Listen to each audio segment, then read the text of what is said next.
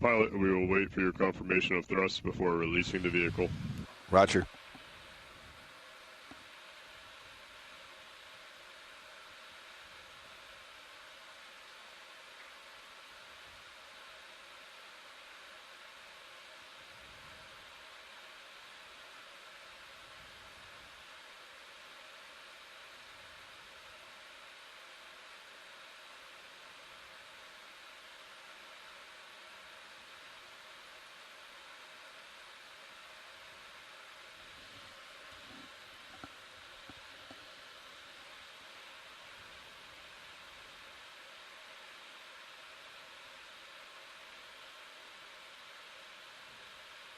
Ready for release.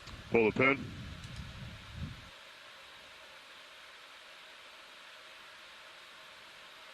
Pilot, lift line is clear. Let's go ahead and lock in auto head, inverse the ship, and push center line. Pushing center line.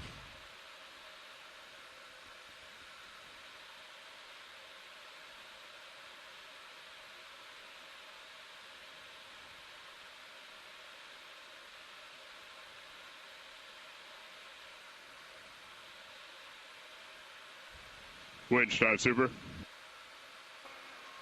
Go ahead. Can we turn off those fans that are down there? They just came back on. Scanning now. Stand by. Copy that, winch. Pushing out.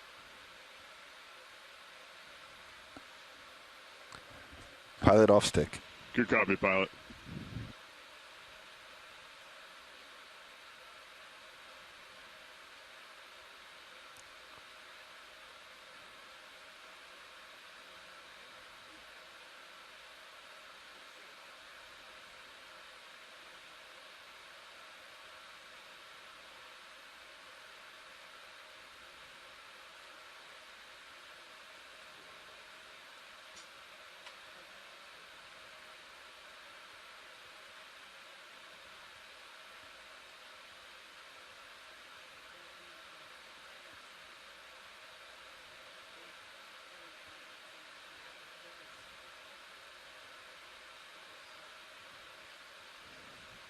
All right, Deck, let's go ahead and launch Sirius. Pilot, if you could give us some aft weight to help reduce the tension of the tether at this time, please. Wilco dive suit.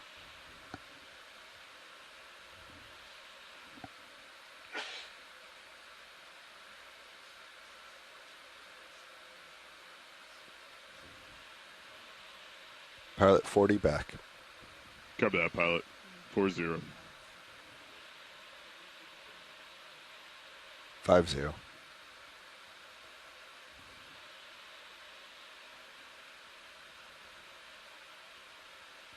It's looking good there, pilot. Let's maintain that.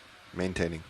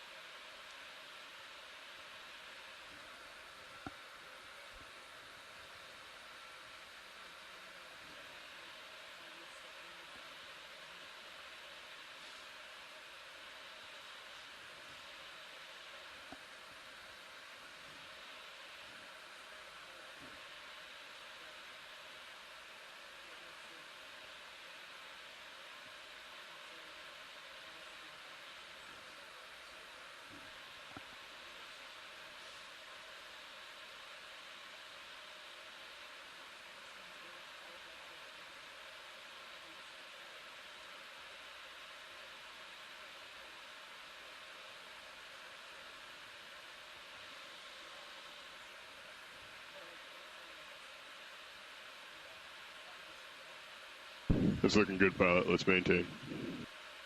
Roger.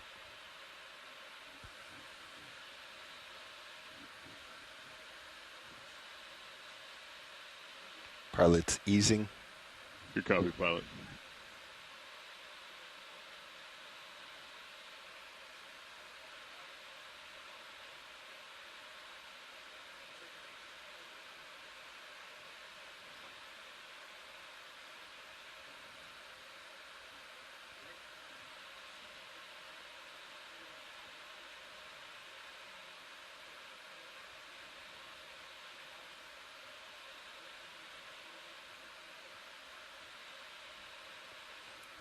Pilot off stick.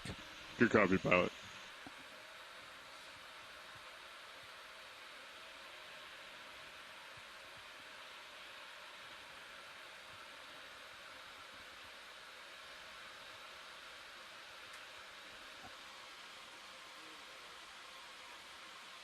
Winch, 0 reps. Pilot, 0 turns.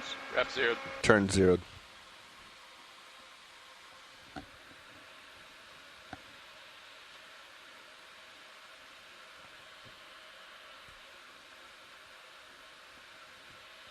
Right, target line's clear. Pilot, if you're ready, let's descend down to 50 meters per minute.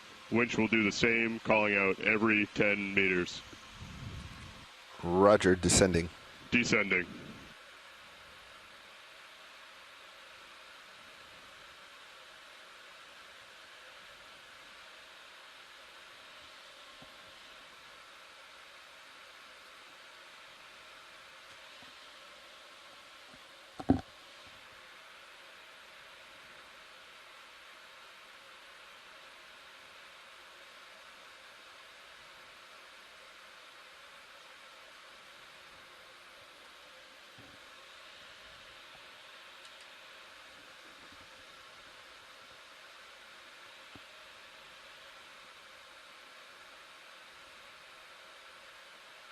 One 0 meters, wire out.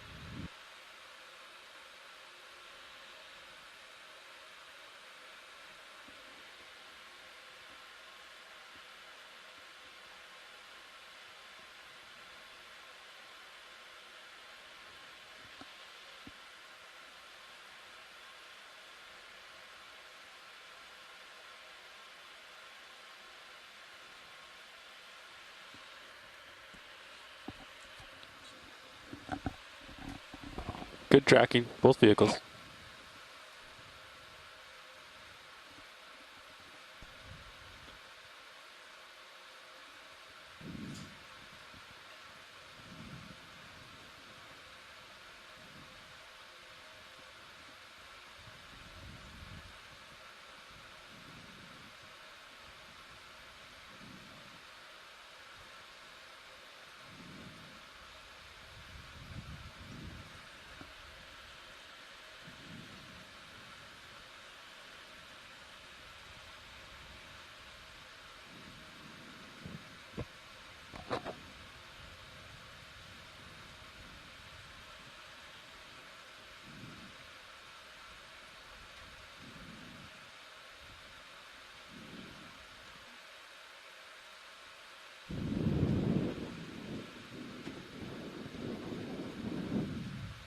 T240, all's well.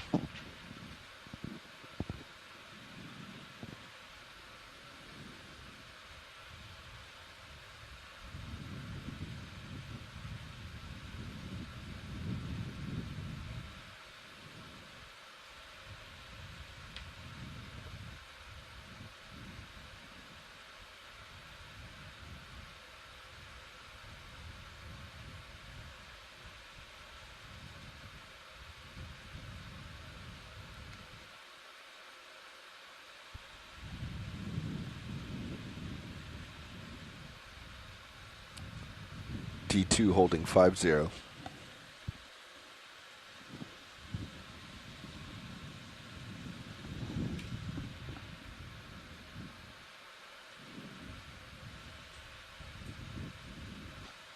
Check comms, check them.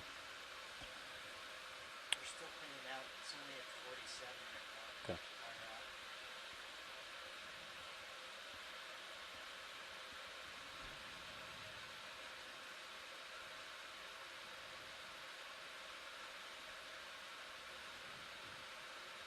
That's 50. Vehicles are holding 50 meters. Winch, dive super.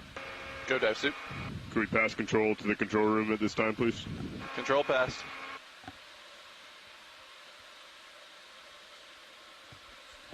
Co-pilot confirms winch control. Good copy. Pilot, dive super. Dive super pilot. Control room's ready to continue with the dive. Let's go ahead and keep going down. We are diving. Good copy. All right. You ready, pilot? Nav, dive super. Go ahead. How does our approach to bottom look? Drift was quite a bit different than what we saw earlier today, so ramping up. let's get into autos and get a move going. Copy that. I'll work with CO here at the AFCON to come into full autos. All right.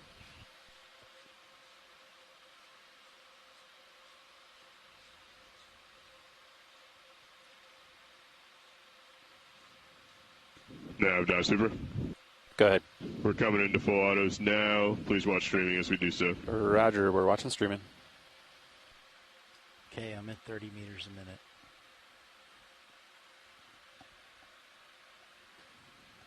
Not 32 meters a minute, not 31 meters a minute. Actually, sometimes it is 31. Sensor. Did someone request for these to be increased to 20 percentages? Fernando did that. Yeah, I know he did it, but I think somebody requested it. okay. I kind of liked it better at 5%. Yeah.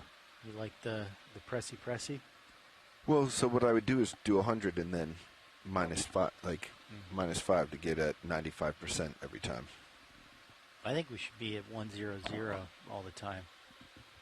I'm not quite sure why we're not, but It was for thermal before, but that problem has been eliminated. so I think at shallow water, the lights themselves will heat up, right? Like we're seeing 47. We'll see 50s and stuff. But the lights are supposed to have thermal shutdown, so we're getting out way ahead. We'll pull back. I think you're used to more of a 31 to 32 meters a minute. I know. I was calibrated. You're going to beat me, probably. I'm just one vote, but I liked having the 5% control Okay.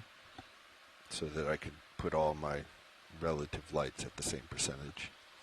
I will put it as an item for discussion during the meeting.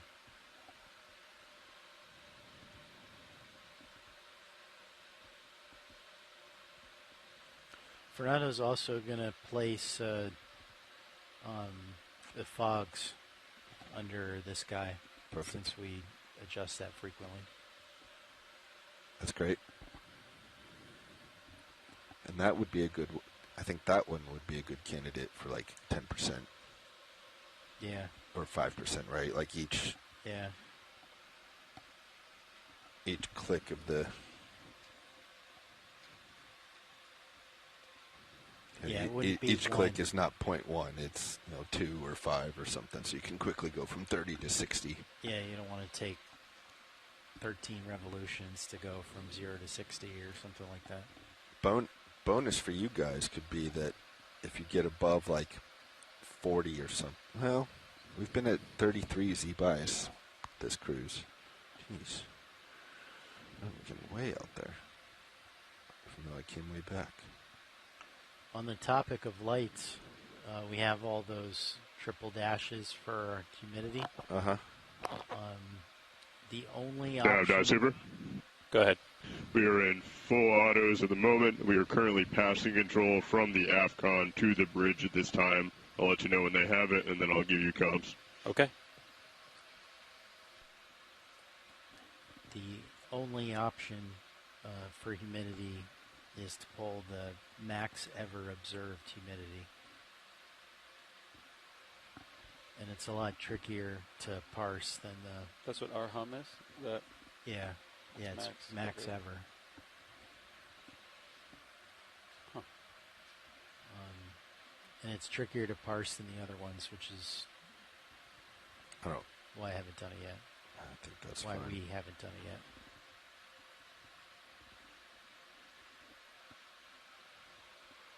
Bobby, you're going to beat me. Okay. What's our bottom? 1500. 1340?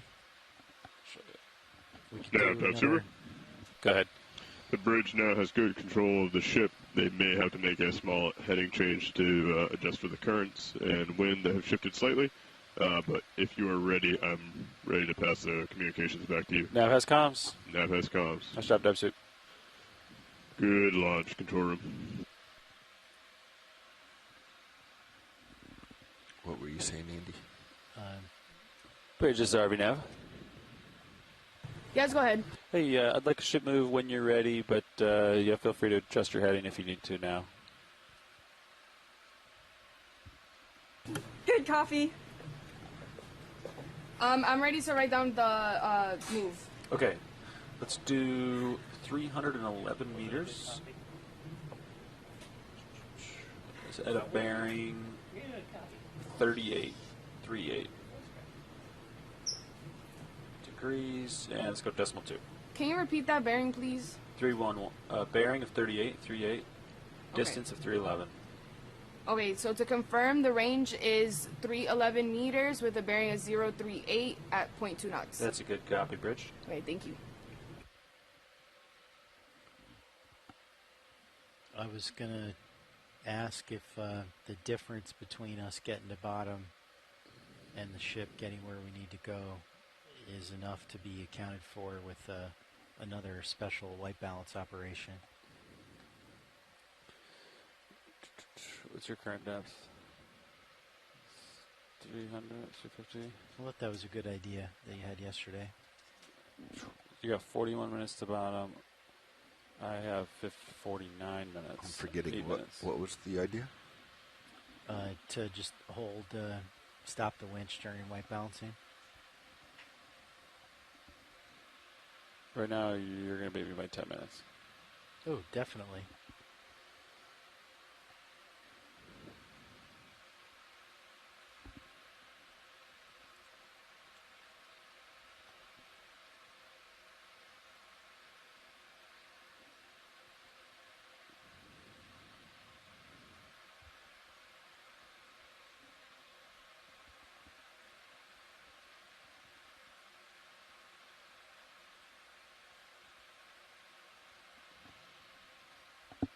We could white balance it like 1,000.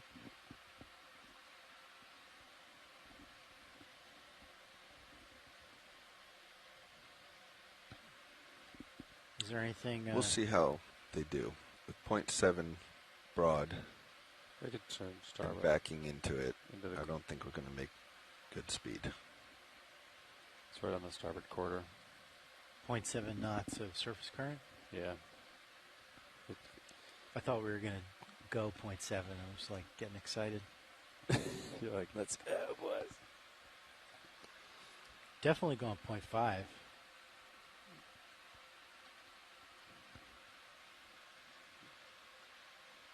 Yeah, they're working hard. So yeah, because the current's doing this, it was on launch, or drift test, it was kind of this direction, and then it clocked and increased a little bit.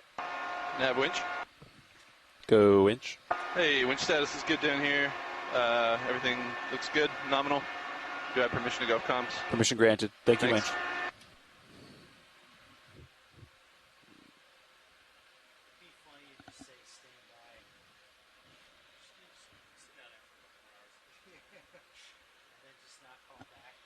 RV nav bridge.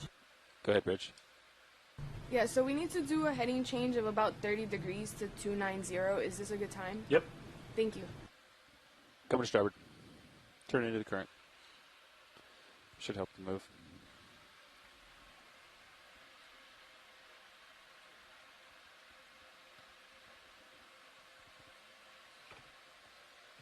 Let's see. This is saying 165.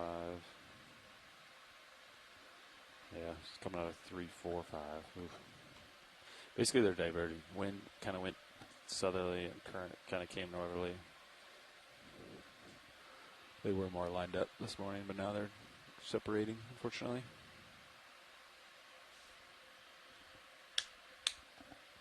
Turn into the current, get the water going across the boards. Squid.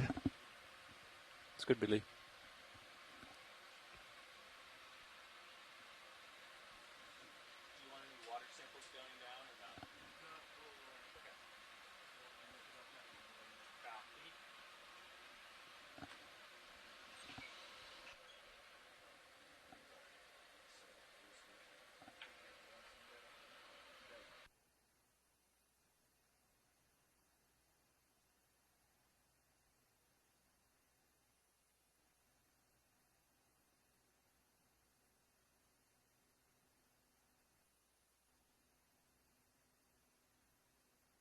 RV nav bridge.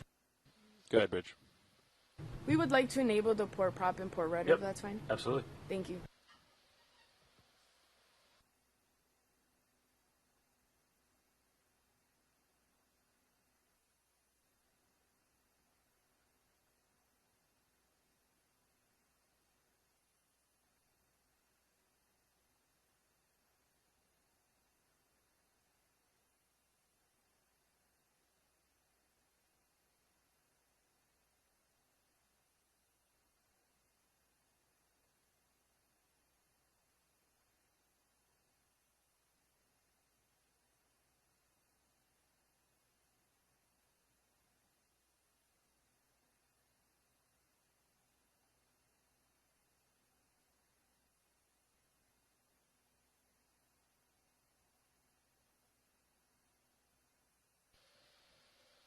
Bridge is RV nav. Yes, go ahead. Yeah, we'd like to go faster if you can, but I totally understand if 0.2 is all you can do on that move. We'll try now. Yeah, we'll try to increase the speed Okay. right now. Thank you. Yep.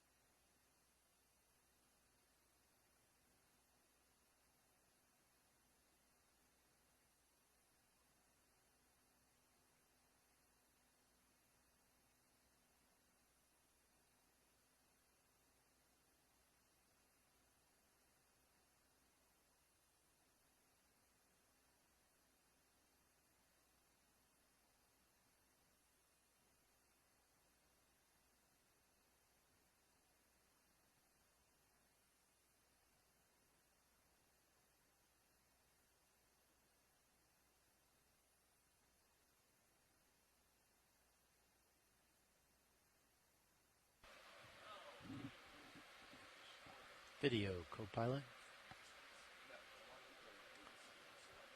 So I haven't connected with you, but I've seen in the sit reps that there's potentially some issues with the GFOE VoIP. What are they?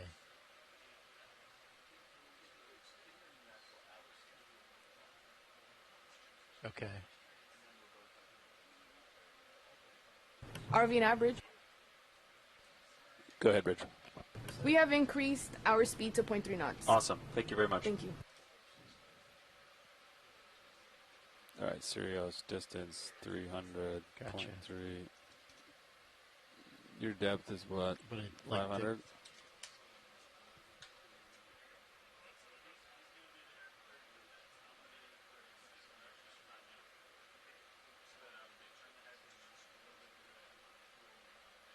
Yeah, I'd never heard of that before, and that's over our lines.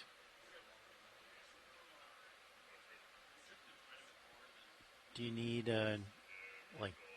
I wonder if it needs the one like old school.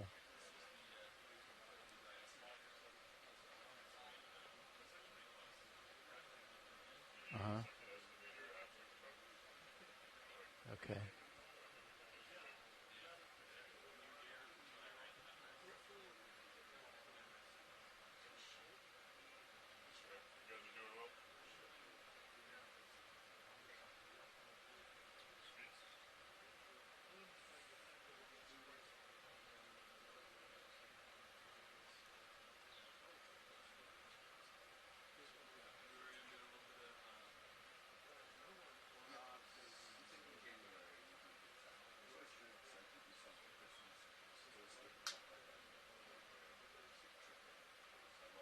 Oh, the GFOE conference service through our VoIP provider.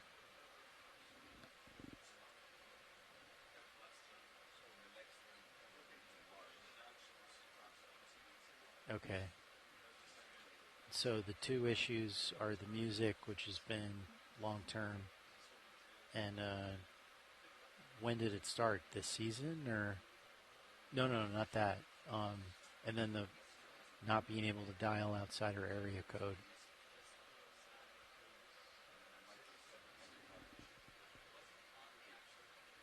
Okay. Thank you.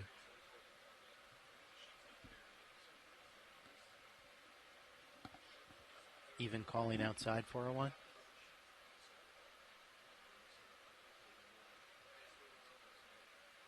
But it's been resolved. Okay. All right, good. Just the music now, which is long term. All right. Thank you.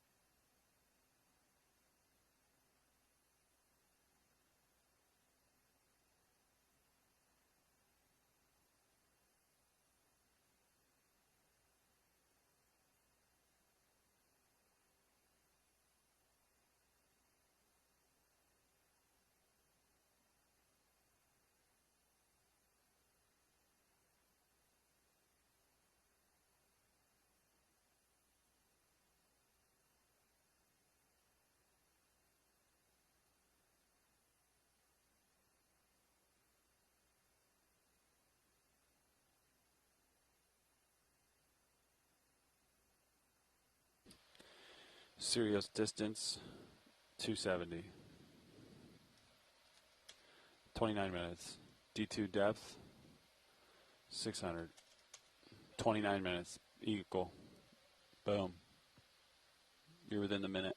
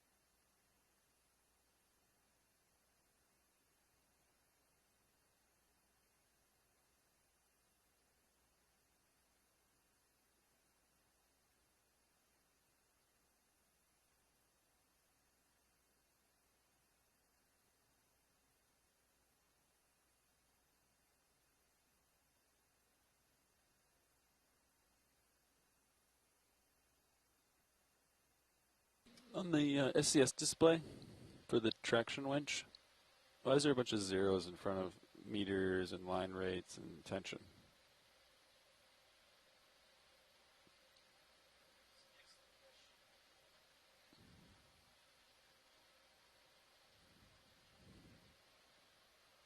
There's no way to know. Just parse out a RS-45 string or something. I mean, that's not my software, so I don't know. I would assume it's... Is it 45, Bobby, the LCS? No? Ethernet traffic? 232. Yeah, I don't think SCS supports Ethernet input. At least version 4, which is what that is. So we have 3 LCIs, a master and 2 aux, and then the master downstairs has a 232 line that comes up here. And it just gives it those 4 numbers.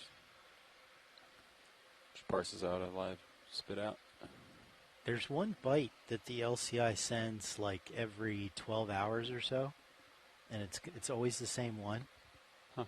And I don't know what it is, and it's super strange because it's always the same one. It can't be noise. It probably contains inner secret descriptions of the workings. Yeah, something like that.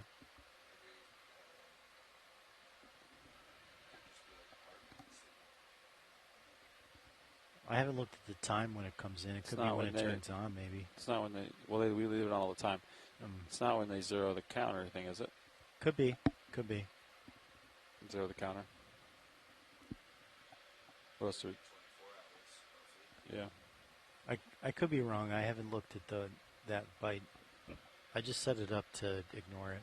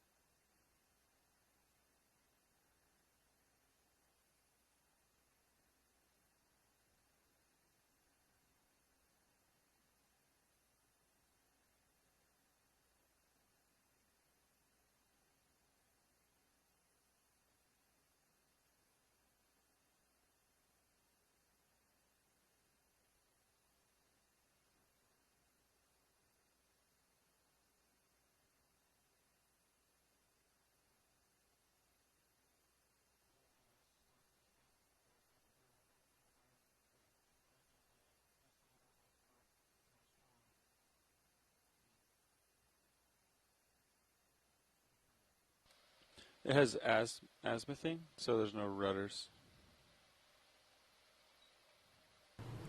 ROV nav bridge. Go ahead, Bridge.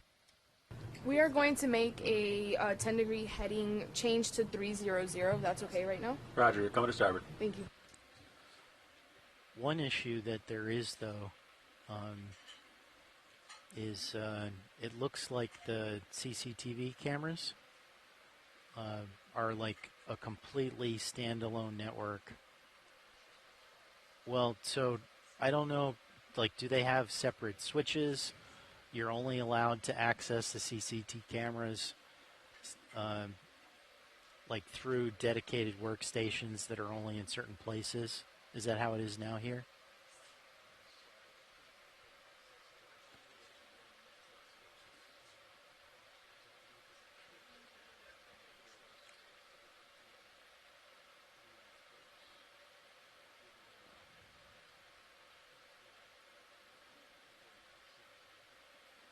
Yeah, see, well, the one difference then that jumps out is you can only access the CCTV through these dedicated workstations.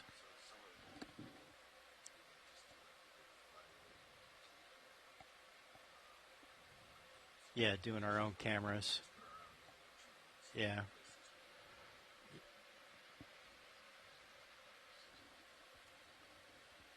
Our own cameras. IP cams.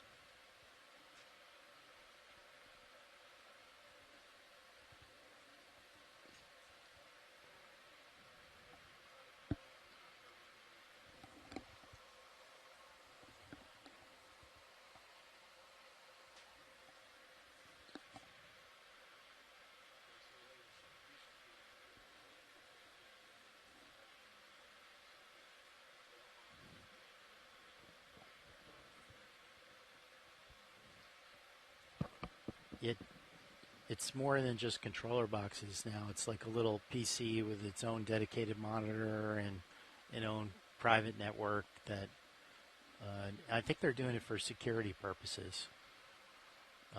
They're like, I feel like there's definitely some, like I get the security motivation.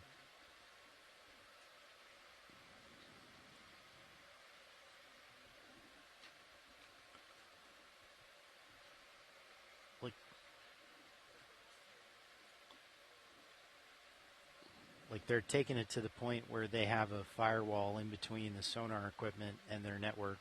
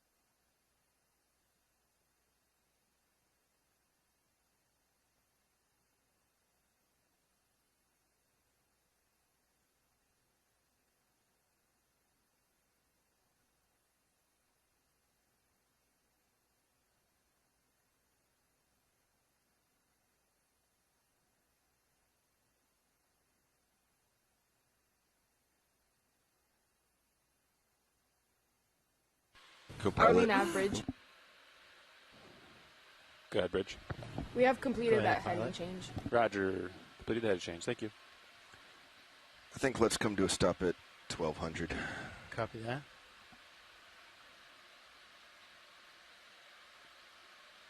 $1,200 Serio step. Sure.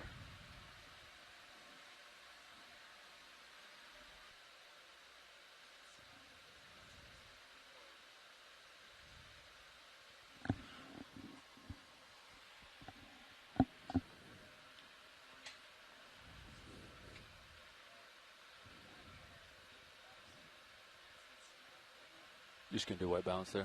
Yeah. Then things should be nice and settled. White balance at 1200, right? Yeah. Things will be settled for our final 200.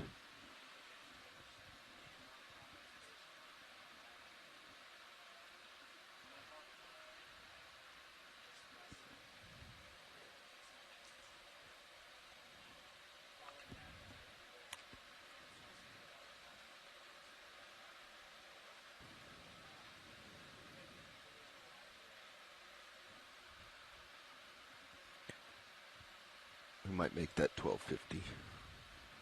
1250, serious depth. Stop the winch.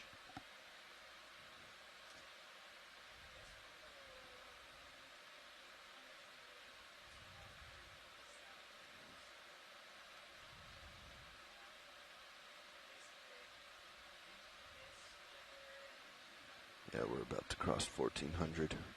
1250 will be good.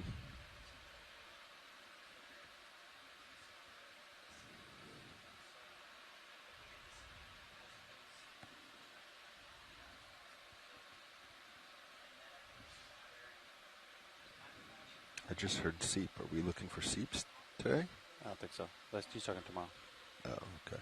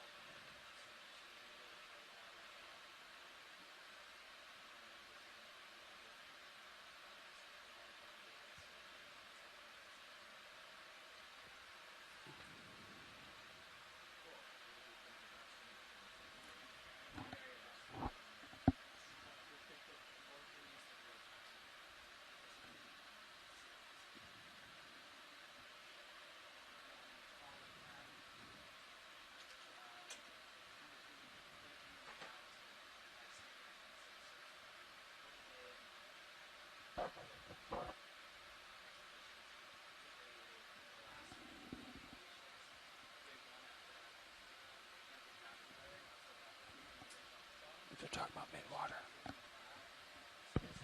Tomorrow. Do you love mid-water? Get some good R3 shots. It's going to be your shift. You're the guy.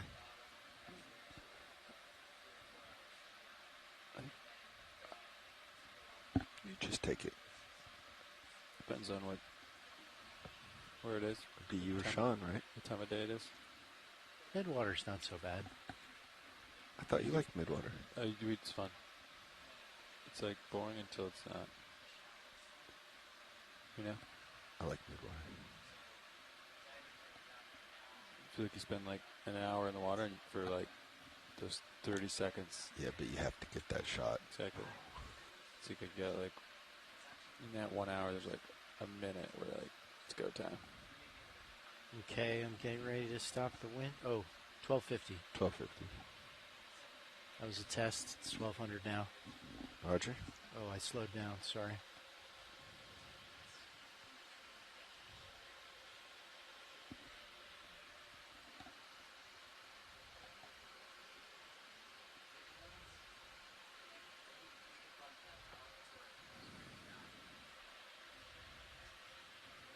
Okay, I'm back up to 30.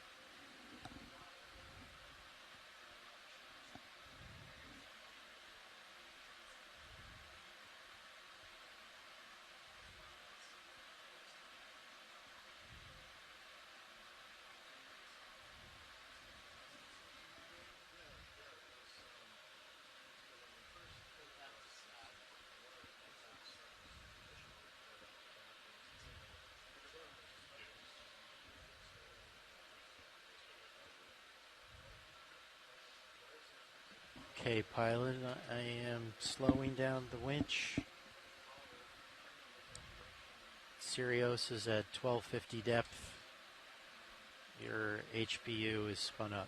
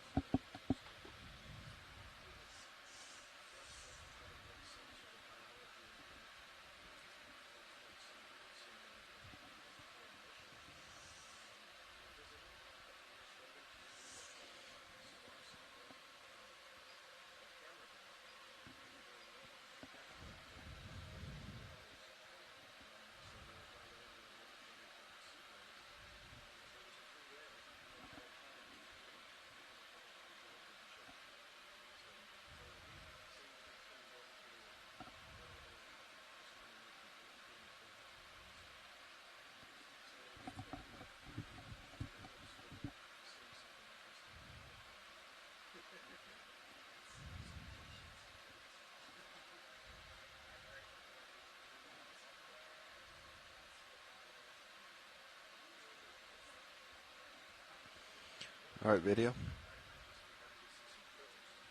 Go ahead, pilot. Oh, we're ready for white balance.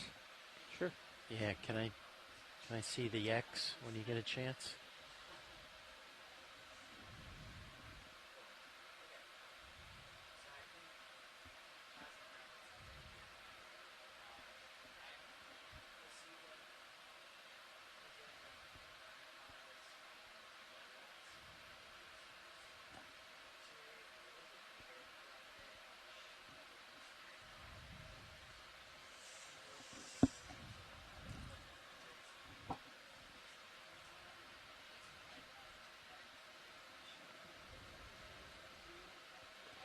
Were you done with the cameras?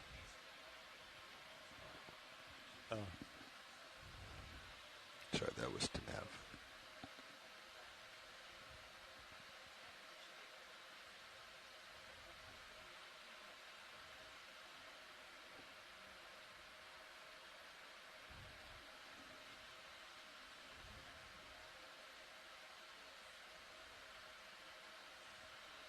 It's even there, dropping. yeah.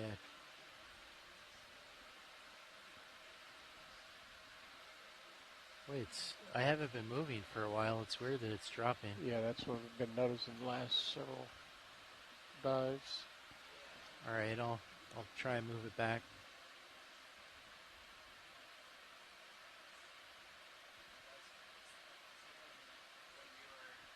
It's even. Went through it.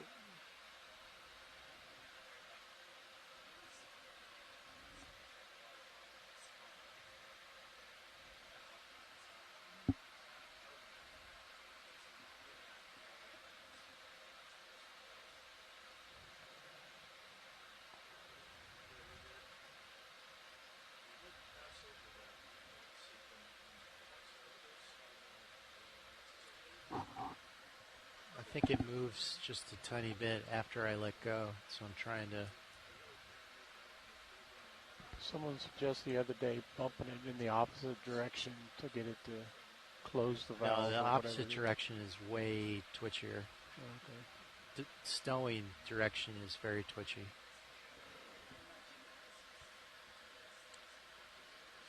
All right, what do you think about that? A little bit more. I mean, I can work with this, obviously. It's pretty close right there.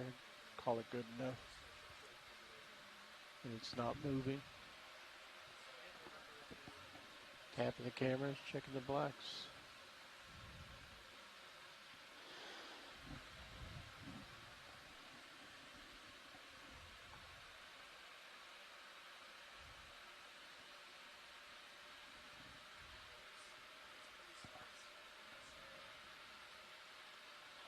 Thank you for mentioning the scope yesterday, Nav. That makes Yeah. it a million times easier. Yeah, to have some feedback. Not 1,000 times easier. Flares are out. Today I've got to go into the menus. Million times easier. Million times? Mm-hmm. Oh, that's some serious improvement.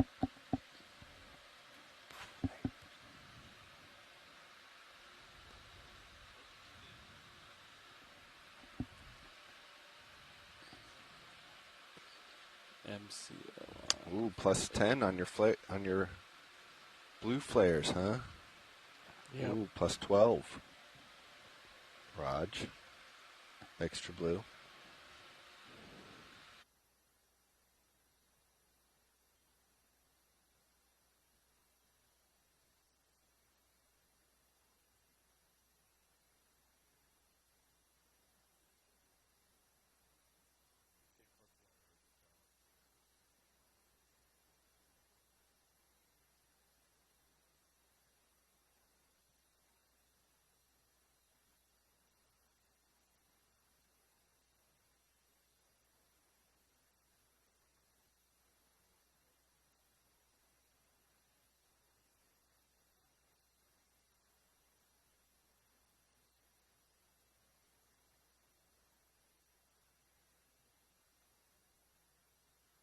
RV nav bridge. We have completed the move.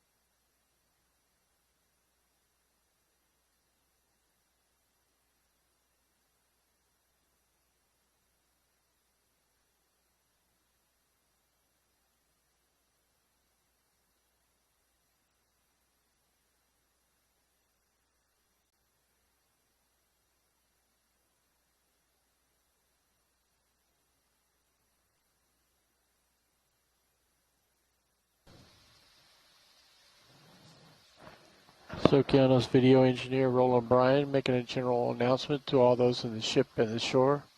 This is a reminder that all audio associated with this dive will be recorded with our archive video, as well as being streamed to shore via the satellite and the internet.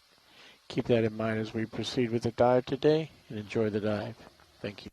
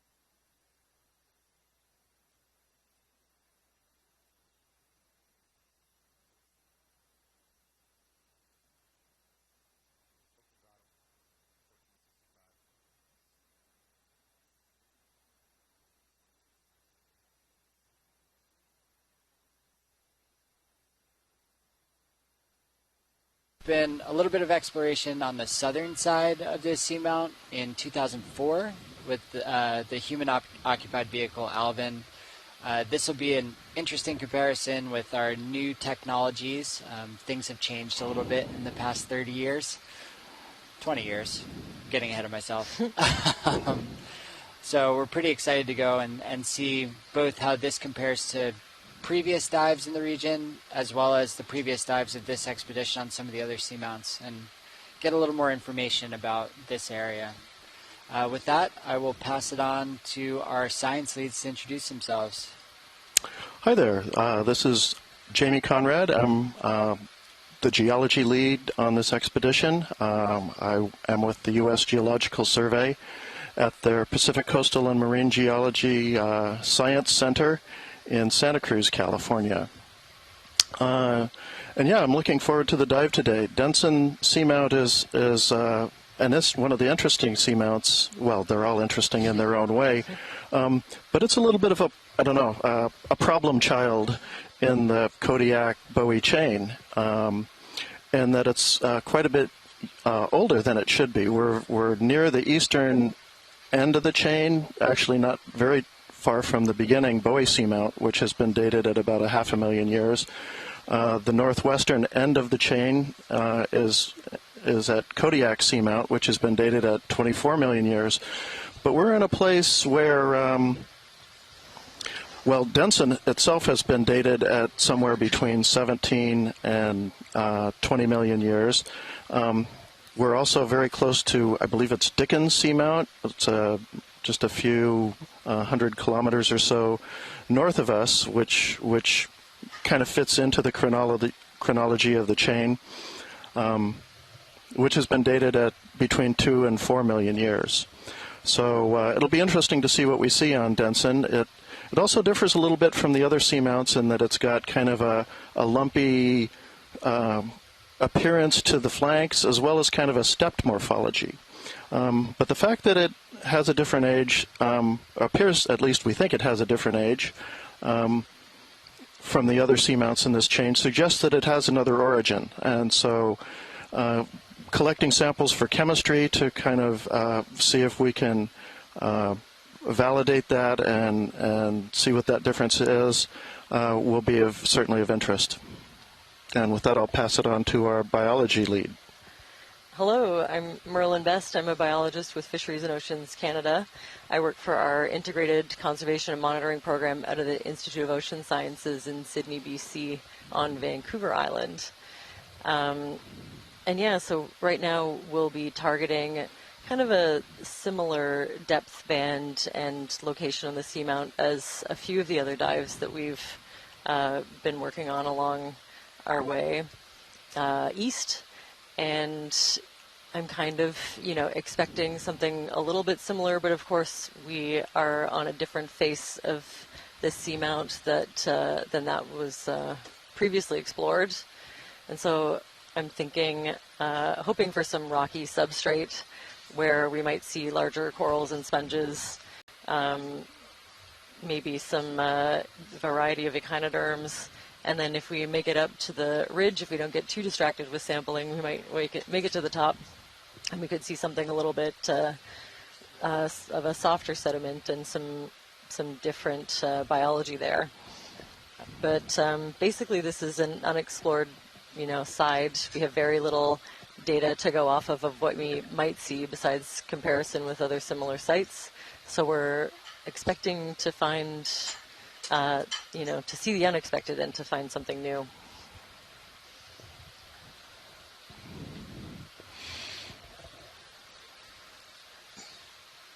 So it looks like we're getting close to the bottom. I'm starting to see some returns on the sonar. Ooh. And we're seeing lots of this beautiful marine snow on the way down.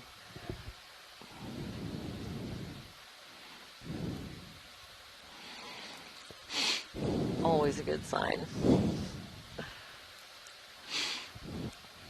So we've been working our way eastward along this chain. We're now actually getting across the Gulf.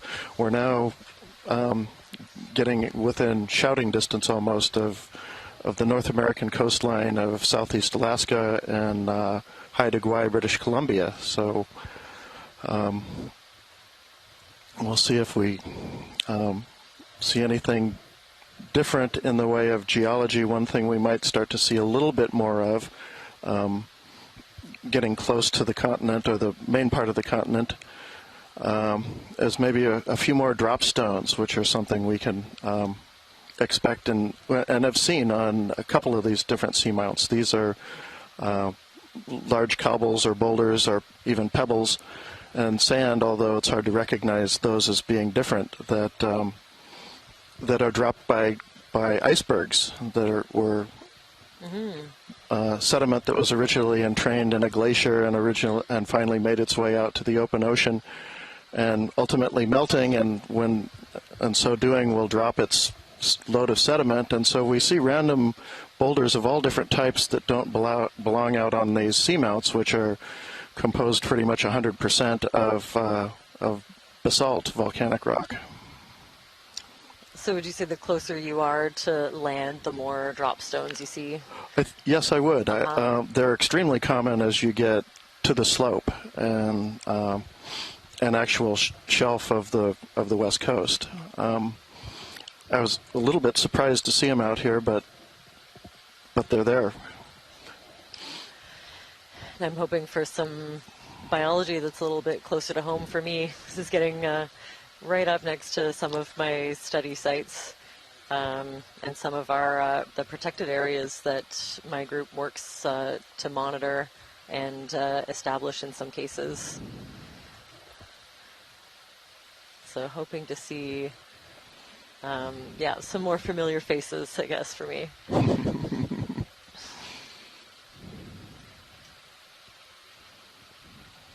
And really interesting to compare if we see samples similar to the ones that we've seen on the other Gulf of Alaska seamounts, then comparing the genetics between different samples to see how closely related they are, see if there is a shift in species. All of those are questions that we're hoping to answer with some of our directed sampling. And as I mentioned, we might find a little bit different chemistry of the volcanic rocks on this seamount. It will be interesting to see. On the other seamounts, we've been seeing a lot of evidence, really beautiful evidence of flow features, pillow basalts, and things like that. If Denson is in fact not really a hotspot volcano, but related to some other kind of igneous activity, and the chemistry is different, it'll be interesting to see just the character of the rocks as we progress through the day and see if it looks like what we've been seeing or maybe slightly different. Okay, I'm starting to see that band coming closer to us.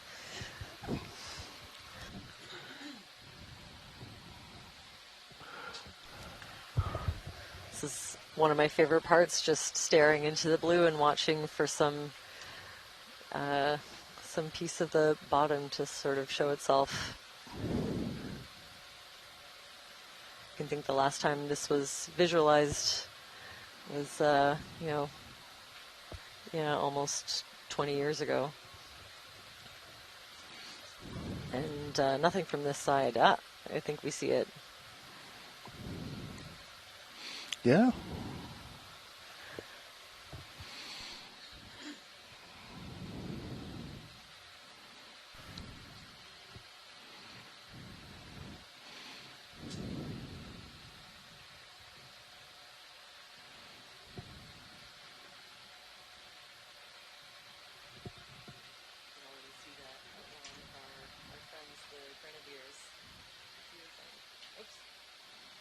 There we go.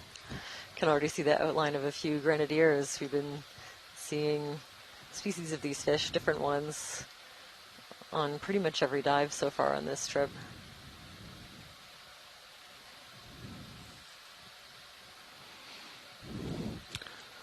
What do you think of the rocks? We see, well, there's some rocks that look like they're in place, and even might be some crude pillows, as well as some pretty cobbly, bouldery looking bottom off on the kind of the left side of this view that look like some sort of debris. It's come up from up the hill somewhere.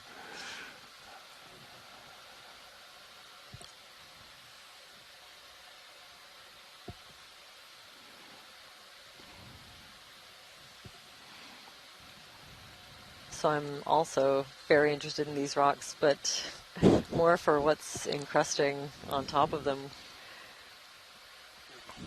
Not that the soft sediments aren't important habitat, but we tend to get more dynamic or charismatic examples that are growing in and on the rocks. For sure, yeah. It seems it's the preferred substrate of some of the really large tree-like corals and sponges that we see, but also the humbler, encrusting sponges and corals have also been present. Seeing an example of a few of those now.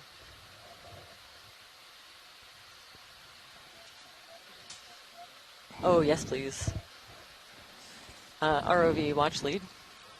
Could we request a Niskin sample whenever you're ready? Chris Ma has already located our first Solaster of the day.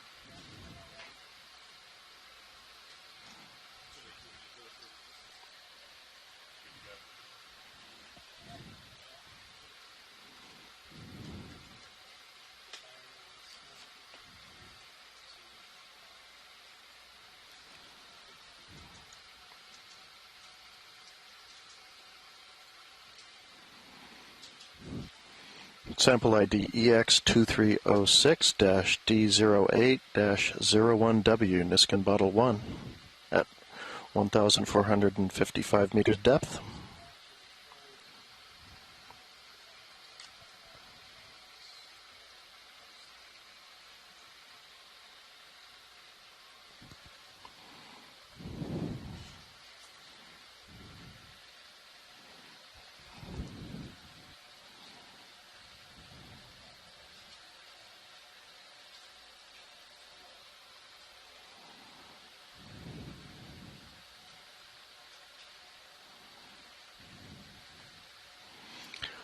A big red anemone.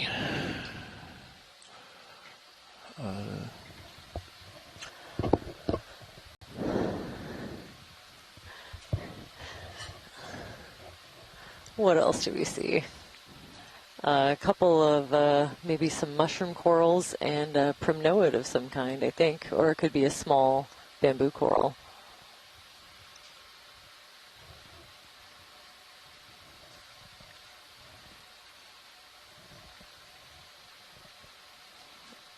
Oh, and very interesting. I'm seeing more of these tubes, sort of empty, dead tubes. So they're the bases of glass sponges. We've seen quite a few of these on different seamounts on this survey.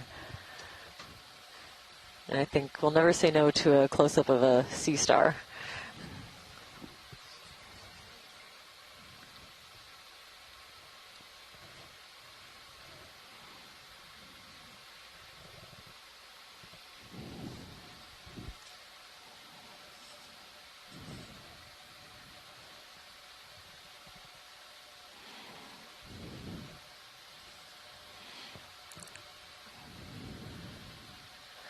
So we have several onshore scientists that are tuning in via our science chat. Basically a room full of experts from across, all over the place, really, that are tuning in live and typing in different identifications and sampling requests. So I might wait for some of our echinoderm experts to pipe in with a possible ID.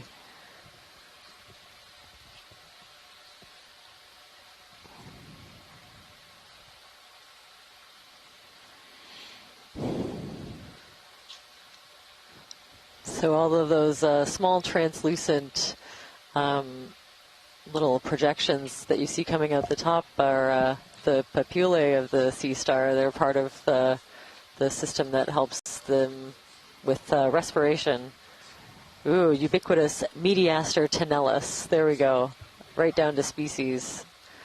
With the level of detail we're able to achieve with the zoom on these cameras, that's pretty exciting to be able to take it all the way down to a species. This is almost new for us. Very exciting. You see that sort of ridges or rolls on that surface of the rock right below that. Sea star might be kind of flow features of kind of rippling or rumpling of the magma before it cools.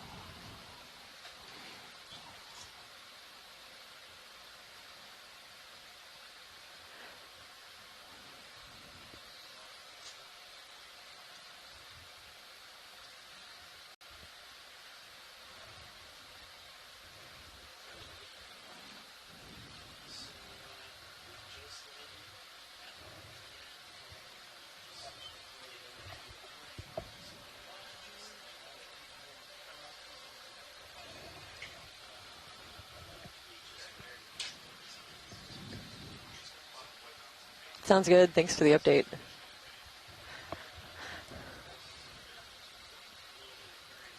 So we're just doing a bit of a shift change, and we'll kind of, take a good long look at this, the first glimpse of Denson Seamount that we've had.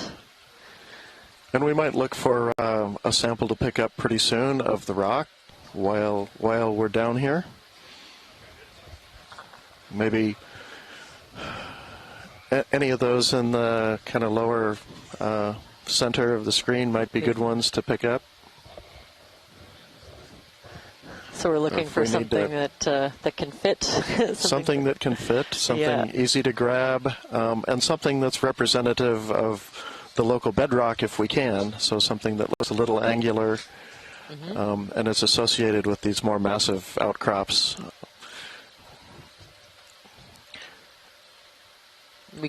Go ahead. Typically, we'd like to sample the massive outcrops, but we have no way of breaking them off right now, so we have to use a little bit more hope. And I'm seeing the arms of what I think are a different species of brittle star kind of wedged in between the cracks of the rocks. And a different species that's out on top of them. So odds are if we get a geology sample, we will also be able to get a biology one. A couple of different encrusting sponges that are also interesting. And some zooplankton just kind of passing by.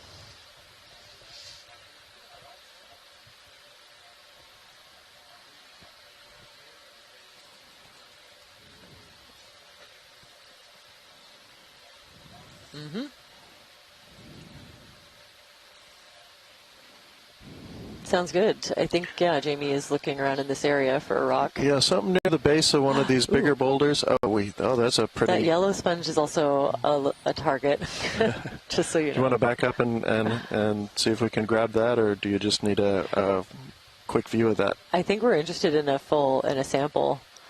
Sorry to interrupt the rock hunting, but this is the first one we've seen on this survey so far. Well, it's possible we could get a 2-for-1 here. Oh, I love it when we can do that. Although the rock looks a little less angular maybe than its neighbors. And it's in the middle of kind of a debris pile, so although it most likely came from not too far up the slope.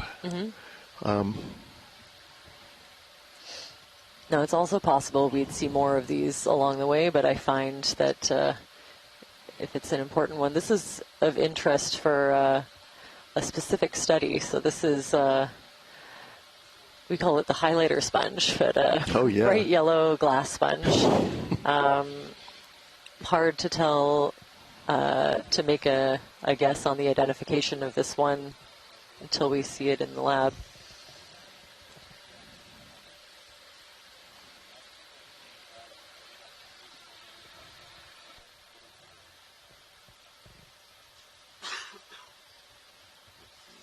So this is great. We're getting a nice detailed zoom. We can see the legs and the back of some kind of crustacean that's made this sponge its home.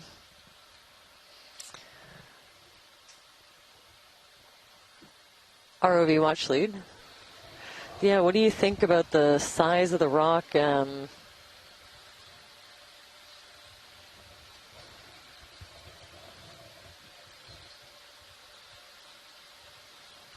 Okay, maybe pushing the limits. Well, if Yeah. yeah, I wouldn't want to take up space in the rock box. This isn't the rock that Jamie's looking for.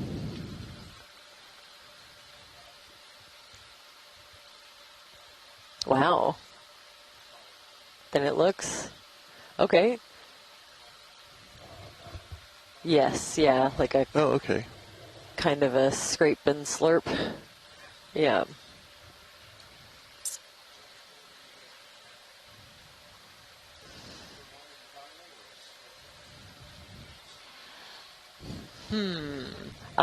I think we have a better chance of keeping it intact for study with taking the whole rock.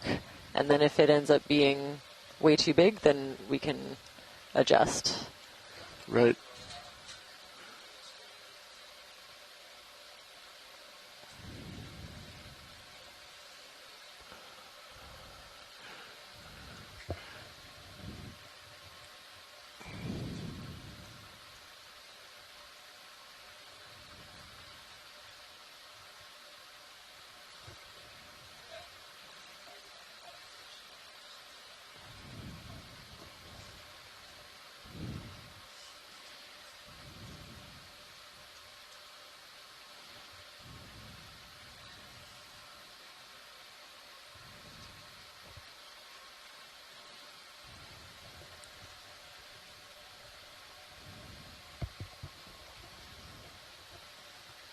This is great. We have Chris Kelly tuning in on the science chat and even making out some of the finer details of the spicules, which are the microscopic skeletal elements that make up the skeleton of these sponges.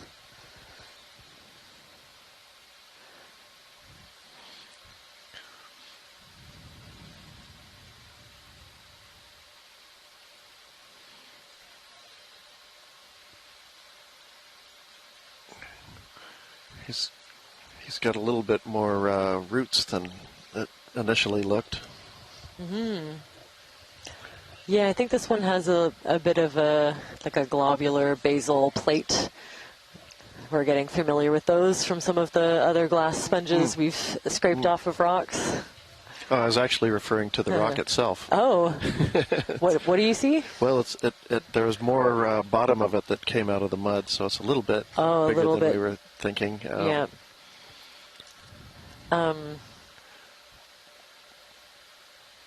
Yeah, let's just see.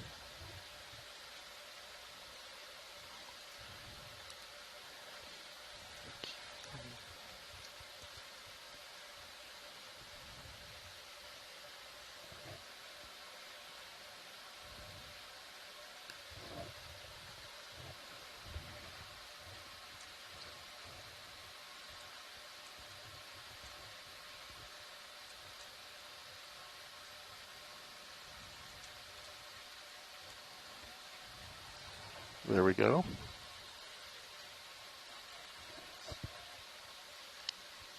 In the bio box or? Oh, sweet. Huh.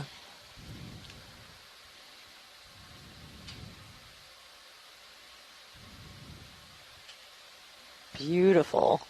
Look at just the intricate network of tubes. Possibly a euplectellid of some kind. It'll be great to get a little more information on it than highlighter sponge, which is the name that my group uses for it when we see it in our video. We haven't been able to analyze the specimen in the lab yet.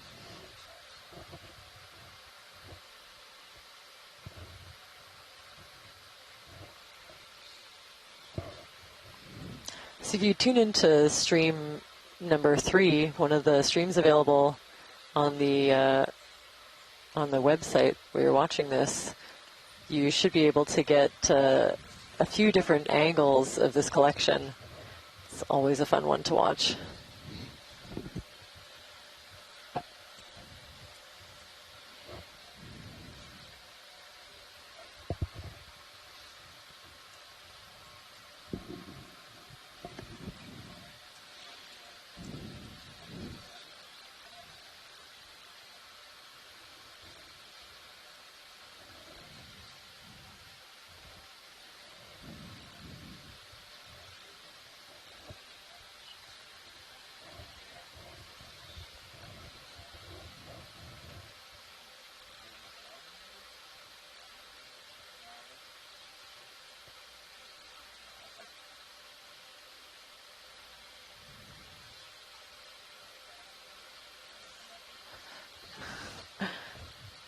Wow, we are pushing the limits of what's possible. This is a bit of a bigger rock than it looked.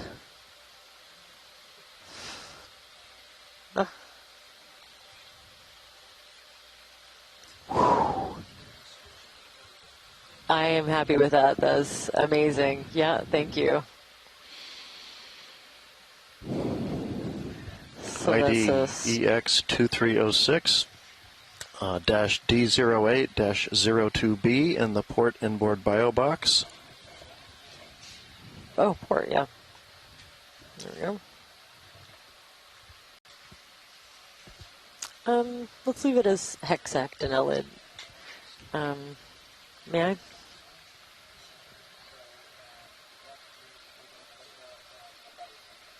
That's right. 02B.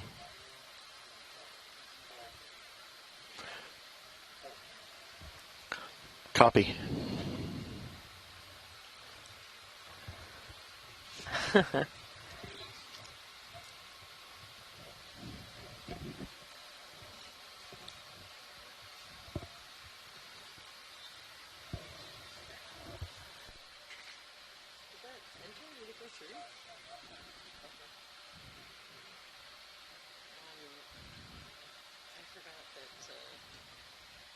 was thinking of making any sample that has a rock associated with it, a geology sample, just to get it.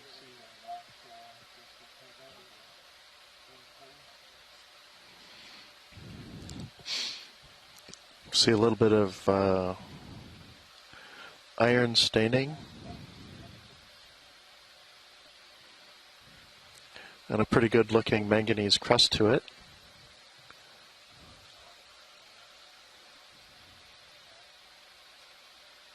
ROV nav bridge. We just swapped down here. Just wanted to make sure we have the same bailout. They said 045, correct? Yes, 045 is our bailout. Copy. And then we're holding station and center of rotation is at the A-frame. We are holding station and the center of rotation is at the A-frame. Copy, thank you.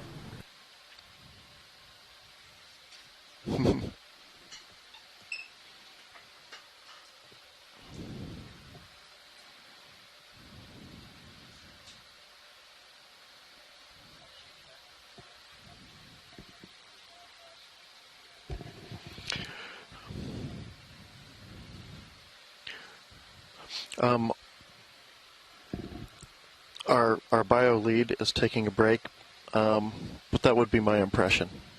Maybe somebody in the chat can fill in for Merlin while they're gone.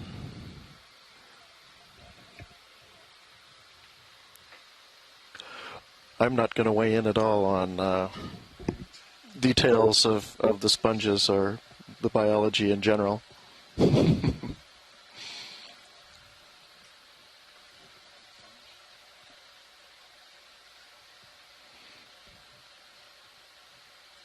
There's another one.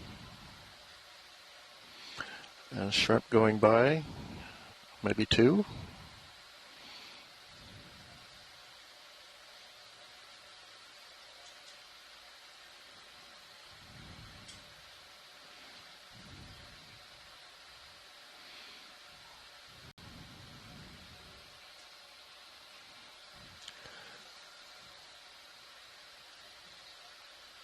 That does look like a glass sponge.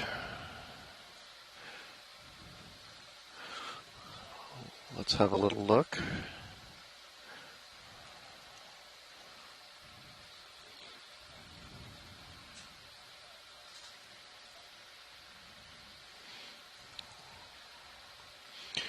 We'll also see another one of those dead bases of sponges as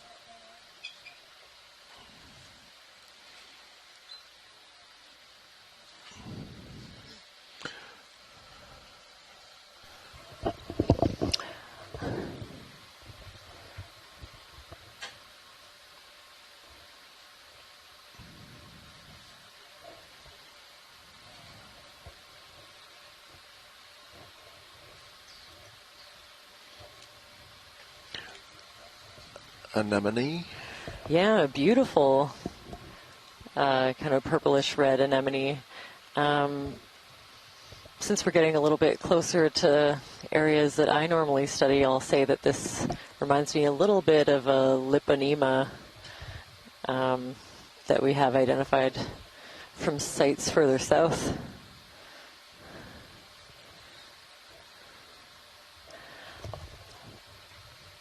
Oh, there's a lot going on this rock.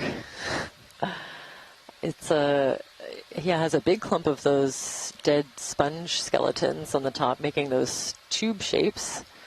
And then in behind, another kind of maybe like plate-shaped or shelf-like glass sponge. I'd love to get a close-up of this white sponge. Yes, please.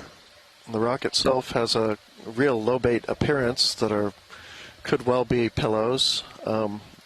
There's a little bit of wear and tear on this, and it's not clear if this is a remnant of an outcrop or a loose boulder.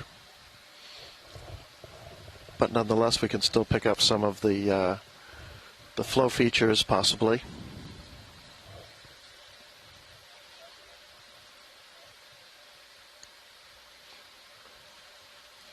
It does look like this is a loose boulder.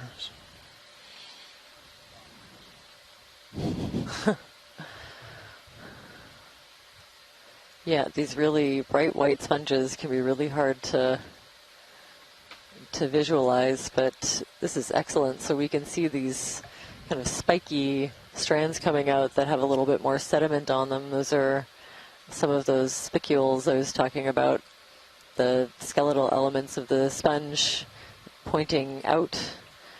I can imagine has some kind of a defensive purpose. And then small holes in the tissue underneath, and a complex network of interwoven spicules making up the skeleton of this sponge. So I think this is an excellent view that can help us narrow it down a little bit.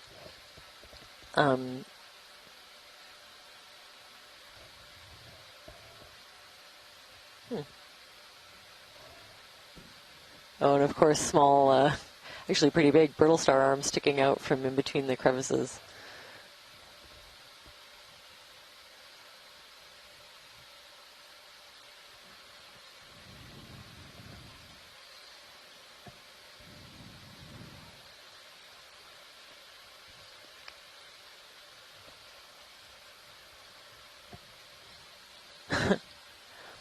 I was actually wondering the same thing, which I think means that we should go take a look if it's possible.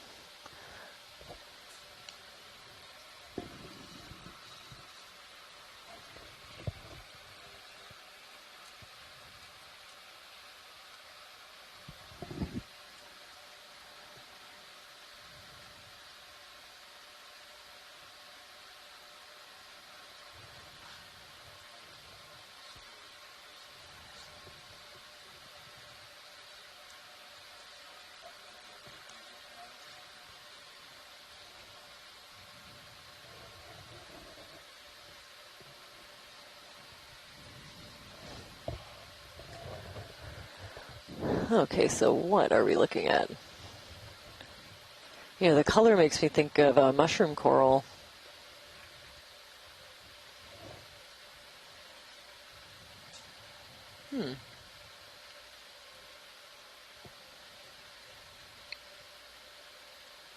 Interesting. Yeah, like the bases there kind of look like,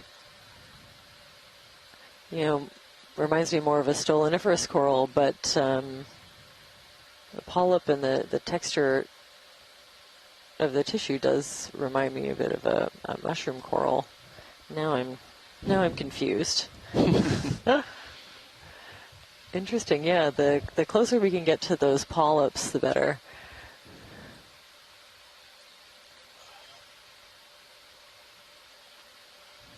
Okay. Yeah, it looks like octocoral polyps of some kind. Very interesting. It's almost as if there were big mushroom corals there, and then each of them got scraped off by something, but possibly a different kind of, well, I don't know. We'll have to take a good look at these zooms afterwards. Yeah, the ones, those clumps of polyps in the middle.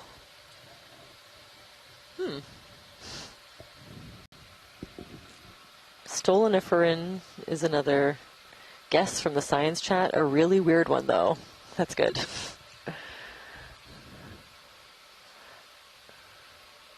There's a bit of consensus that this is something weird is going on here. Not something that I've really seen. Okay, I'm happy to continue up this feature. There's so many huge boulders to look at. There we go, another one of those grenadiers. Coryphenoides is the genus, probably. I thought I saw another species looked a little bit like Albatrossia, which is a giant grenadier, but haven't seen another one.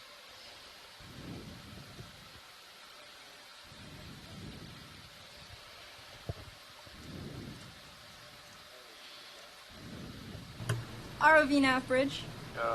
Please, let's move range 20 meters, bearing 215 degrees, speed 0 decimal 2. Good copy. Now we're seeing a number of these big boulders and rounded some way, many of them looking kind of rounded, that seem to be just falling down the hill.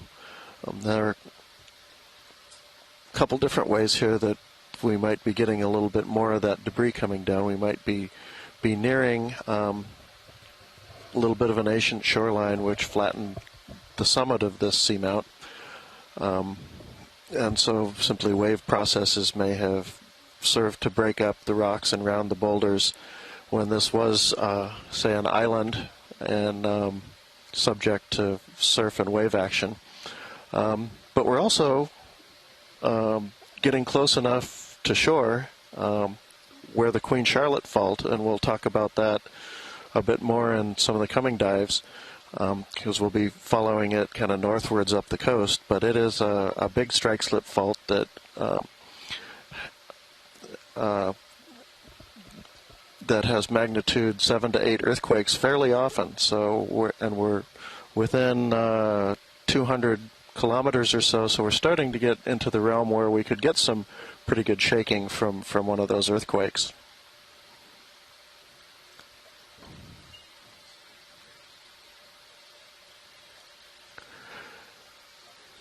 By fairly frequently, the Queen Charlotte Fault has had, I don't remember the exact number, but something like 5 to 6 magnitude 7 or larger earthquakes in the last 100 years.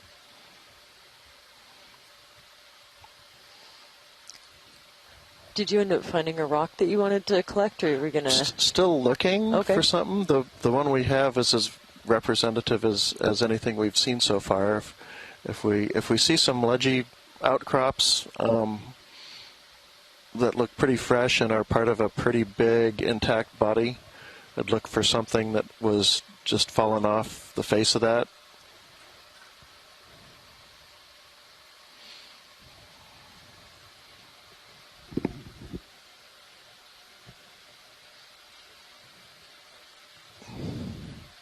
But even as big as these boulders are, I'm not positive these are in place, because they don't really seem to be attached to much of anything else.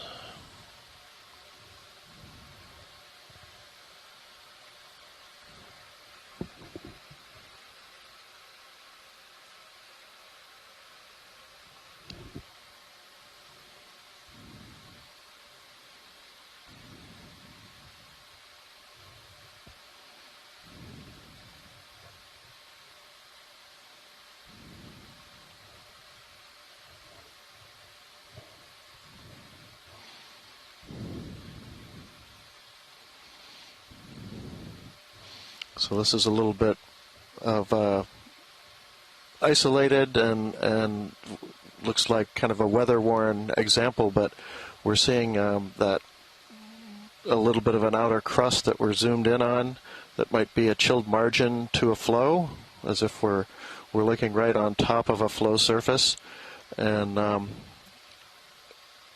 the outer parts are now starting to break off and erode away, so we're getting a nice little view of that. Alternatively, that could be kind of a separate flow that's come down, a thinner flow, just 20 centimeters, 10, 20 centimeters. Well, actually, we're really zoomed in, aren't we? So just a few centimeters thick. That's come down on a slightly older flow, and it appears to have, with that little window that I think I saw as we were zooming in, ROV nav bridge. its own little chilled margin. Go ahead, bridge. Move complete. Copy. You see that to the left. And then we see a little bit of a void underneath it where the softer rock may have actually evacuated as kind of a lava tube, and as the magma passed through it, eventually emptied out above the hardened carapace of the chilled margin.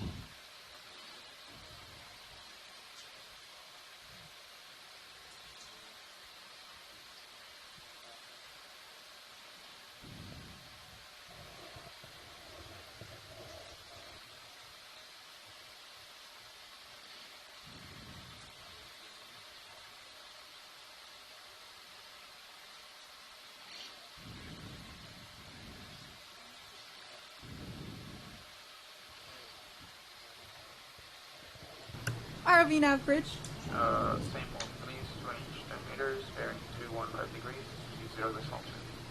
20.2. ROV nav, I heard you say this time range of 10 meters. Did you want 10 or 20? 20, please. So I have a range of 20 meters bearing 215 at a speed of 0.2 knots. That's correct. Thank you.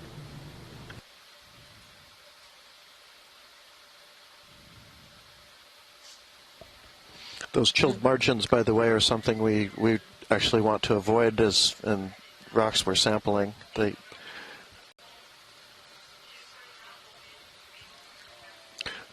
The margins tend to be a little, since they chill quickly, a little glassier than the rest of the rock.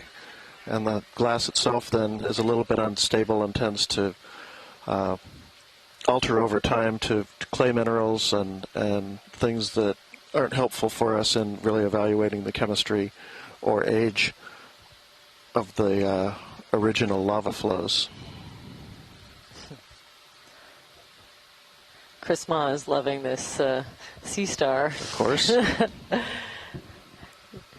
Looks like it's standing from far away. It's waving at us. Yeah, I think this is another Mediaster. It doesn't look like it's on a rock, though. Yeah, I think the substrate is a really large piece of this dead sponge, a hexactinellid glass sponge. We've been seeing some smaller bases. I thought it was a rock, but I think it's a really big piece of sort of dead sponge tissue that has adhered to a rock when it was growing and alive, and now just the base of it remains.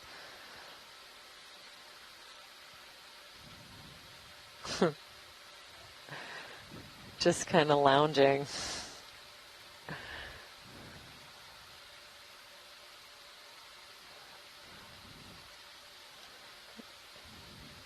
Love it. Very casual sea star. And then we're getting a little more abundance, I think, even slightly with these brittle stars that you can see peeking out from between the cracks of these rocks. I'm starting to see more. We had I think a tentative ID, maybe a Ophiocanthid brittle star.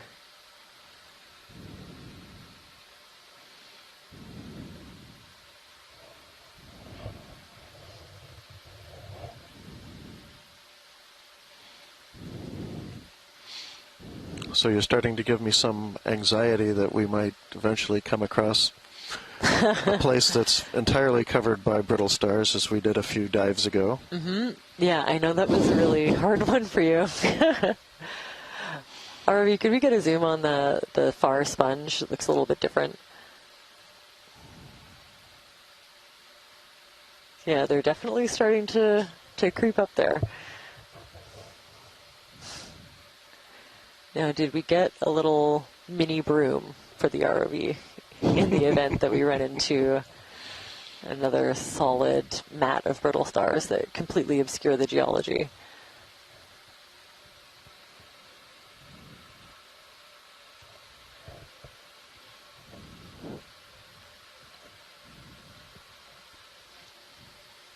So again, these really bright white sponges are very reflective, so it's hard to make out features until we get close up. Oh wow.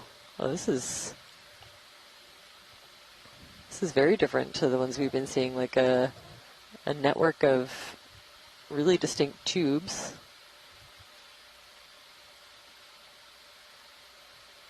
And again, you can see some of the spicules sticking out. Wondering if anyone in the science chat has any thoughts. Of course, we take requests if there is anyone out there that's looking for specific samples for their research. It's so rare to have access to these depths that we're happy to accommodate when we can. Go ahead, Bridge. Move complete. Can we get the lasers on that, please? Just up above. Oh, there we go. Yeah, maybe just to get an idea of the size of the tubes. Okay.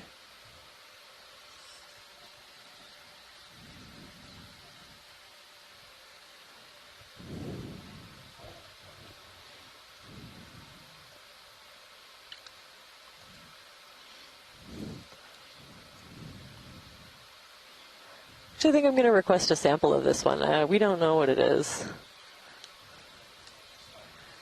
I'd be happy using the suction sampler.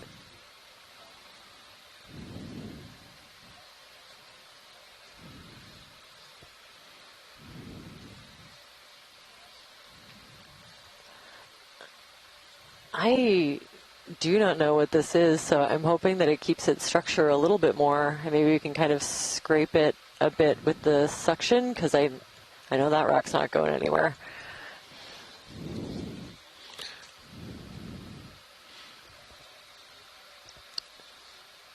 Oh, according to Chris Kelly, it should be pretty hard, pretty kind of brittle.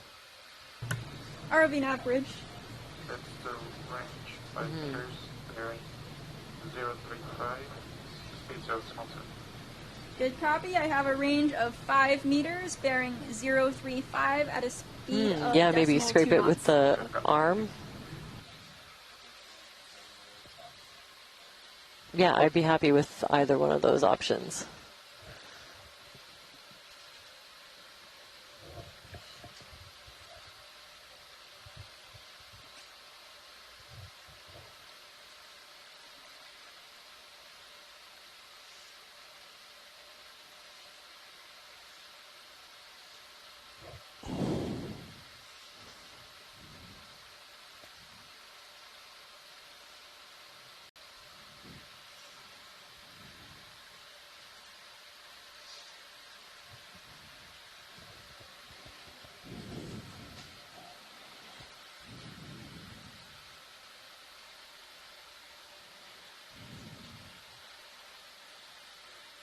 Oh, okay, a little softer than I thought.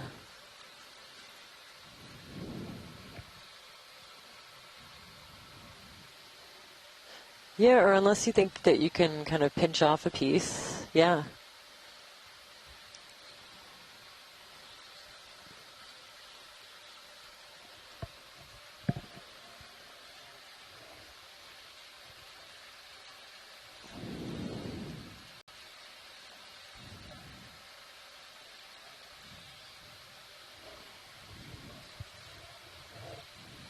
Yeah,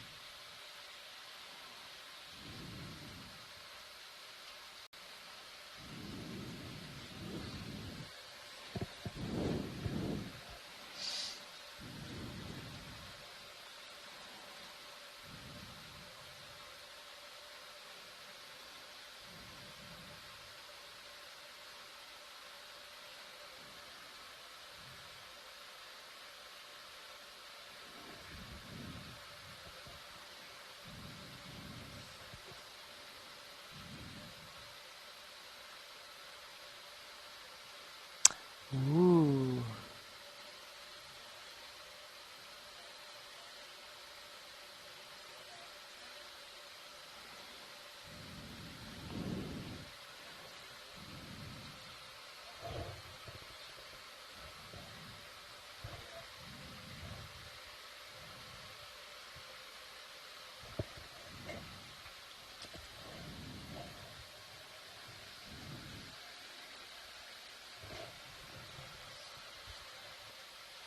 There we go. Port outer bio box.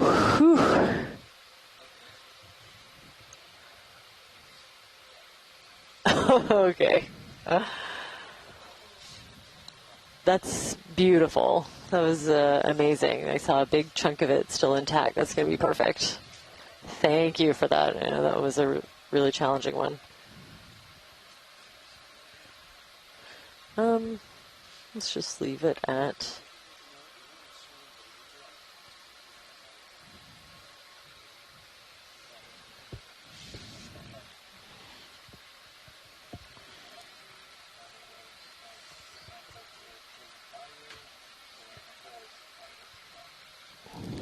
Perfect, thank you. Roger that.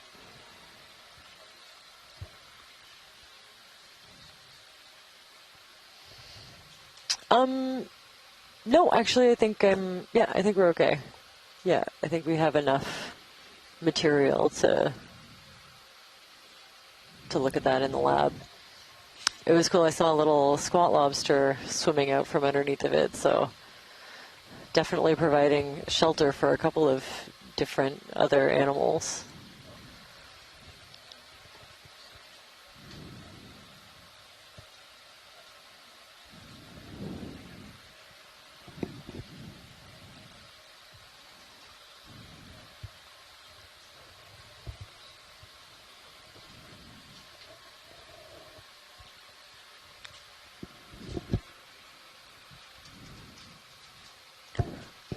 Oh, there we go. That's, I think, the 1, 2, 3 Solaster that Chris Ma was talking about. As we saw in a previous dive when we were in those brittle star mats, that these are voracious predators. And everywhere that you saw a Solaster, you had a halo of empty space where the brittle stars would be.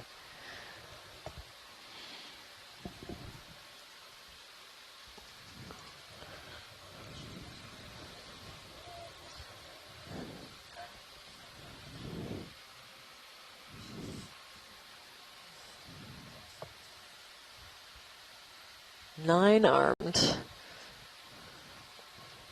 sea star. I'll wait for Chris to pipe in. See if we can confirm that ID.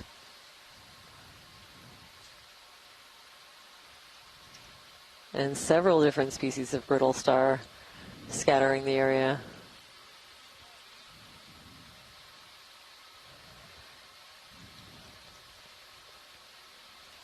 That's great. So these sponge collections are really important. When we review the video, we'll see all different kinds of morphotypes of sponges, and if we've never sampled one and we can't tell what they are, then that can really limit the results of our analysis. So if we can assign it even a general name, or hopefully get it down to species, or describe it if it's a new species, then that can inform the way that we manage some of these protected areas and just activities in and around these seamounts in general.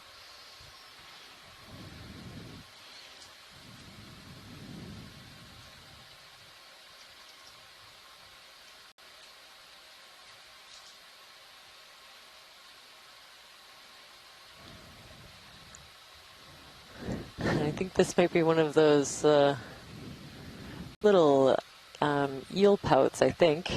See if any of our fish biologists can chime in.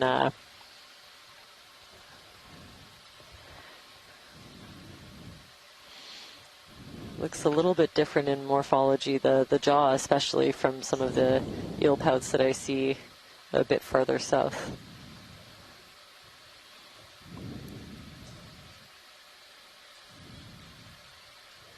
but could be ROV something average. like Godapus. I think I said move complete, but if I didn't, move complete. And the rocks are still showing us those that look like they're kind of in place and are the bigger pieces, or still have that kind of lobate appearance that that looks like pillows or close to pillows, pillow lavas. And one thing that does tell us is that these lavas were erupted underwater.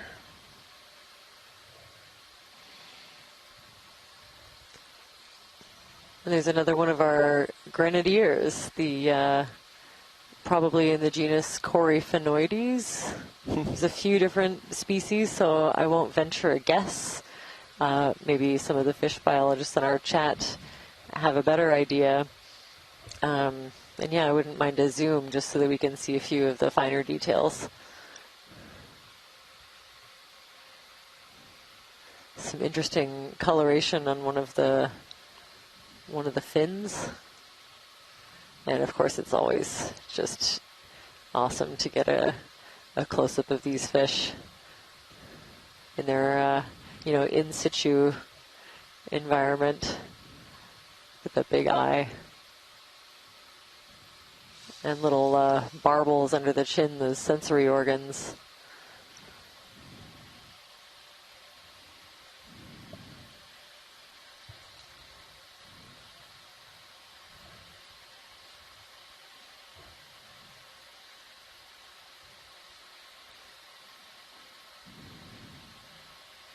Wow. Whoa.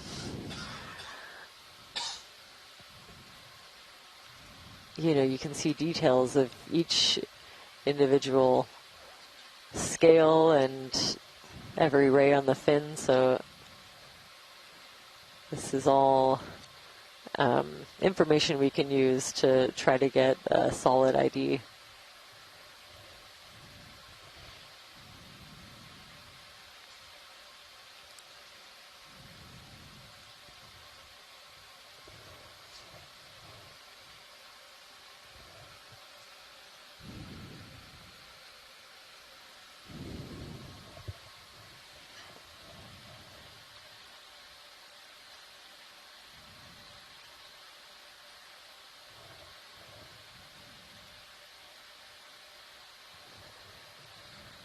Just curious, I just did a quick search on what these fish might eat.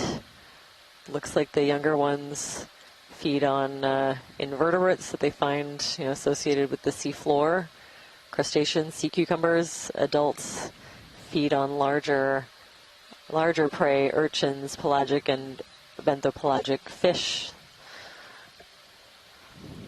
Very cool.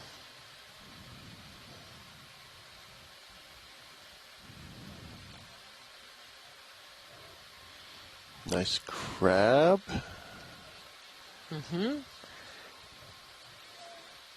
Yeah, it looks a little spiky. Makes me think it's one of the, let me see, lithode crabs.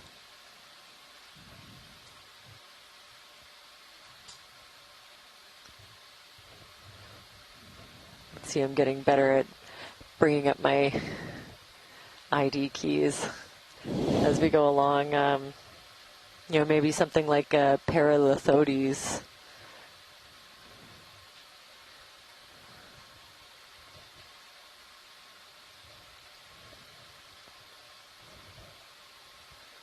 Wow, just covered in spikes on every part of the carapace, on every leg. Yeah.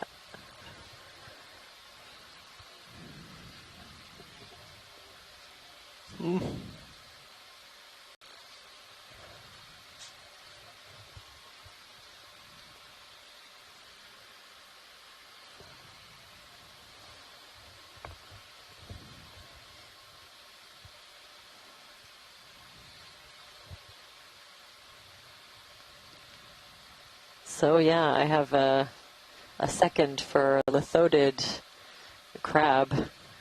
This is kind of an unusual one, so it's really helpful to have this in situ documentation. Oh, I see a little tail of somebody in that crack there. Oh, yeah. Huh. Who are you? Maybe another grenadier or something else? Huh. I would guess a grenadier tail, although it's not quite as long. Who knows how far down that goes? Very cool. I'd say at least 2, if not 3. Yeah. Yeah, we had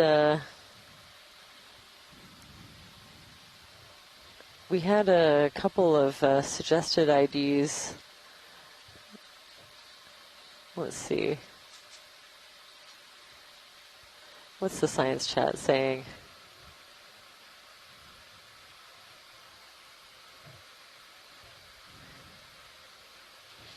Maybe Paralomus? Not a grenadier. Oh, but the fish. Let's see if I can find our anemone here really quick. It's excellent to collect these, extreme close-up zooms. You can see all sorts of unique diagnostic features, but the placement of the tentacles and the overall size and shape could help us. And I think the one to the right that we saw earlier, probably a liponema. Unfortunately, my anemone resources are pretty sparse.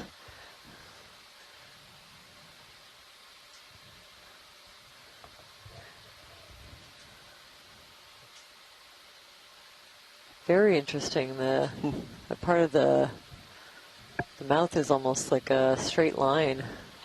Very interesting. We saw one of those a couple days ago. We did. Oh, and these kind of spiny tube worms, those white tube worms with the little fan coming out. We've seen a couple of them that are covered in these spines. It's a little bit unusual. Hopefully any of the worm biologists that might be tuning in or watching later might be interesting to know. Okay, we have an actinostolid sea anemone. Perhaps the one in the middle, I think, is what Chris is referring to.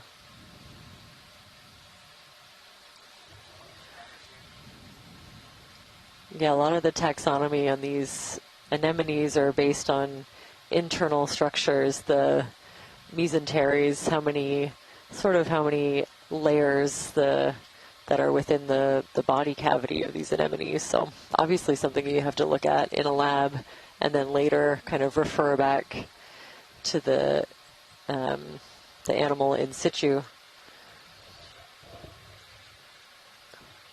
In this one I've had a couple of votes for liponema. So a liponema, an anemone in the genus Liponema.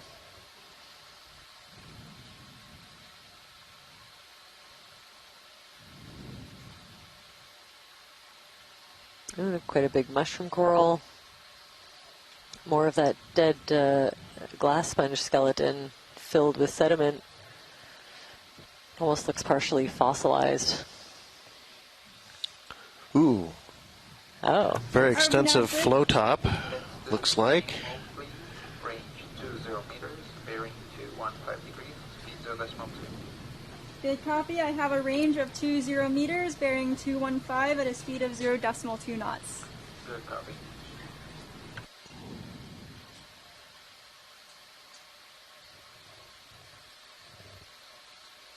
Ooh.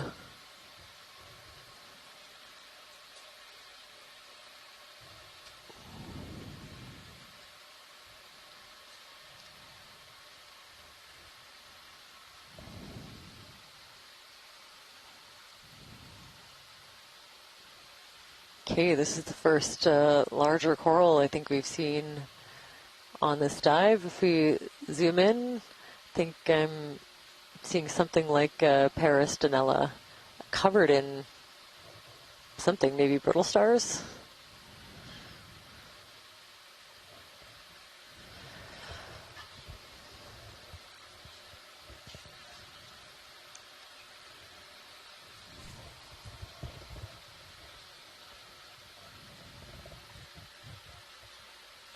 Wow, and like a pretty wide diversity of anemones on this one as well.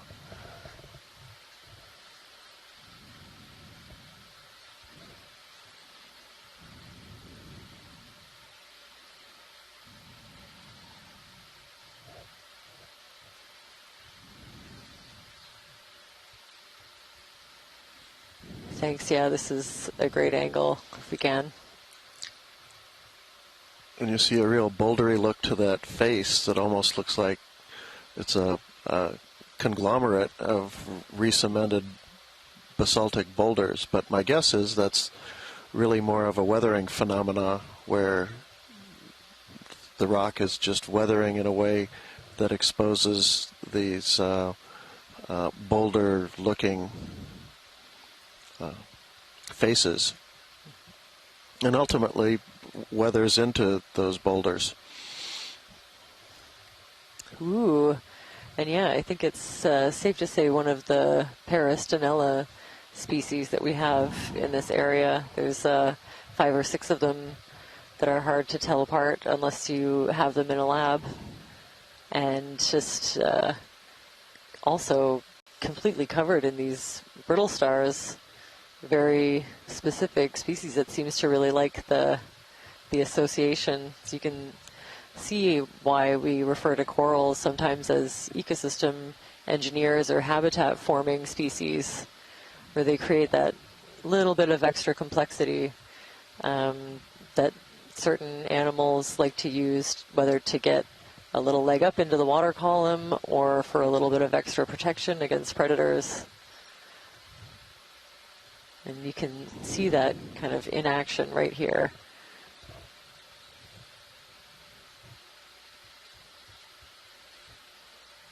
Just beautiful. So yeah, every part of this coral skeleton is covered with these hard calcium carbonate sclerites.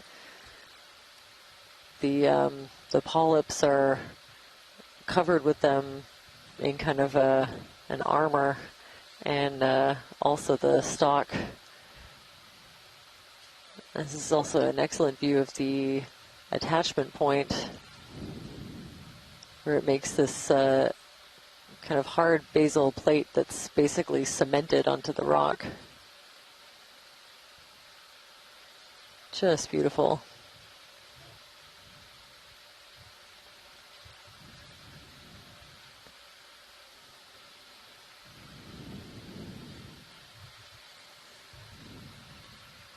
You can see there's abundant organic material floating around in the water column. Some of those little flecks that you see are little zooplankton, but a lot of it is, kind of dead organic matter that's fallen down from higher up in the water column. Oh, this is interesting. Kind of looks like maybe a damaged or like empty casing or the dermal layer of a sponge or something, kind of eaten away, so it looks like it's not it's a little bit older.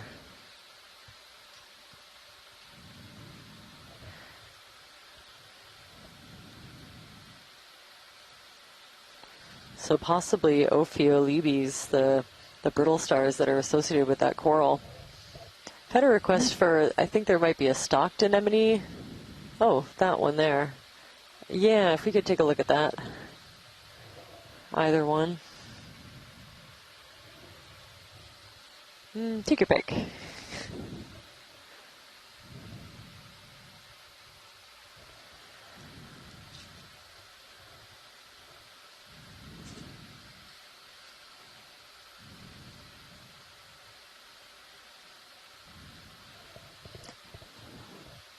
So the science chat thought they might look like a horomathid anemone. This close-up will help us confirm.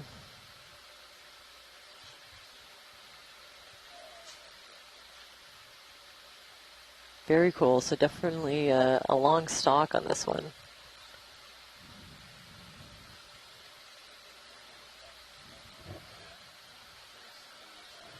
Okay, yeah, pretty sure that these are Horomathid anemones, so belonging to the Horomathidae,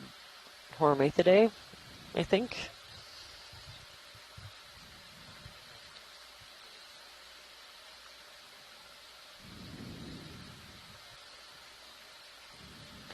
Could we get the lasers a little bit even just close? There we go. That's great.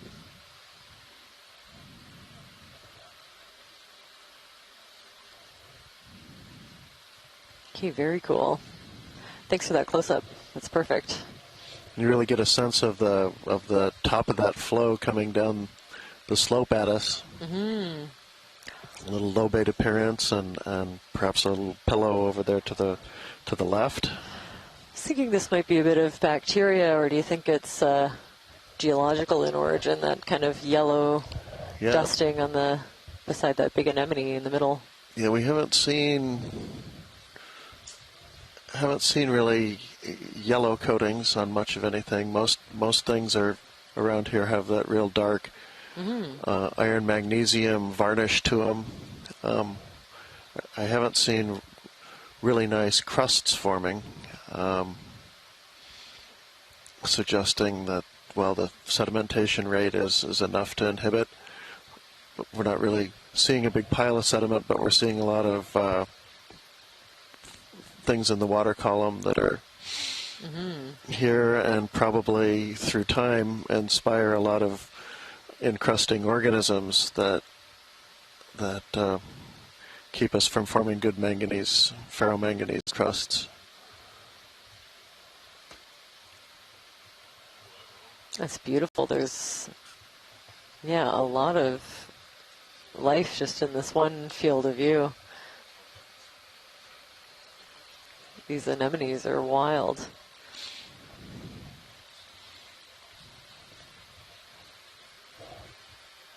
Sure, so we're pausing for a couple of still images so we can collect the highest resolution imagery possible. For one, this is a really beautiful area, and secondly, it can help us see some of those identifying features that we look for.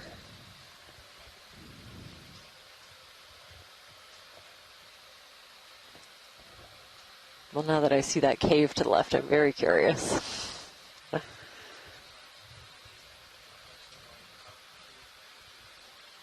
I think we're good to keep moving. Thank you.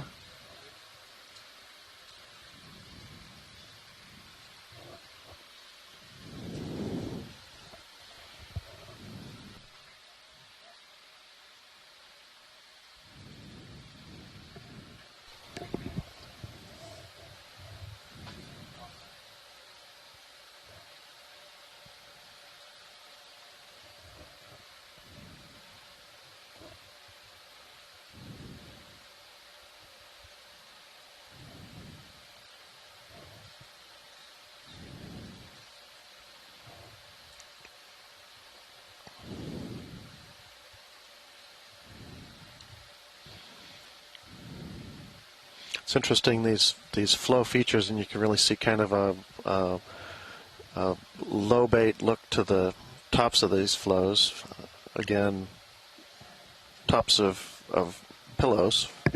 But the flow feature itself is relatively narrow, as if we're looking at a really narrow tongue of lava coming down perhaps some little gully down the side of the volcano.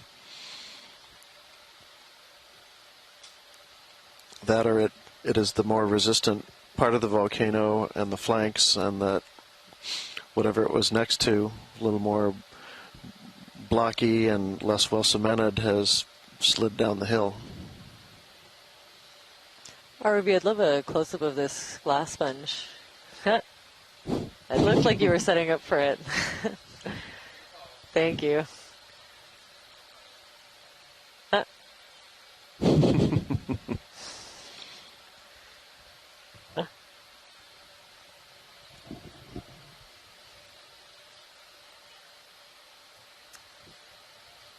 Okay, so definitely a glass sponge. I'm actually seeing two in this field of view.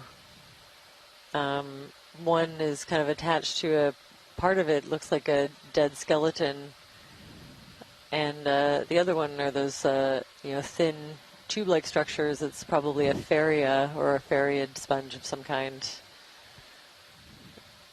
So that's interesting. A sponge like this might be, that leaves behind this really solid fused skeleton. Could be something like what's creating those empty tubes that we're seeing.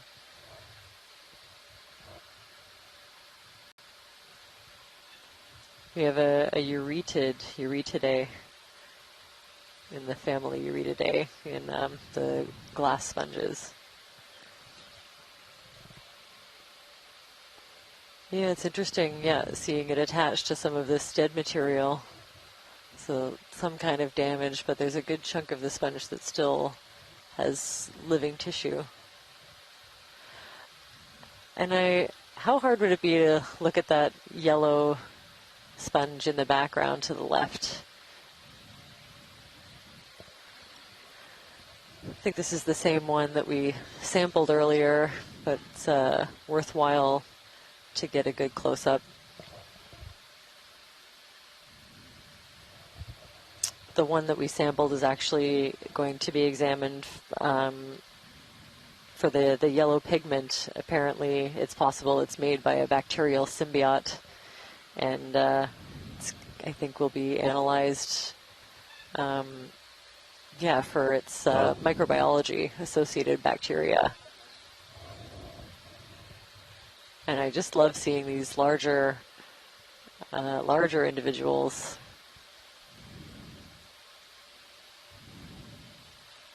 Get a feel for the way that those small tubes kind of spread out as the sponge gets older and bigger. I was reminded also in the science chat that this is probably the same as the SpongeBob sponge that made its way around social media. So I think it's the same species, but I'm not seeing a Patrick anywhere.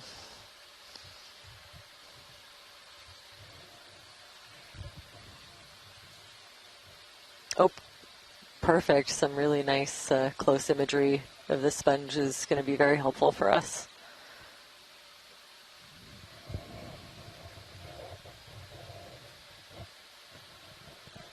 So now I'm going to wait. I have Christopher Kelly in the science chat that I'm really benefiting from his observations, and I'm wondering what he thinks about this. You can see the thin network of a couple of really long spicules. And I'm wondering if it's helping us lean one way or another towards an identification. We've heard Wigia as a possible ID. Of course, we'd need to analyze it in the lab to confirm, and I hope to do so as soon as I get behind a compound scope. But until then, I'm wondering if we can tell anything based on the features that we're seeing in this video.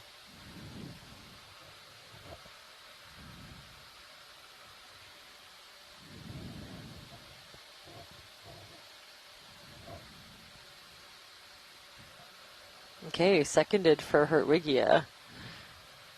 So euplectellids and other soft sponges show long axons because their spicules aren't fused but loose. So instead of having those spicules fuse into a hard skeleton that's really brittle, these ones are loose, so they won't leave behind those large dead tubes that we're seeing. Once these die, they'll kind of turn, the tissue will go away and the spicules will remain, but they'll kind of loosely float around and become a part of the sediment as they break. You can see it's providing habitat to a brittle star. That's wonderful. Thanks for that.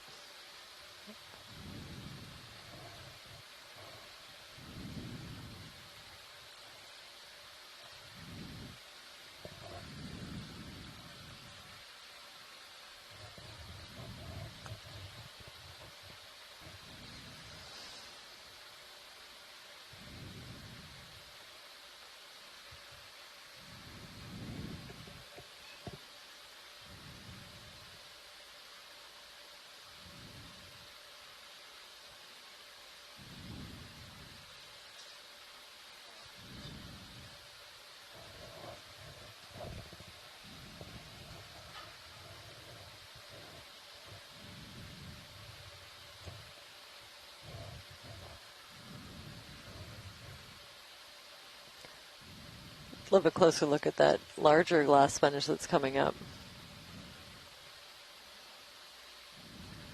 Seen a pretty impressive diversity of glass sponges so far, just in the short time that we've spent on this seamount. Lots of different and sort of maybe more rarely encountered sponges, even just in the first little part of this dive. And this one looks, again, really strange.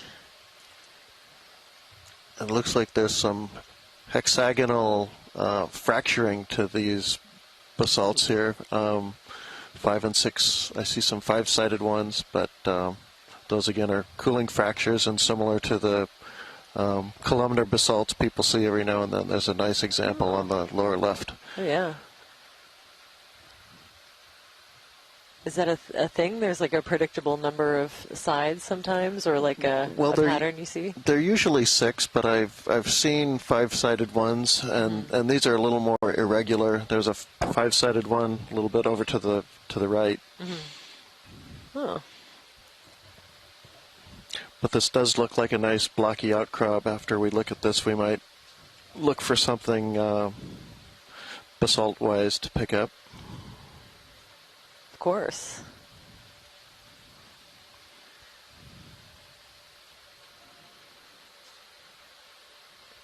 Yeah, this one is very interesting. Maybe possibly one of the Rossellid sponges, of which we have a whole bunch of different genera and even more species in the area.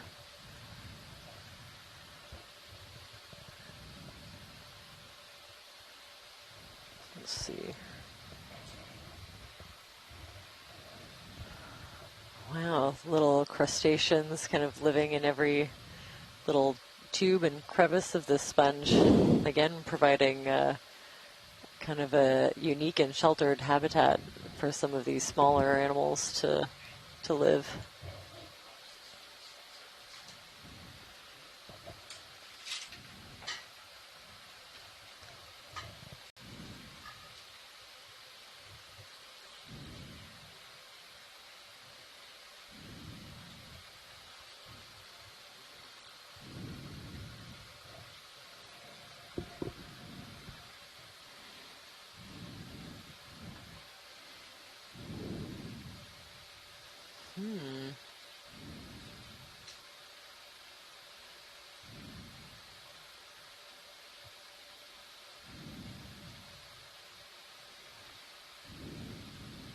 Beautiful. Well, unfortunately, I can't sample every sponge I don't know, so maybe scan around for some of these rocks that you're interested in. Yeah, so it looks like the ones over kind of to the right of this view are maybe a little bit looser. I can't guarantee. Maybe that one up to the upper left from that sponge that is kind of sitting by itself out on a ledge might be a good one to grab. I see. Yeah.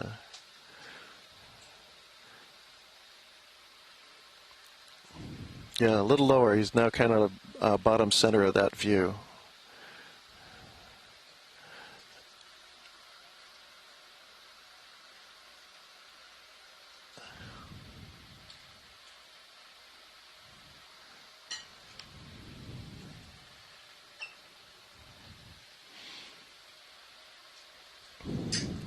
This is kind of I think what I'm looking for. What looks like a single flow. It's relatively thick and is kind of fracturing in place for us. We're kind of away from the glassy margins. More these boulders look a little internal to the flow. And that we even had those kind of columnar fractures suggest that this cooled relatively slowly and uniformly, which is something we're looking for.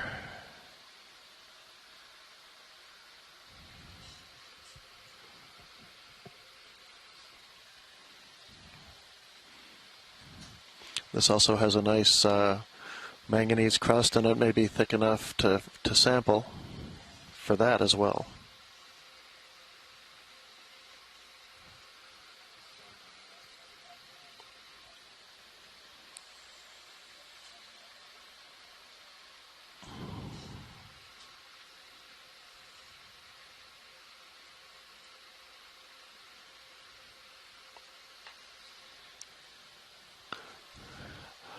Nice looking fine-grained or aphanitic basalt.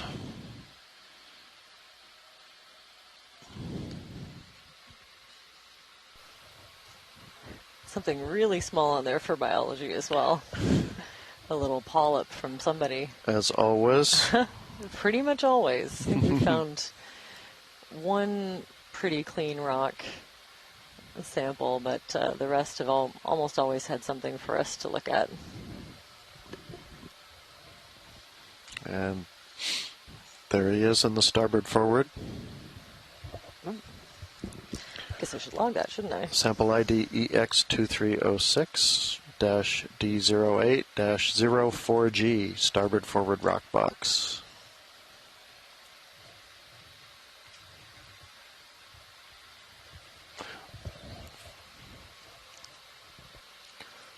All right. Very nice, thank you.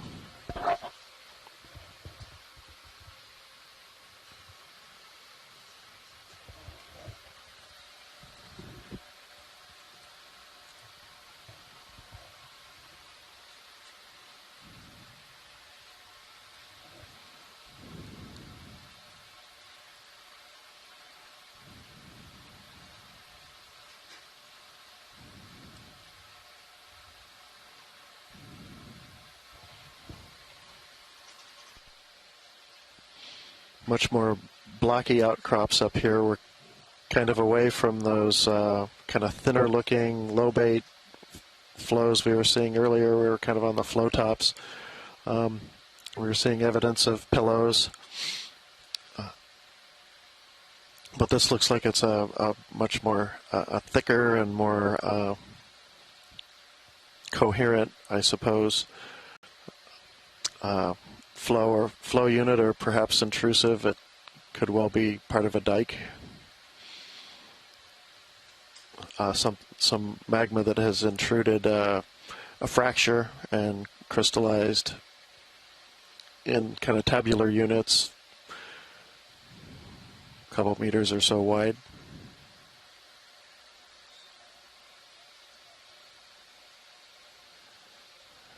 Oh, pretty much always, yes.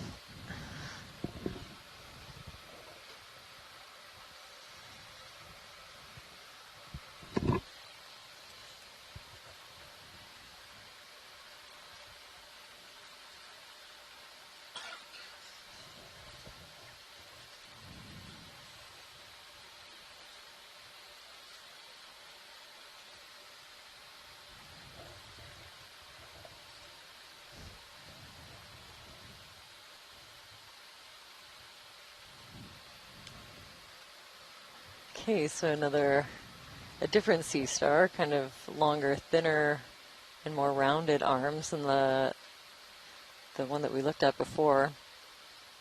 Just wait for our echinoderm experts to tune in and maybe give us a tentative ID. Could be Patrick. I'm pretty sure the laid back one that we saw earlier was Patrick. So it's this is actually a collection target. How reachable do you think this one is? Okay.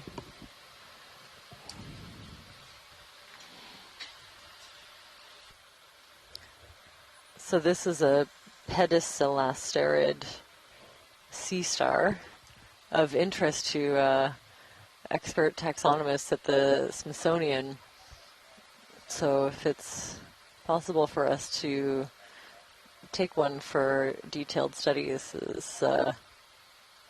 that's what we'll do. I'll pause and hold my breath while the ROV team works its magic.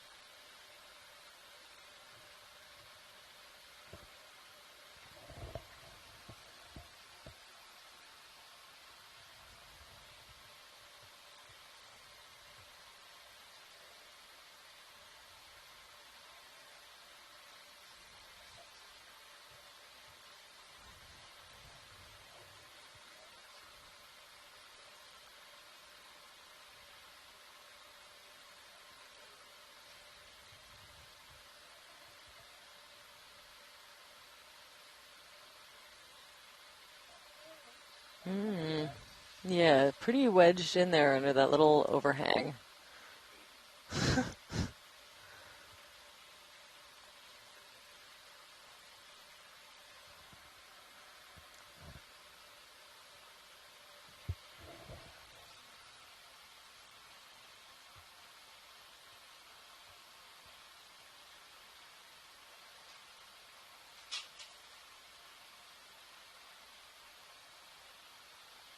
If the suction can't get it out, I don't think...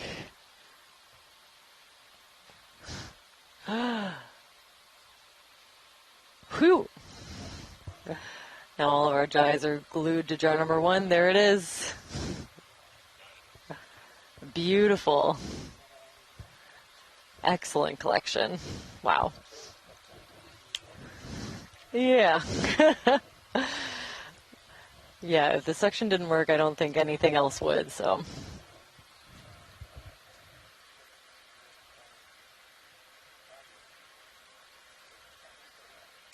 Perfect, thank you. So just a little bit more info about that Sea Star.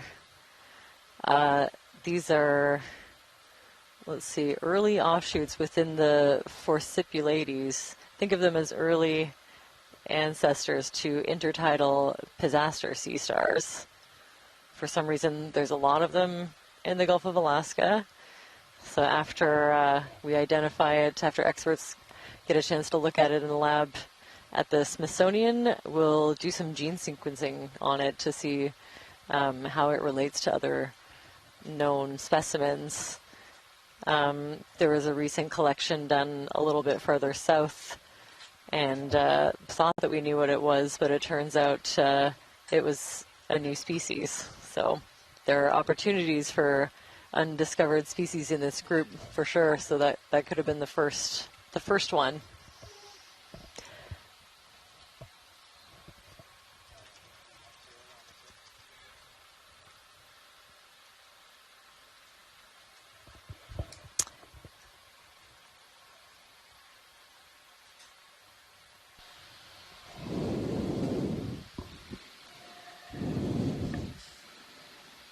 There it is.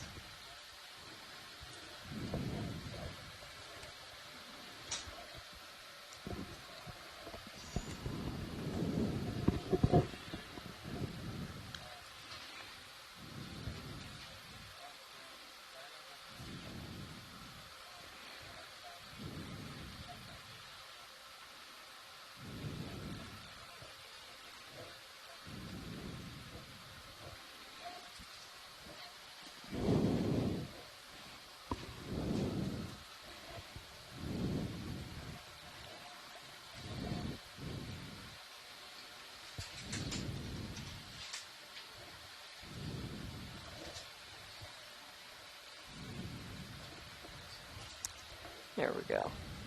Check.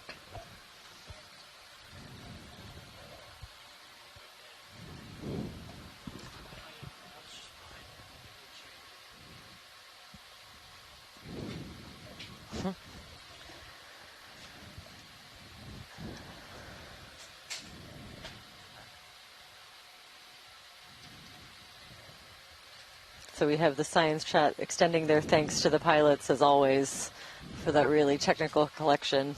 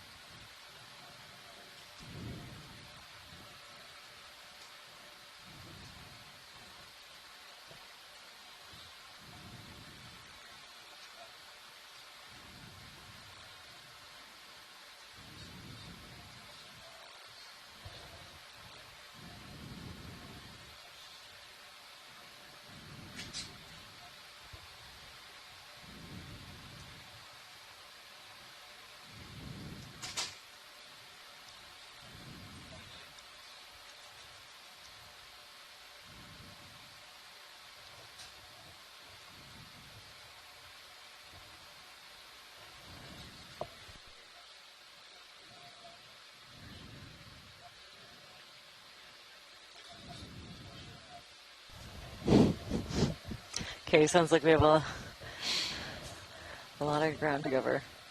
Oh, no, just, sorry, just getting distracted by these grenadiers now. No, we're good to continue to make our way up this feature. Two of these Coryphaenoides grenadiers.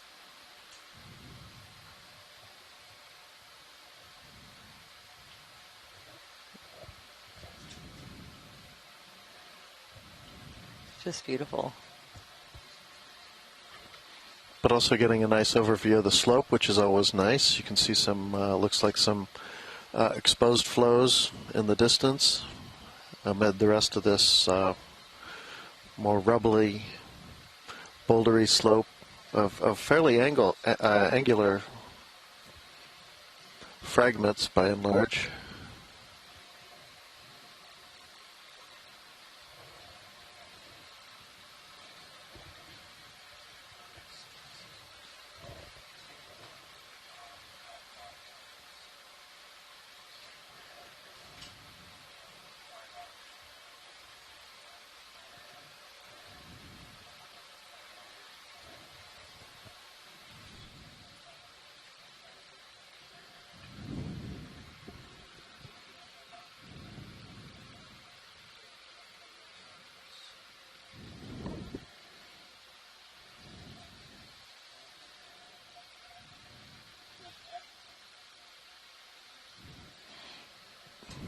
Oh, I'm interested. So that looks like a small bamboo coral. Oops. Yeah, one of the small, sparsely branching bamboo corals, I think. I've seen samples of these. I find them very hard to place. With this group, we used to use branching patterns, so whether the branches emerged from the darker bands or the nodes or the white spaces in between, the internodes. But it turns out from recent genetic analysis that it actually doesn't help separate out species as far as their evolutionary separation into species. So we need to use other features like the morphology of their skeletal elements, those little sclerates, and the distribution of the polyps and that sort of thing. So I think I would have called it keratoisis at some point, but I think we'll just say a bamboo coral for now.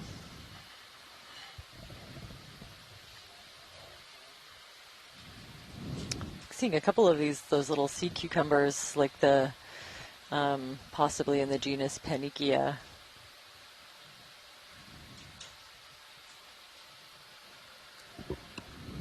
Panikia mosleyi is a fairly common one that we have further south on the BC Seamounts.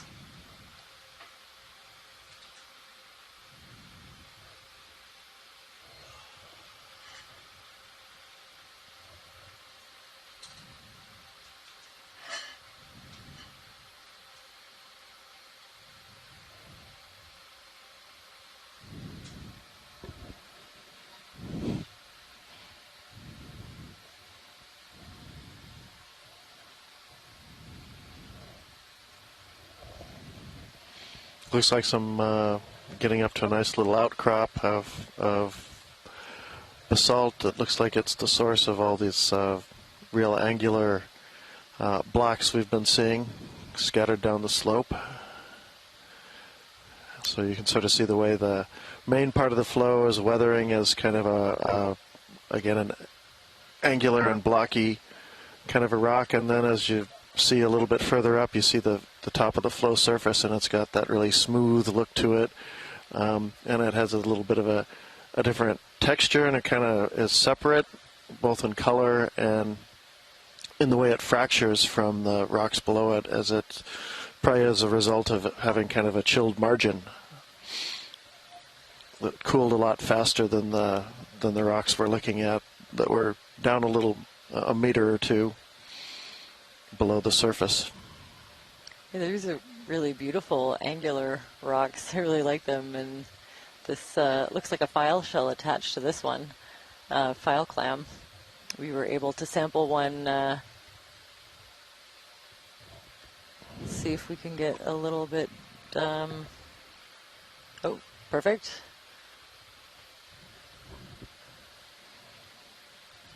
It's a little bit different maybe from the one that we sampled earlier. But someone in the science chat was noticing some damage around the hinge, and we're kind of seeing that there too. Yeah. Yeah, again. Maybe almost holes in it from some kind of boring animal. Not boring, but an animal that bores.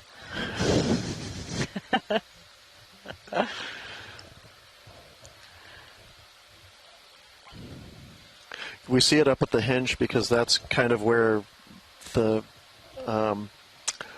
invaders can get to first. They're you could imagine the approach if it's something that has to crawl. Is crawling. Then it would reach the hinge first. But the tissue on this bivalve is still fairly happy looking. So what sorts of creatures could attack the shell like that? I'm sure there are worms that I don't know of off the top of my head, but the one that I see the most in my studies are sponges. Different kinds of boring sponges that will attach onto shells, and they can parasitize them and other kinds of organic material. Snails is another good, another vote. There's certain gastropods that can do the same thing. Snails would use their radula to drill into the shell, so maybe we'll keep an eye out for some aggressive-looking snails. Oh, that's just such a nice example of the internal part of that flow, and then you can see the top with a chilled margin that's a centimeter or two thick, and then that sort of smooth flow top surface we're looking at. You almost like little lips at the end, like I think very that's like delicate rock features. Yeah, that's the chilled margin is a little bit different physically, a little glassier than the rest of the lava flow. Beautiful. And so it's just going to weather differently.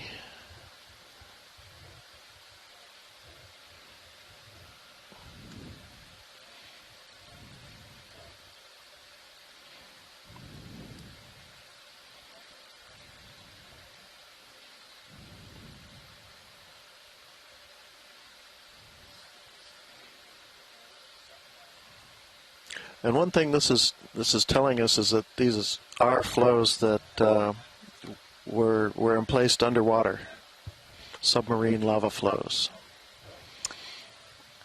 And is that because you would see this kind of like really rapid cooling that might make some of them sort of empty out versus if it was above the sea level? Right. The chilled margin to this extent certainly indicates that it's in water that's a lot more efficient at cooling. And in addition, we've seen lots of evidence, not here so much, but further down slope, not very far. I don't know, we've not come up more than 30 or 40 meters, I think, so far, but the pillows are certainly diagnostic of underwater eruptions.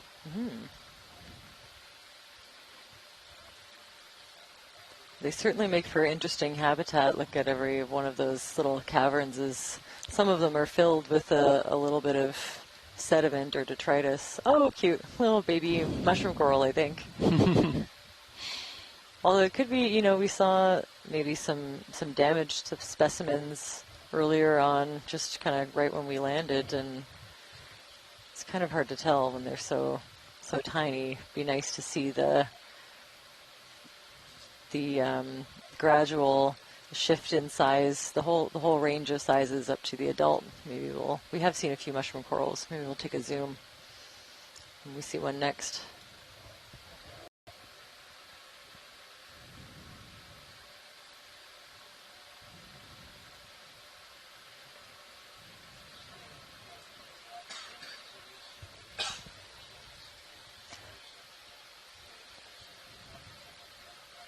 ROV, I'd love a close-up of this white glass sponge if we can.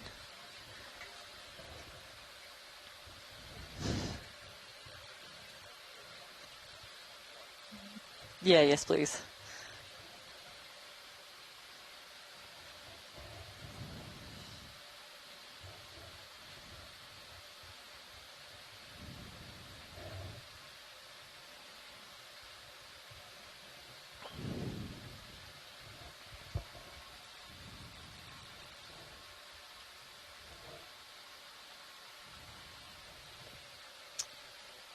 Wow. So again, just like a little bit of a different morphology than some of the sponges that I'm used to seeing a bit further south on our BC seamounts. But a really thin network of kind of interwoven frills or tubes.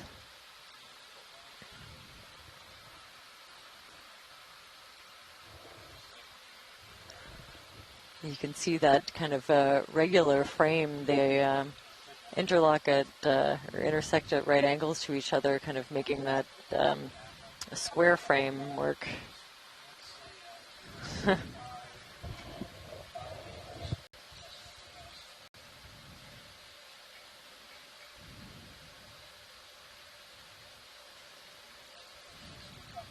Yeah, we'll definitely be spending a bit more time with this one. It's not easily lumping into any group, any identified sponge that I know of.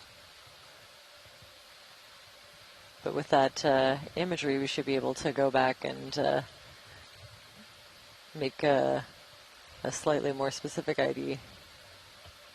More of these stocked anemones as we go through. More anemones in general.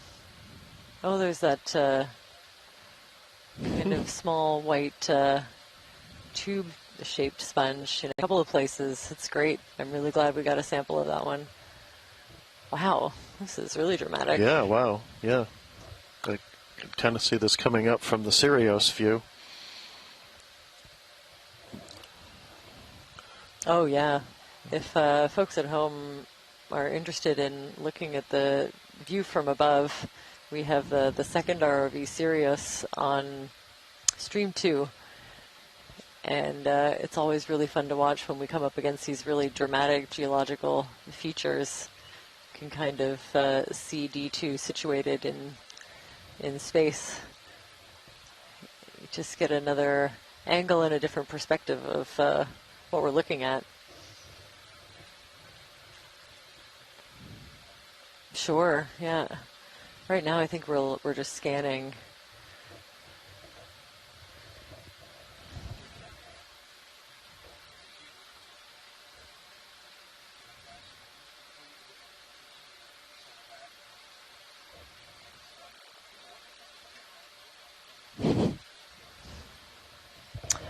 Oh, interesting.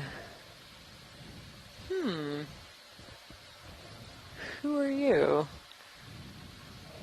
Let's see if our science chat has any leads. There was a little sea slug that that I've seen further south that this is reminding me of.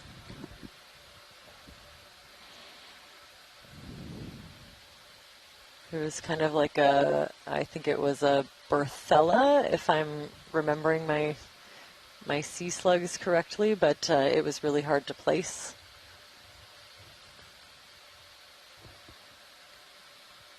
There we go. I have a second vote for possible Berthella slugs. Ah, so that's two of them. Yeah, two. Okay. Yeah. And, you know, it's hard to see any kind of identifying features except for those two that are poking out at the bottom. But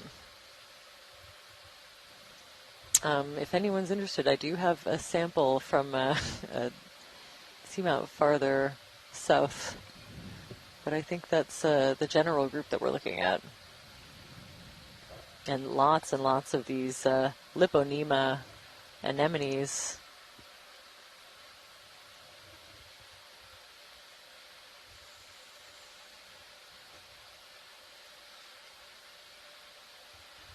possible whenever you see two of them, there's a possibility that they are mating, which is always an interesting observation. It's probably pretty rare to catch two of them together.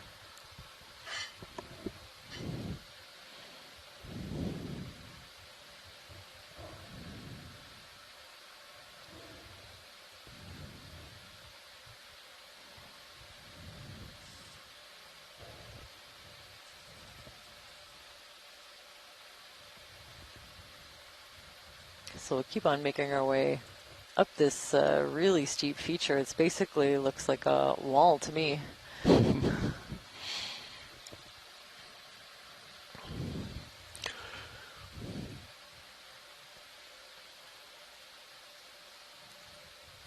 Yeah, I commented, I think at the start of the dive on how this seamount overall has a very lumpy lobate look to the flanks. I think this is what we're seeing is on a whole different scale, but it might be part of that same process that some of these flows come out and are fairly viscous and make kind of mound-like features as they erupt, kind of like toothpaste squeezing out of a fissure. That's a really helpful visual. I like that. So this is another one of these glass sponges with the really hard, brittle frame where the network of spicules have fused together to create these really hard structures. You can see part of the part that's brown looks like a dead piece that's been kind of filled with sediment over time, but there's lots of living tissue of the sponge sticking out of the side of this almost vertical face. And there's a few different species that I know of from the area. I could see, I've had a suggestion, maybe Kodiak-Bowie, and I'm not sure if it's that. There's a Hexactinella, not to be confused with Hexactinellida, that we have from a bit farther south.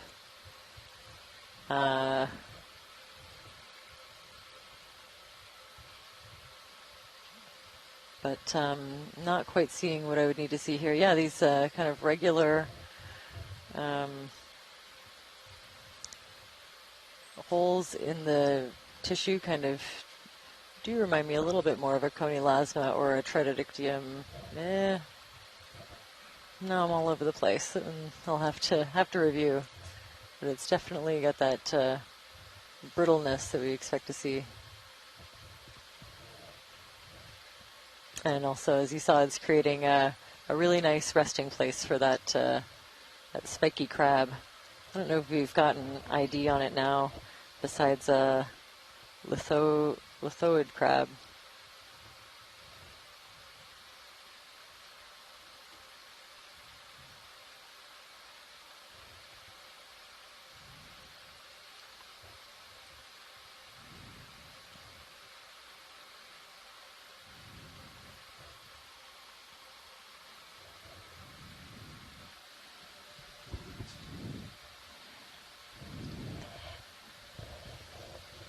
A little bit more of this smooth flow top surfaces that we've been seeing a lot of just above those that really steep face. We just keep working our way up slope. We're at about 1390 meters below sea level. I think we started the morning at about 1450, if I'm not mistaken. A little deeper than that, so we've come up 50, 60 meters or so. Okay. Noticing fewer, I would say, of those brittle stars, the ones that we were worried about that might accumulate in those large mats that we saw earlier and really obscure things. ROV, could we go to the left? Actually, I think I see a larger yellow sponge. just panning to the left, a large yellow sponge perhaps over there. Thank you.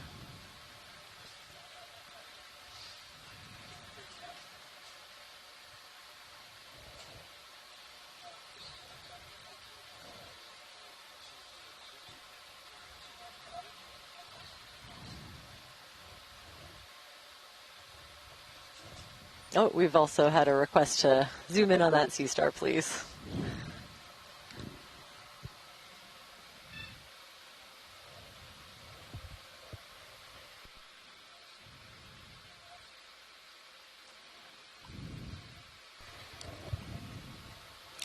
Chris asks if those chimneys and holes look like some kind of gas release volcanoes. I think they're just holes that have formed in the chilled rind of that flow. I think there's a 2 or 3 centimeter chilled rind that forms especially underwater, but does form subaerially as well with these fluid kind of lava flows.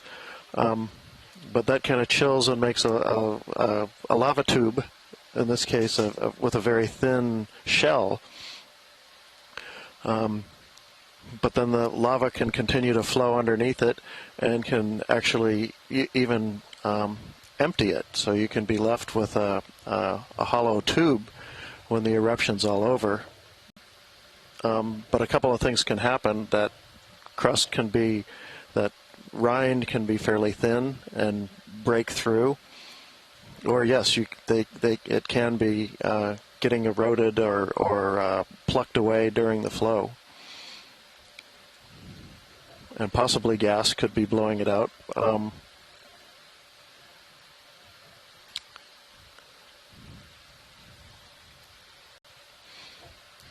If there are any igneous petrologists out there, I'd welcome their own thoughts.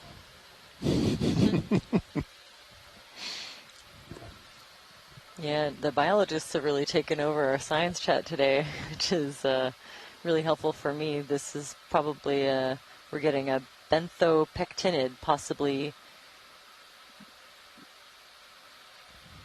Chiaraster. Very cool.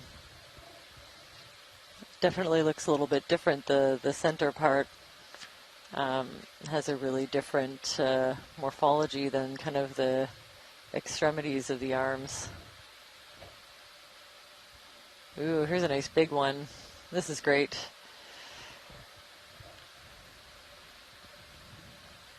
Oh, there we go. Thanks for the help, Chiaraster. Chiaraster, benthopectinid sea star.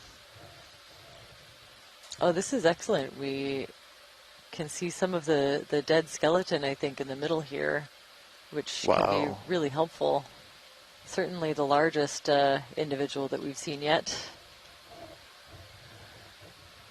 I've spent a lot of time hunting down the sponge for the last year or so. This is great to see. And obviously the brittle stars are really enjoying access to the dead part of the sponge if they're not having something to do with it.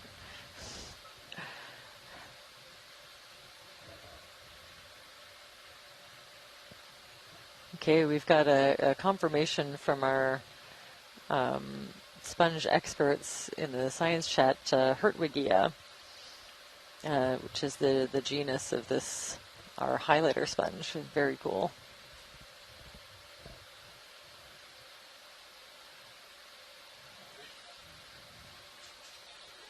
Let's see some of these small crustaceans that seem to be using the sponge as habitat. And then we have a close-up of some of the dead skeleton, which actually is a little bit easier to see some of the larger features.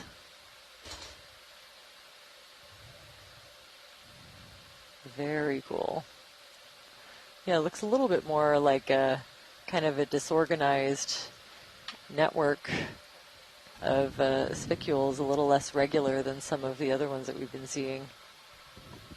But yeah, one layer, I think just one spicule layer thick. And of course lots of encrusting fauna in the dead part. I think that might be a little scallop of some kind and dozens of brittle stars.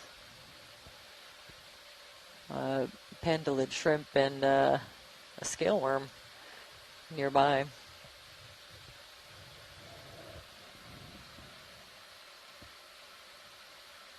Interesting. Chris Kelly has never seen this yellow morph anywhere else in the Pacific, so it's maybe unique to BC and the Gulf of Alaska.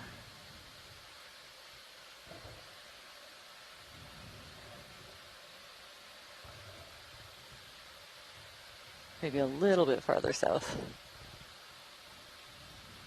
Excellent, thanks for that. I'm good to continue. Try not to get too distracted. We might actually get to where we're going. I like to try. So that bright color makes him look like he's really trying to attract some attention. Mm-hmm. Which is interesting because it'll, once we leave, it'll be completely dark. Right. So I think that's maybe one thing, like the particular chemistry of whatever he makes his spicules out of, or how he makes his spicules. Yeah, well, I think something that the group that we'll be sending a subsample to are looking at are the bacterial symbiotes, that there might be a bacteria that's making that color. Oh, I've also seen another sponge make that color. It's one of those thin sponges that lack spicules of any kind that will encrust other sponges, and they can be like a very bright yellow color, but not quite that neon as far as I've seen. So definitely further analysis needed in the lab to see what's going on there. It's a very unusual color.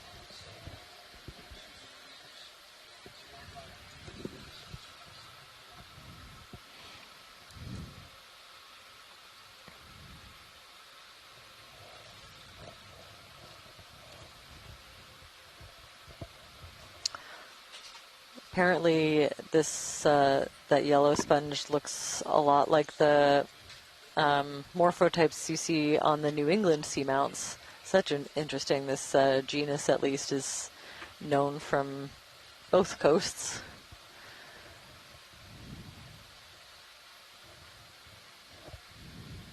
But only yellow in this part of the Pacific. Very interesting.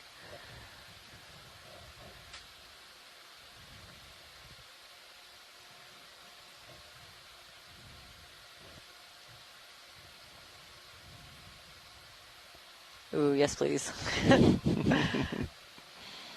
Love just a snap zoom on this white sponge in the middle. Thank you.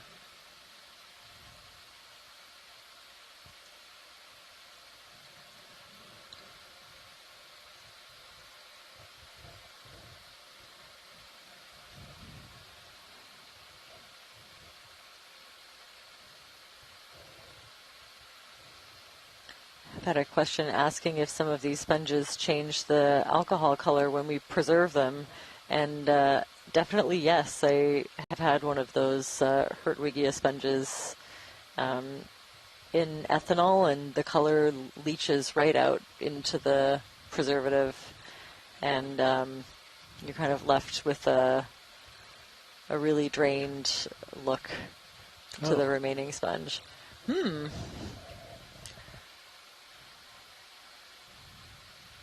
Okay, another, with little spikes on the inside. This is, again, something a little bit different.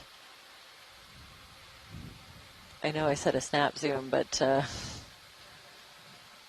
yeah, this is great. That's definitely an interesting feature I haven't noticed on any of the other sponges that we've seen. And if we could get a close-up maybe of one of the outside, maybe pan out a little bit.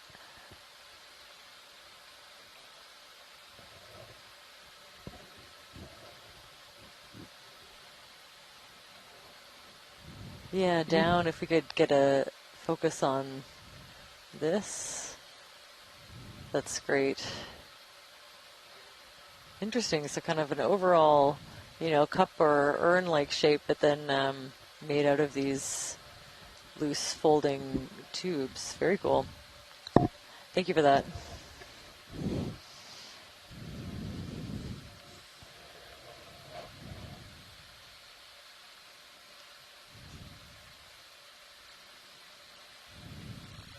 Huh.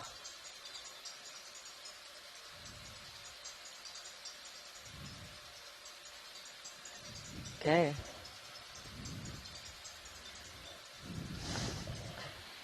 And a little bit different character to the substrate here. Starting to see, I don't know, brownish color and quite a bit more small pebbly rubble. Might indicate we're getting near, well, we are nearing the top of this volcano. Might be an old evidence of the old shoreline. These flat-topped or geo-like seamounts are often, if not always, flattened at the top by sea level. So the volcano itself was once an island, like the Hawaiian Islands and lots of other examples around the world, that once the volcanic activity ceases, or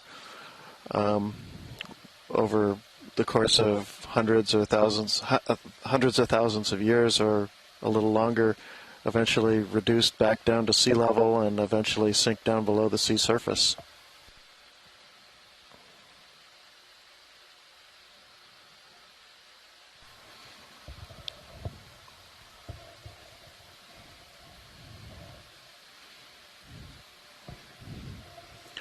So with that in mind, looking for evidence of being at sea level, we're starting to look, or we are looking for things that indicate erosion at wave base or at the shoreline, things like breaking down of the big boulders into smaller rocks and pebbles, and especially rounding them off. It's in a lot of ways hard to round off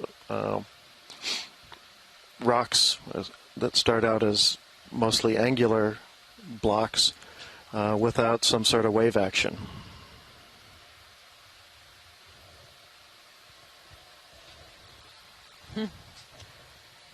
That one. Seeing more of the Faria or Faria-like sponge in the background, but that is also a very cool angular rock. Mm-hmm. A little like a slab, platy slab. And yeah, let's zoom in quick.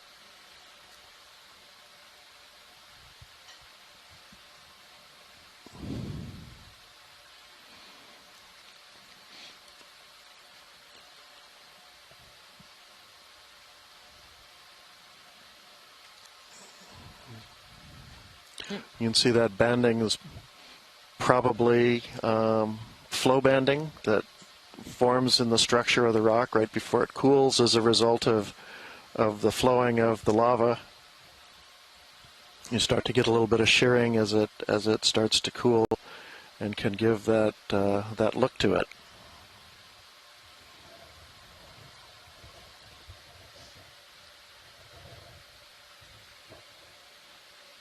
I'm seeing some really small encrusting organisms, little patches of sponge, probably some kind of tree-like bryozoa,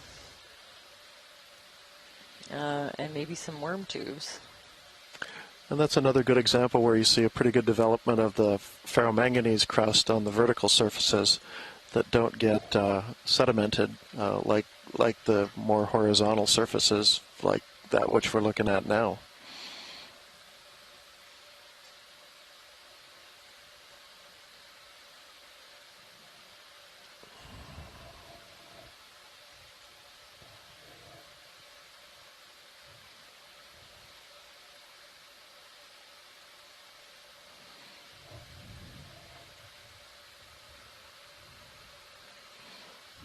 Oh, another one of those sea stars that we zoomed in on earlier, so I think we'll pass this one by. Looks really similar. Yeah, I wouldn't mind a quick zoom on the coral. I think I'm looking at one of these kind of, you know, spidery, sparsely branched bamboo corals. There we go, Chiraster. Thank you, Chris.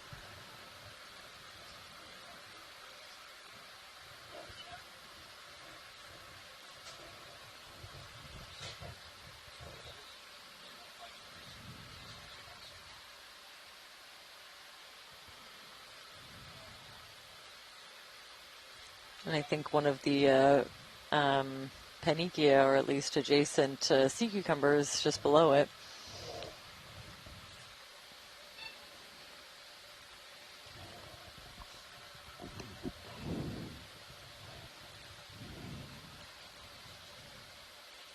So there we go again. When we zoom in on these corals, you can see all of the individual polyps. These don't have the same level of armament, the sclerites that we were seeing on the last, on that Peristanella we zoomed in on. These are, you know, mostly bare. They'll have a few smaller sclerites embedded sometimes in the base of the tentacles. And usually you can't see them, but sometimes with the level of zoom we're about to achieve, you can see little hints of them, those kind of lighter flecks at the base of the tentacles on the outside. So you can think of each one of these as kind of like a, you know, an anemone where they have the tentacles, a mouth in the middle, and a stalk where they work together in a colony on top of this hard skeleton. And if we were to remove some of this tissue, you'd be able to see the really dark banding at regular intervals on this bamboo coral skeleton. That's where they get their name.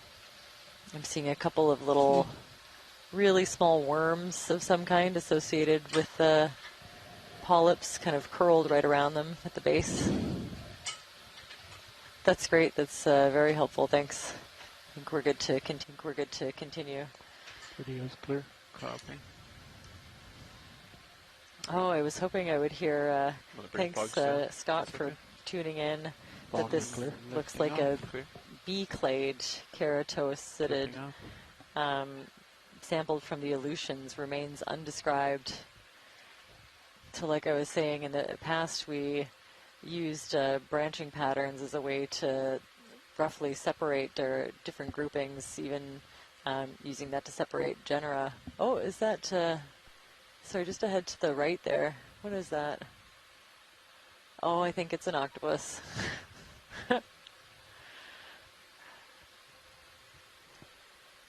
Is it? I think it's a, It is. yeah, Red on the kind left, of the white on the mantle is showing one Attached color to on rock. one side and another Oh, on the other side. okay. Oh, that's Oh, stunning. yeah, definitely. Yeah.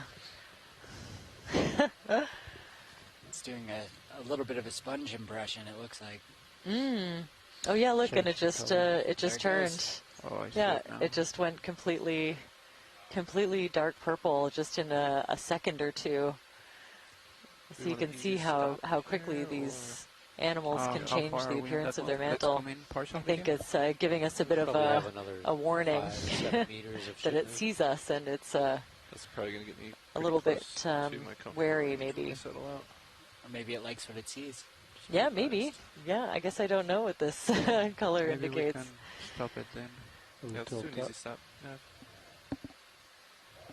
So I think this one, if Okay, I'm so not Nav. mistaken, hopefully a cephalopod expert can Yeah, are you able tune to in come to and an tell me easy about it. It stop looks here, like please? Tilt up. a deep sea octopus to me. 2 meters. Let's let that play out. Thank you, Bridge. Granulodone boreopacifica. 2 meters to go. We're going to let that go. Thanks, Nav. Yeah, if we're only halfway through, that's definitely. And we're just getting a close-up of some of the texture on the, Trying to get rid of that I think it's the mantle of these octopus. vibration, but if I let go of the joystick, I'll just float off. so- Yeah, that was really fantastic. The split, almost like a perfect line. Just goes to show you how precise these, how precisely they can change the color Zero patterns, 70 degrees. and of course the texture. Copy, 70 degrees. Keeping healthy delta, you're in good shape. Sounds good.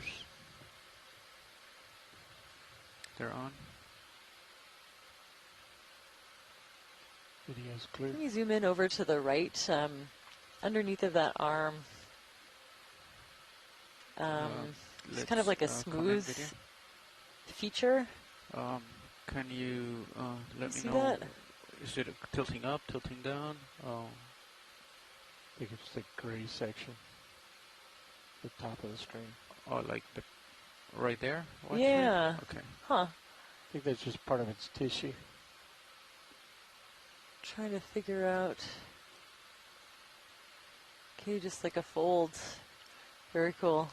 Yeah, it might be an arm behind it that's kind of wrapped under. There we go. Okay. For a second, I thought I might have seen an egg. Now I'm always on the lookout. Yeah. You know. Okay. Looking straight down, pilot. Sounds good. I got a lift off video. Go ahead. You got a minute. If you need it. All right. Underside of an arm web. Thank you. Thank you for that ID. Just beautiful. Nice shots, pilot. So I don't study octopus really, except for counting them and identifying them in our video to get an idea of how they fit into the ecosystems that I study. But I think they're amazing, and I always love seeing them. Oh yeah. Relatively steep face here. Interesting. Wow. Interesting. This is wild looking. These cameras, it doesn't look steep at all. Uh-huh. Yeah, it doesn't look nice, does it?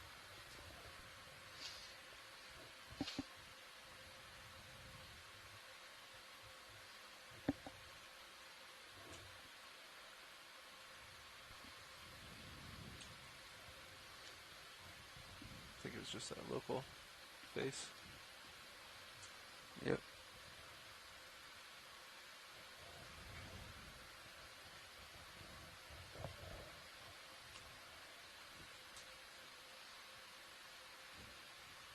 Oh, ROV, could we pause for a second? Just to the right, I'm seeing a little bit of purple. We're just about to lose it. And down, it's really small. Down on this smooth rock, right there at the lower right corner, kind of coming into center now. Just I was to the wondering right if we could lasers. zoom in on that. No, I think it's all the Almost way- microscopic. All the way down right here, right? Yes, that's it. Thank you. Yeah, Good catch. okay. Yeah. Let me get stable video. Hold on. Just curious. I'm keeping an eye out for something that's that color of purple. Copy. Okay.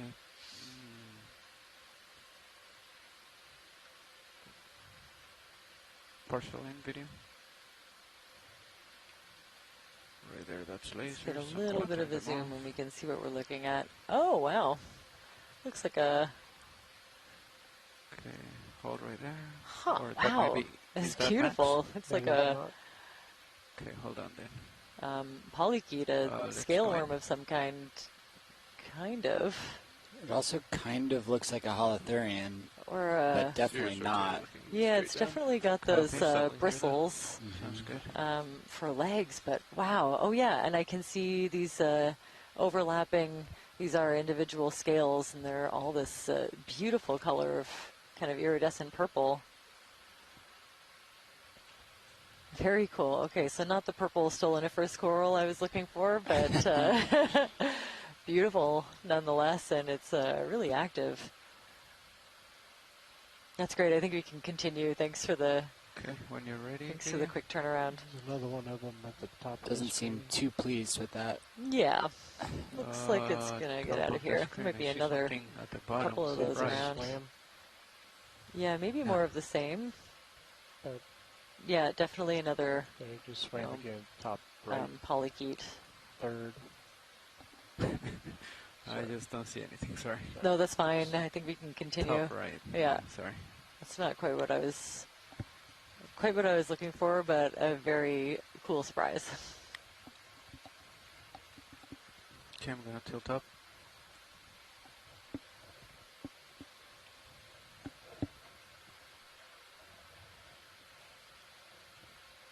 Okay, and then pushing out.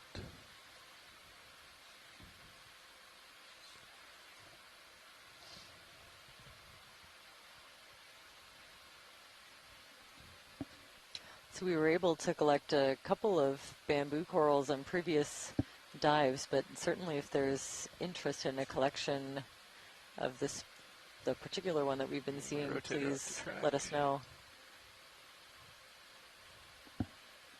Looking good. I happen to know there are examples of that in the collections at the Royal BC Museum as well. I think we'd like a zoom of this sea star in front. If I can speak for the echinoderm experts, I think sea stars are always welcome.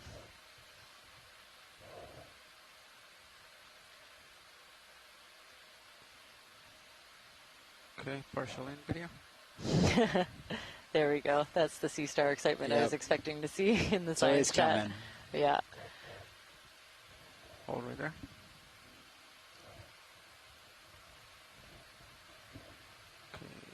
What do we think? I don't know if I'm getting quite good enough to guess. Maybe maybe Hippasteria, but I'll definitely wait for our echinoderm experts to confirm. But anytime I see these really big spikes, it's kind of what it makes me think of.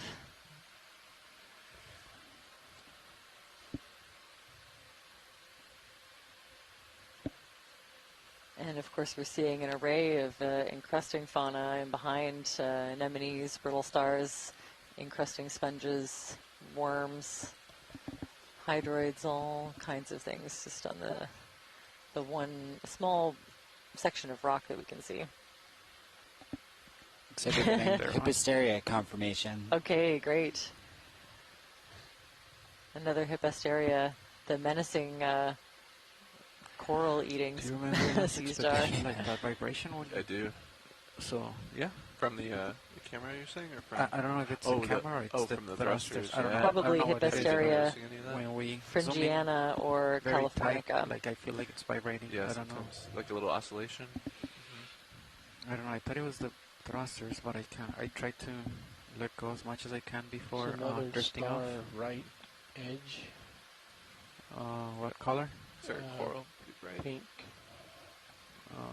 Next to that white thing that now the laser's headed straight towards it. And you'll have I think to that was pivot another sponge left. up ahead. I don't... Okay, hold on a second. Alright. Look how angular that block is up top left. Yeah. Hold on, video. Oh, okay. It looks like these... Alright, it's coming partial right there. Those Hippasteria sea stars are maybe voracious predators of cnidarians of all kinds. The sea anemones next to it hold right there. might not belong for this world. Not completely stable. There you Okay. There you go. So, you think you're still feeling a little bit of that oscillation, pilot, on this expedition? It's one of the brittle stars that we've been seeing. Not in this shot, but sometimes. Hiding I don't know. in the crevices of these rocks. That one's missing the piece of one of their arms. Okay, we're good. Video clear. Okay, and then watch lead. I think I was going for this specimen, and you said you mentioned another one. Yeah, sorry. There's a sponge coming up. I can see on the Sirius view. Okay, the big white one. Okay. Yeah. And then we have this rock right here.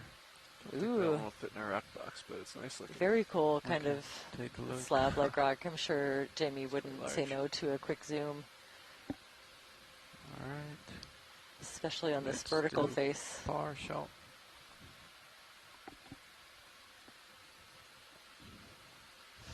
Okay, I'm drifting off, sorry. All right. And I can no tell you longer very drifting off. little about it, except for what is encrusting on it. Maybe 2 or 3 different species of encrusting sponge, maybe more.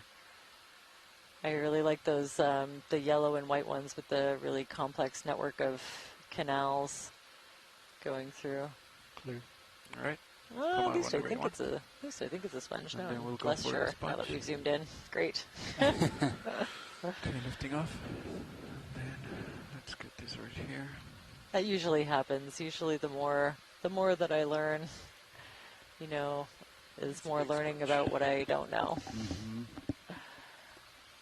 And I think that happens with a lot of taxonomy. You think you can base everything off of one characteristic and then see that that goes across groups. Mm-hmm. All right. And nothing's quite as simple as it seems. Yeah, has disappeared and then reappeared in other species. Like There you it's go. That's lasers on it. it's a wild Turning ride. them off. I'll try to get a little bit closer. And then you get jumping, swimming, and enemies. All right. Let's try it Yeah, over there. this is true. All right. Partial in video. Yeah, just a quick zoom of this one. I think we've seen this now a couple of times.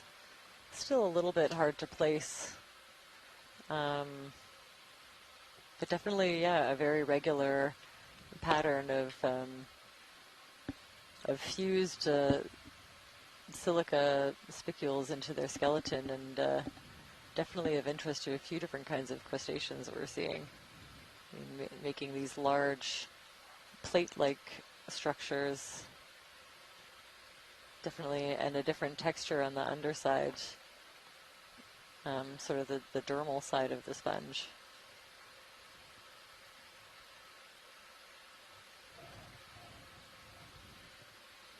Very cool, possibly something more like Tritodictium.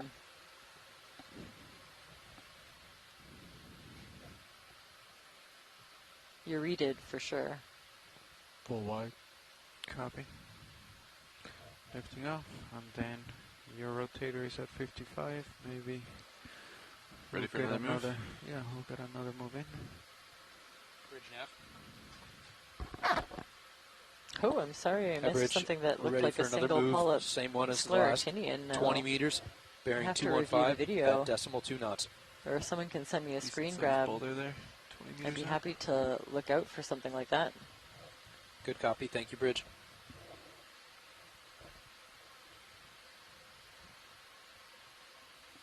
A couple more grenadiers that are sort of swimming in place.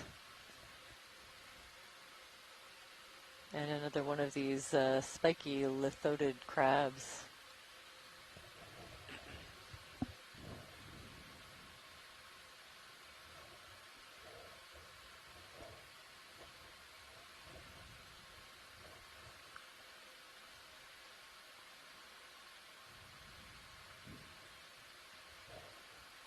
Oh, this fish looks different. Ooh, it does look like a different fish. Can we get a zoom on it, please? Okay, hopefully my fish biology colleagues are tuning in right now, because I'm gonna. I can already tell I'm gonna struggle with this one. I've Oh, they're turned doesn't on look like already, any that I've so ever they seen. must be, I don't even know where. Oh, I see it Wow. right there. Let's get a partial before it gets scared away. Okay, go ahead. Okay, a really Hold right there. wow. That's a neat one. Laser's clear. Who is this? That's so cute. It's another purple thing that you weren't looking for. Yeah, look at this little His little look at smile. your little face. Aw. And maybe modified ends of the pectoral fins. I can't tell if it's for resting or Yeah, maybe let's more go of a partial out. sensory function. Hold right there. Okay, I'll try. Okay, we have snailfish, a couple of votes for morid or snailfish. What's the depth right now? Let's see, we're at 1368 meters. To stay with that, I'm gonna float. Let me know if I start drifting back. And did we have the lasers on when we approached? I didn't see, but measurement eventually would be nice. Let's turn. Come on. It'll tilt down. Wow. Lead it. There you go.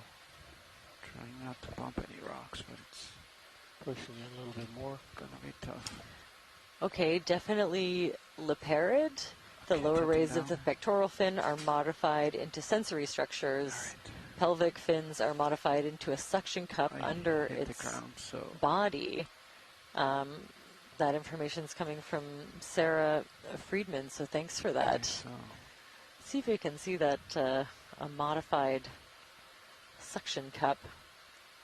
So a leperid that would put it in Lead it. a different group. I have to tilt down. All right.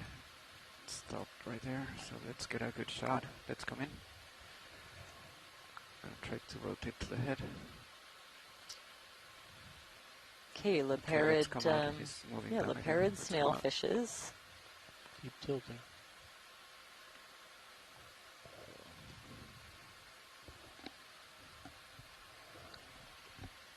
Just beautiful. Yeah, I've never seen one of these.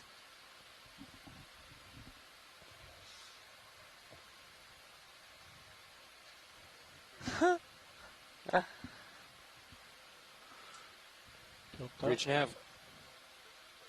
Thank you, bridge. Move complete, gentlemen. Copy. Wow.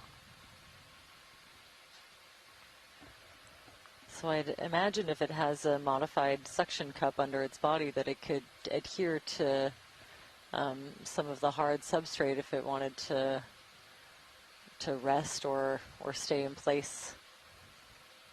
Yeah, maybe just let water flow over its gills, the high current area.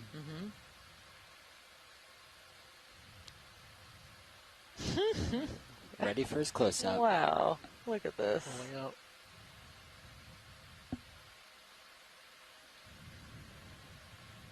Lights at 30%.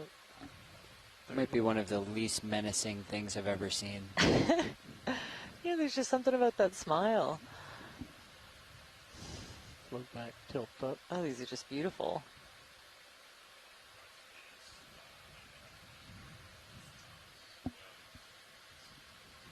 So hopefully with the, yeah, we've been collecting some really amazing See if you can frame the still. imagery of this, get one or two of this fish that rarely observed, I would say, in situ in its natural habitat. It's coming right in for a close-up. It's not shy. It is not shy. Wow. It is full wide. Tilt up.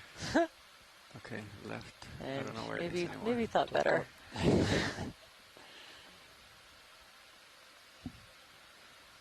Watch your tail. You good right now? Drifting off the side of my screen. So hopefully the patterning that we're seeing in the scales, yeah, the overall shape and morphology can help us maybe determine what species this might be. Judging by what I'm seeing in the chat, I think that may be unlikely. Driving towards. Okay, incredibly speciose family, which means lots and lots of different species, difficult to tell apart without a microscope in many cases. Sounds like sponge taxonomy to me. Misako is saying snailfish is smilefish, and I think I have to agree with that one. Yeah, that was just so friendly. The smile. I've never seen. Yeah, never seen a fish like Just that. very friendly looking. Yeah, just although beautiful. it did kind of come after us. Yeah, maybe that's how it gets you. Yeah, it lures you in with that beautiful little smile, and then all of a sudden. Yeah. Maybe don't trust a snailfish. I'm going to give it the benefit of the doubt.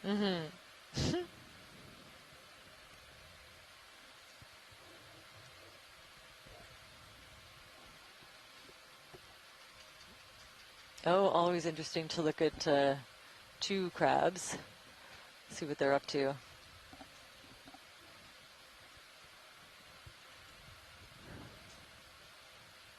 So I think we've seen this behavior a couple of times earlier in the survey, not for a little while. I don't think so. Is the ship moving? Nope. No. Thanks.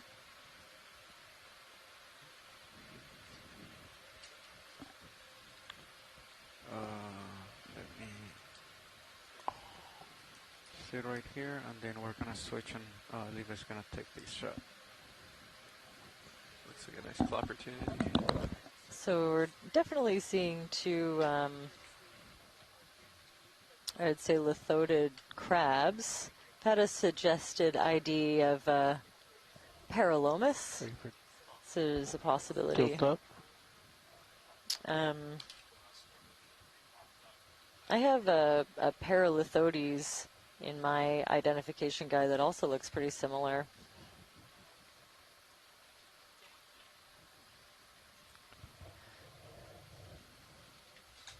But definitely a larger and a smaller individual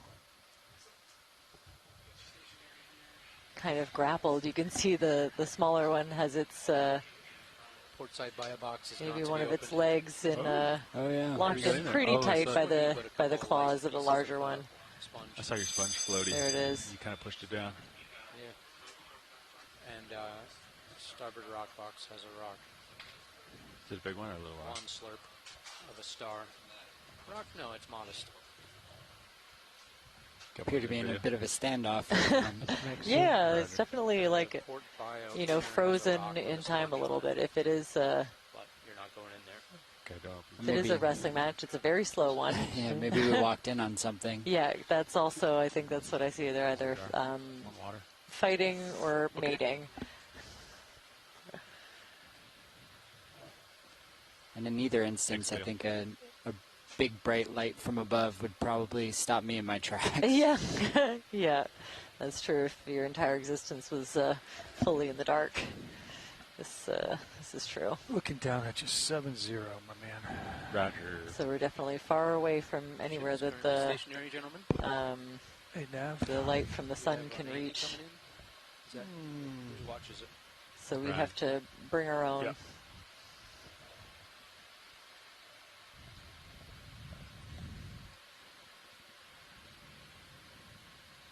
Dark. Yeah. Onward and upward there. Copy. Coming up with you. And yeah, the substrate is wild. It's not something I'll I've follow you seen, out. especially Come with up. all these kind of hollowed out holes. Yeah, I think it's quite different from some of the other seamounts we looked at. Yeah, it feels that way. I think we're seeing another one of those sparsely branched bamboo corals up ahead. Lots of anemones and lots of all the little whitish globs you see are white encrusting sponges, I'm pretty sure.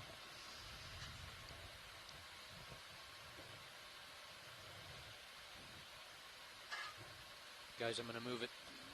Okay. Bridge nav. We are ready for a repeat move of 20 meters, bearing 215 degrees at 0.2 knots.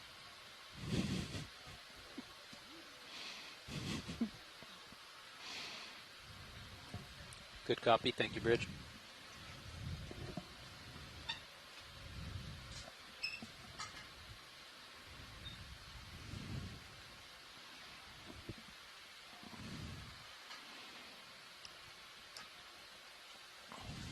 You see these anemones probably?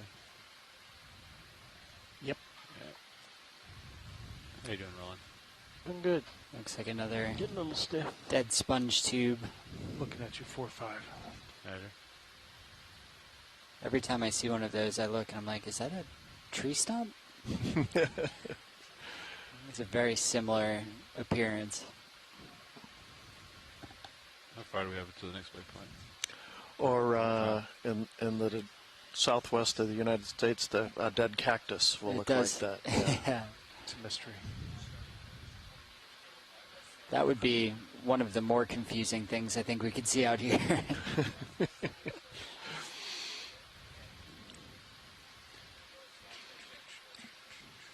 So really interesting features on these flow tops.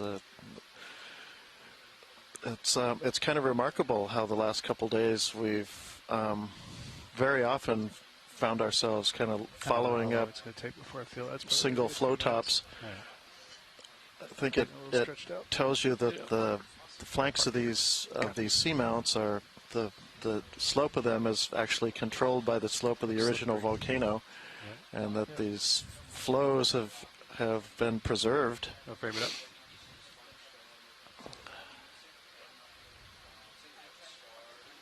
Yeah, it's pretty fascinating.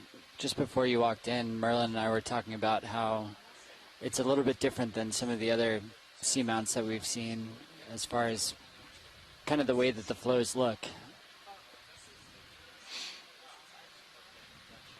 Yeah, a little bit, maybe more fluid. I do get the impression that they're a little broader. More zoom copy. I don't know that says anything about other than maybe where we are exactly. Elevation-wise or relative to the eruption that was occurring. I've made a little bit of distinction of sub-area, or noted that these are submarine flows. Taking off. Because we do know that it's likely that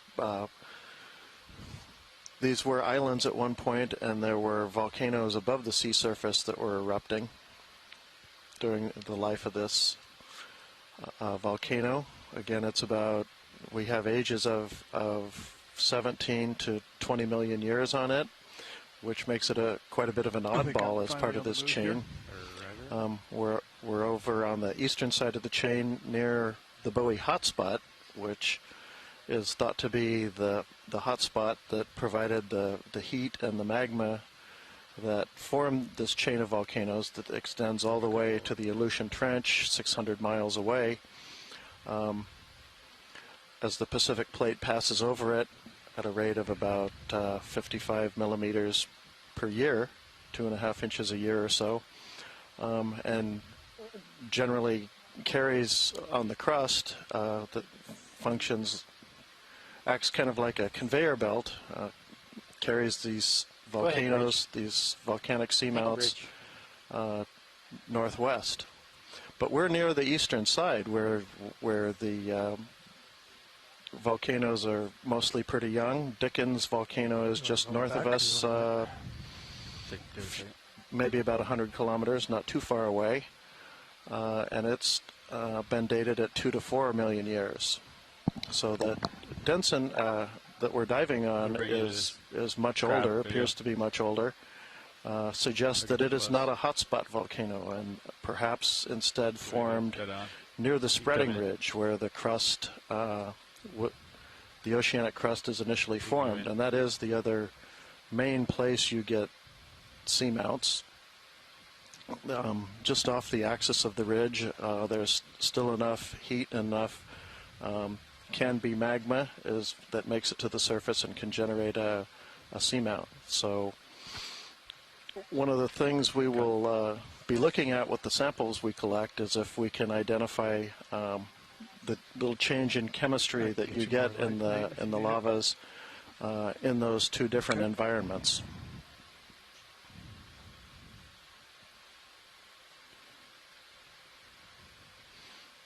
Looks like he's waving at us. It does. It's like, get out of here. Now, we had a request to see if we could zoom into their mouth parts and see if we could see these little symbiotes that live on the mouth parts, but you they're just see that little bit of oscillation from the verts. on the order of half a millimeter across, so they would be, we'd need a good shot, but we couldn't conceivably see that. You could go back to max. Sure. I didn't see much in there, but yeah, I don't exactly know what we're looking for, but maybe one of the biologists out there will. that is the mouth parts. It's about as close as we can get. If I get closer, he'll probably screw you off. Yeah, I don't see anything that's jumping out at me, but like you said, I don't really know what I'm looking for. They would be well. From the description I got, they would look like little white dots. So, what's your preference, Levi? You like me to keep the camera steady so you can see you sliding back, or do you want me to keep you centered and I'll just call out what the angle is? Just try to leave it normally at 45. Okay. And then just, if I go rotate down to keep me from coming off screen. That's 45 right there. Copy video. Alright, going back to direction of movement. This way.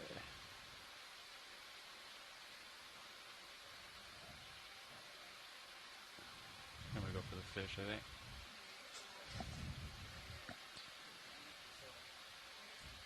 It looks like we have a fish kind of in the center of the frame.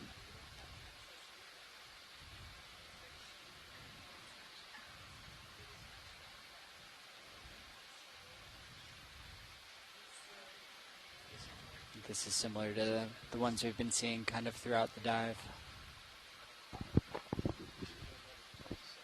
Come in partial, frame them up.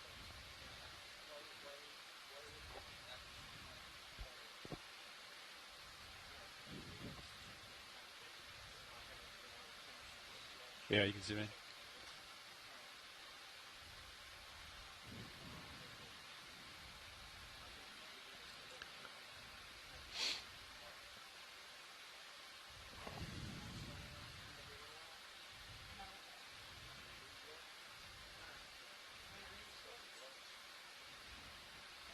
You sure got a nice, really tall dorsal fin. And you can kind of see that dorsal spine sticking out of the top. A good view of the lateral line on the side there. Another sensory organ that many fish have. All right, we'll let it go. You come out.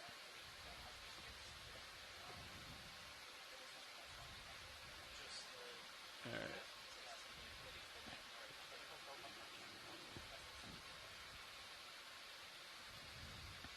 So you know, Andy, I secured the D2 altimeter.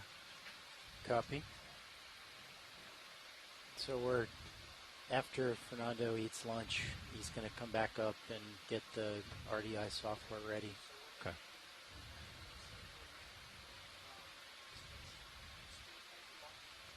We're stopped, by the way. You guys thinking about another one?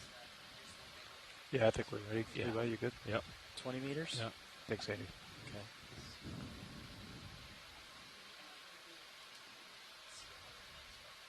A lot of similar anemones here, huh? Yep. A little bit more sedimented bottom here. We're getting away from just the nothing but basalt kind of bottoms we've been seeing most of the day. And as we get up onto the summit plateau, we'll probably see more and more of this sort of a bottom.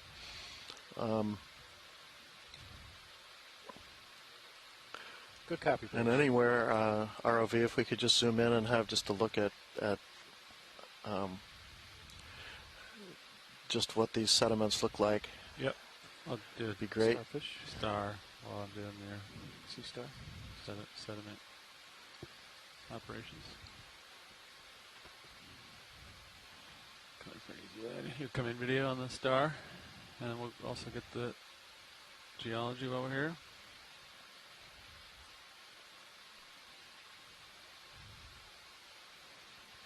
With the bonus sea star. Bonus sea star, bonus boulder, and a pavement of fairly angular but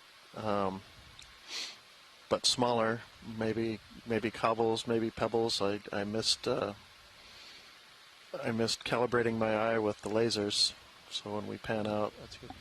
Look for that. But looking at lasers on. Lasers on. Okay.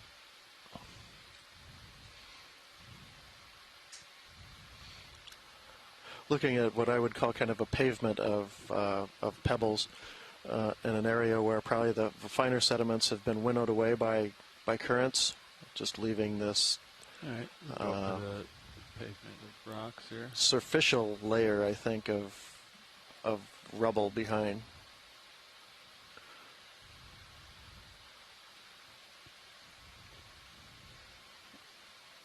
Nice.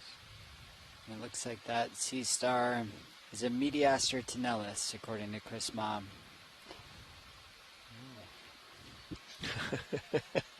Oh, I know. That's why, isn't it?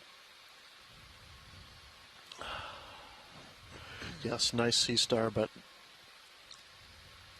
A little too round on that boulder for you? yeah, that's sort of a random boulder. And we actually have a couple of good specimens already, so might save the last collection for something that maybe looks really special. Maybe if we come across a really nice piece of ferro-manganese crust. You can zoom in. Yeah. Zoom in. He's spiky. I don't want to mess with him. Nope. We can take him. Yeah, let's go for mouth parts. They've been asking for that. Yeah, he really does not want people to grab him. No. Not too inviting.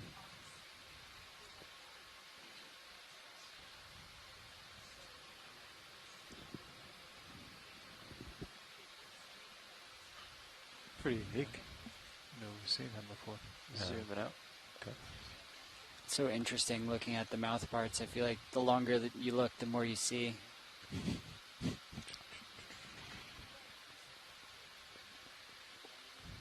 Be advised you're shielding those out. Copy. Thanks, video. You can come wide. Going wide.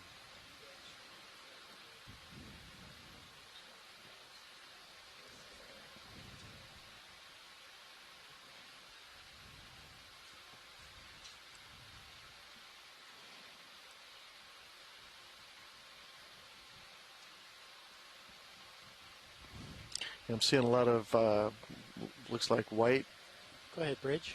things, and I forgot Bridge. to pay attention when we zoomed in on that crab to see what those were. I know when we were those zoomed in little- earlier, it was little sponges? Yeah, okay. You can see some bigger ones off to the left as well. I think we've been seeing a lot of that kind of throughout the dive. Maybe on a snap zoom on some white sponges to show them what's here. Copy that. Sure, yeah. Let's have a quick zoom, have a look at them.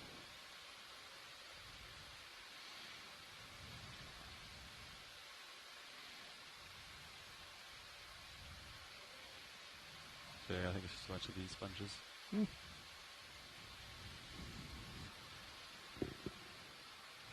Coming out. Yeah. Got some more tether and keep moving on right upward. Looks like a gentle slope here. Want another move? That one completed, the last one completed a minute or two ago. I'll give it one more minute. Okay.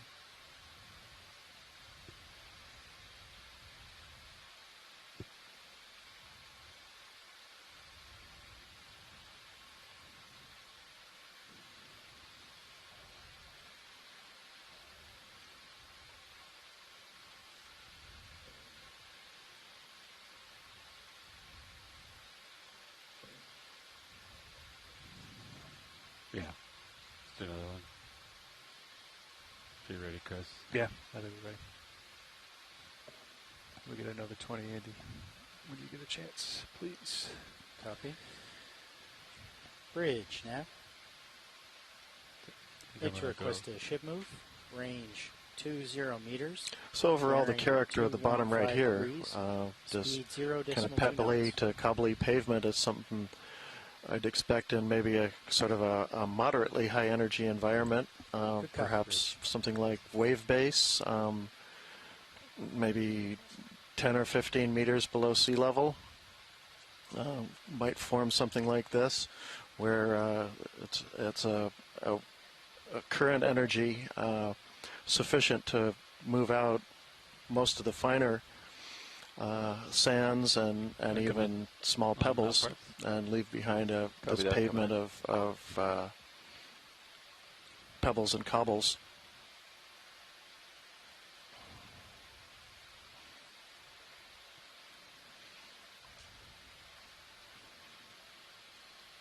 Can I try the extra lights, Nate, or you got enough light? I got plenty of light. He's very reflective. Okay.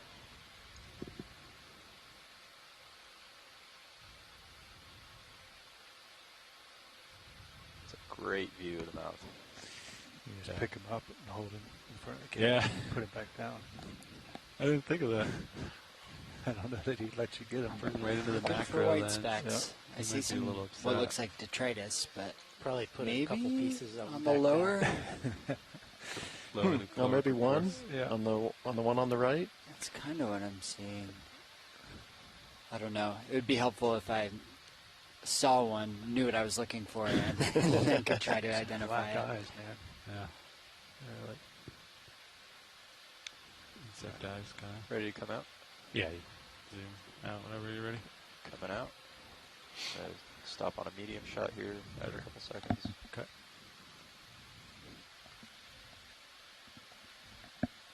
And coming out to full wide. Roger.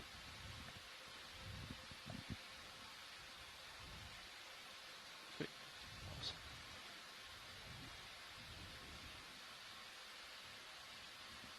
Thanks for adjusting the side tone. This sounds a lot better now. Yeah.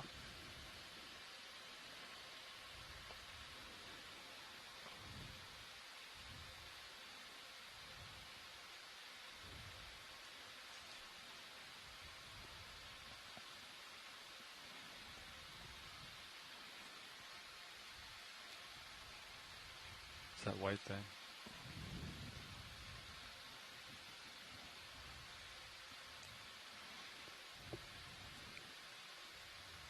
Oh, it's a sponge that tipped over. Is that a feeding sea star? Sea star. Predation. We can just snap a video. And then Maybe feeding on the sponge? Something else on the sponge?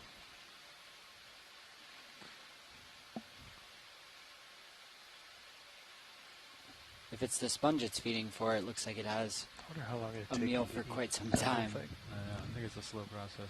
Like a year. Imagine. Drop target. Come back here in a year. Unless Chris Ma is off at lunch, I would expect to. There he is. Feeding on the brittle stars on there. That makes a little more sense. Thought we'd hear from Chris. Huh. Yeah, because normally Yes, that's one of the solasters that we saw in the pretty good. brittle star mats Massive. a couple dives ago. Go ahead, Bridge. Thank you, Bridge. Those are some of the biggest ones I've seen. Very healthy environment for them. Yeah, everybody taking advantage of the one big boulder around.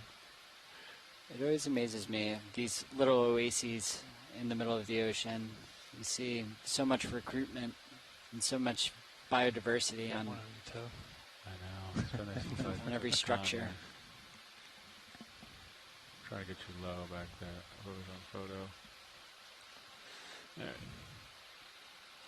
I wonder if that little coral down there at the bottom, he seems like he's kind of hiding behind that rock. Just sliding might off have, the view. and from what I can see in the particles in the water column, he might be hiding in a place that's a little bit out of the strongest currents, which is why he decided to settle there, or was able to stay settled there.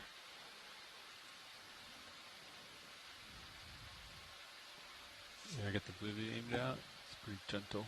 Yeah. Nothing crazy going on. You want another 20? Maybe I'll wait till this clump of. See if there's anything See there. if there's any Copy. samples here, and then we'll go.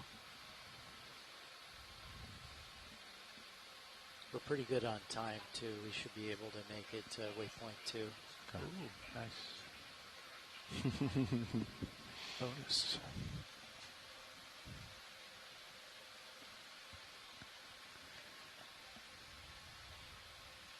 Video. You want any of this? I'll do a quick snap zoom on this. Very pretty. I'll go for center, I guess. Kind of. It's beautiful. Drawing me in.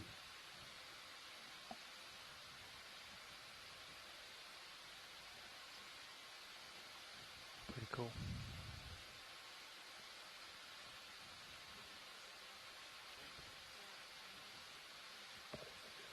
There's that one random arm pointing towards the center.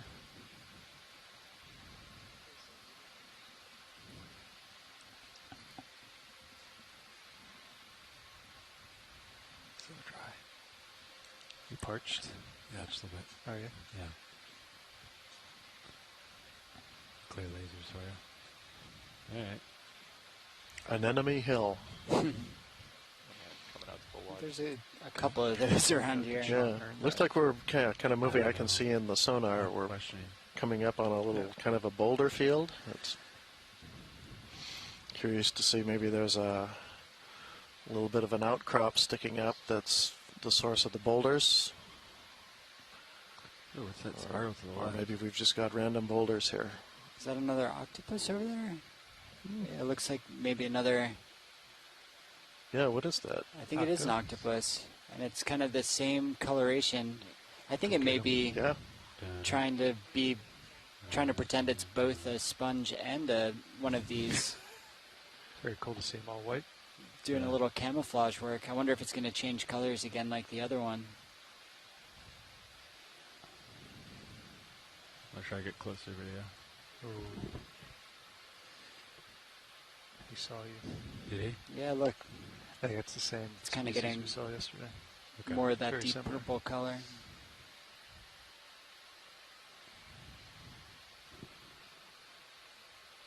Cool if I zoom. Yeah. I'll settle in here. Go.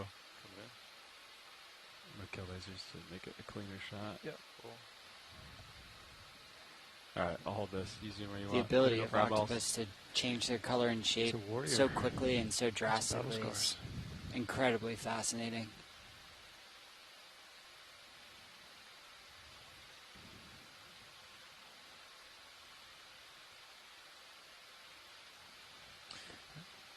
Look at that eye. I think he's winning the Staring contest. staring contest. Yep. I already blinked a couple times. Are we seeing the reflection of I think I heard D2 some talk in about his Oh, maybe. in his eye? Now, is this another of the moose octopus like we saw yesterday at actually a much deeper depth? I think this is Have you ever tried different. with Yeah. tactile We felt? saw another one of these a little bit I earlier. wonder what their skin actually feels like. It's like tissue paper, or if it's like soft. It's got to be gooey and slippery and stretchy. Coming out to full wide. Like fresh squid. I'm getting that Want me to rotate? vase Try to sponge do in a the back different is a angle for you, video? russilid. That would be great. Alright. Excellent job front. centering that eye up. Kind of stands out as Staring not being contest. the only Bottom thing that's bottom. not a reddish ball in the area.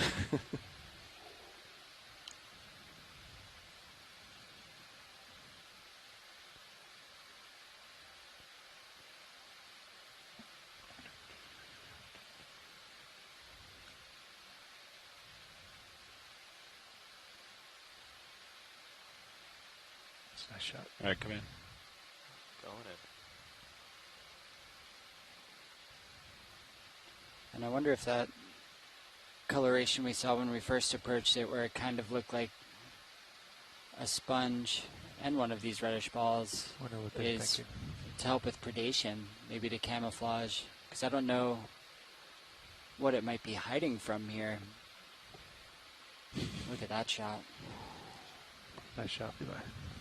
I'll hold this for a minute. Okay. Yeah, I'm gonna come out very slowly.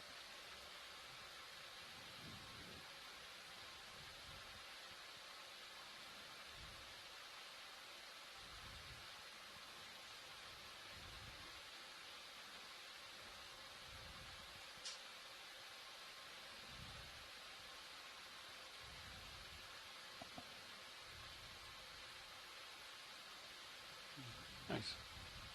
Alright. We'll let him go, unless you need another shot video. You get a medium. Okay. Just 5 seconds. You want lasers on him or no? We did earlier, I think, right? Okay. And I we've gotten a request We did. to sample a Berthella to the right of the octopus. Coming up. Sample request. Just like All the way up. almost nudibranch looking thing. I'll put But I think they're not quite nudibranchs. Walk me there, Sam. Pluribranchs. Orange ball. Need a brain. I think so. There we go. I think it's How's right that? there on the right, just below. Fair. Orangish. Orange Yeah. ball. Red laser. Good. You want the whole rock?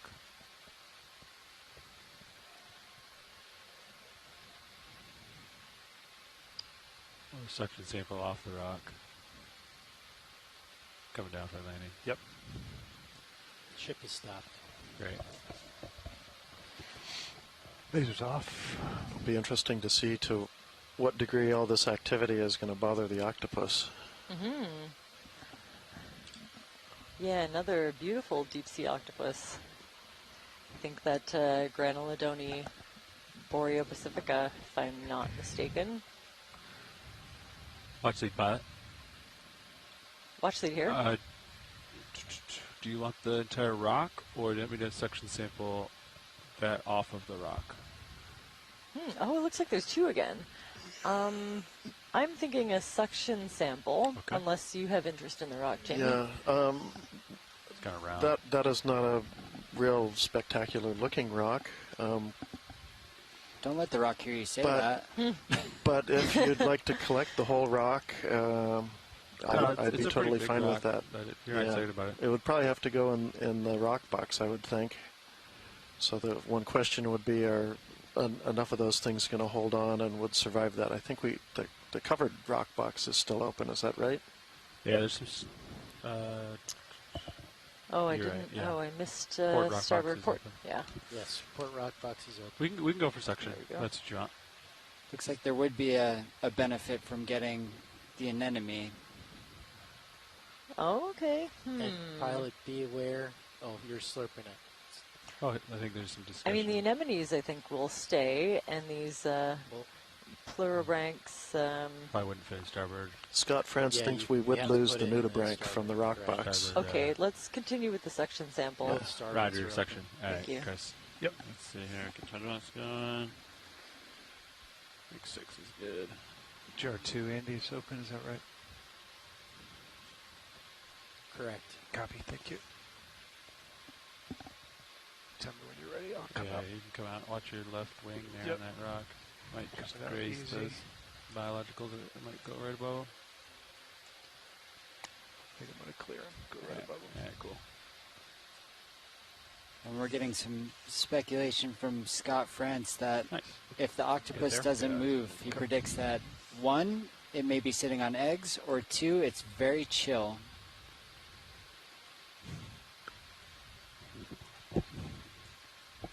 Or maybe it's very chill and sitting on eggs. Yeah, you can draw in. It does kind of look like it may be dirty, in a bit of a protective stance.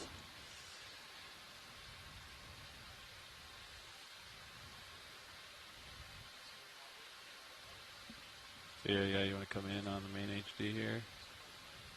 Zoom in. Actually, you can zoom in on. Copy. Just checking to make sure. Zeus and Mini Sometimes Zeus when you paste things into this, HD1 there's a and funny HD2. error. So, just checking to make sure my message came in okay.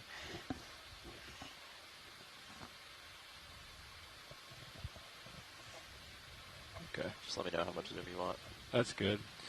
Tell me when. Interesting. Yeah, It's been suggested that if the octopus isn't moving, 700 right it there. might be sitting on some eggs.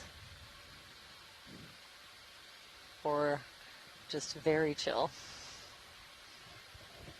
There's one of them.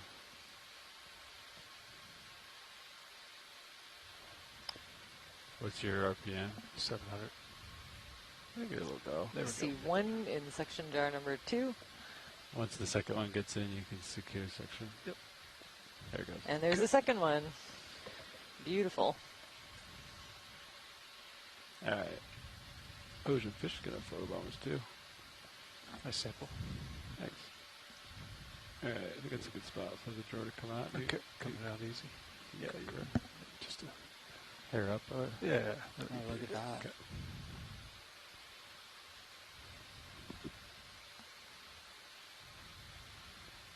Massaging the anemones.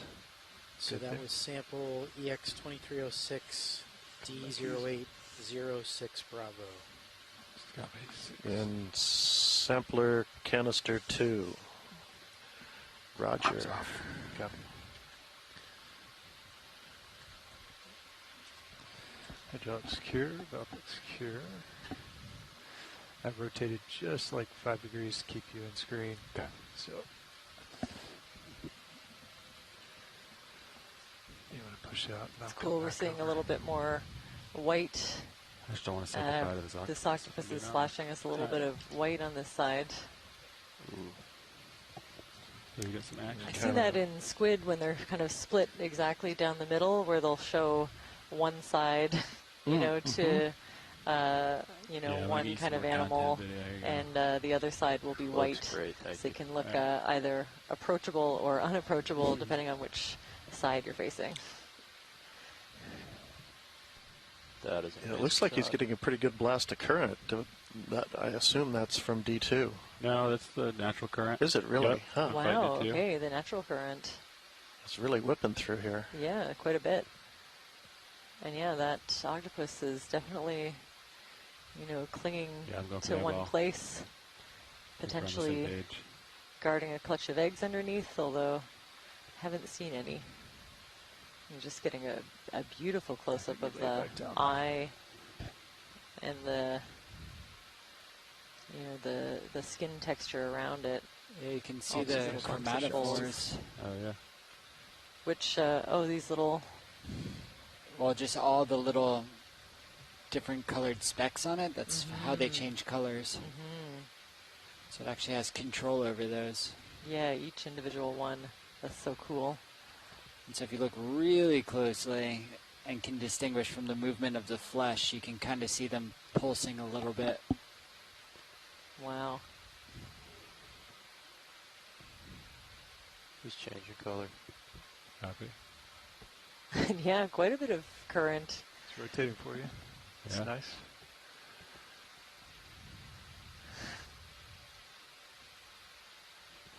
Kind of just waving in the breeze.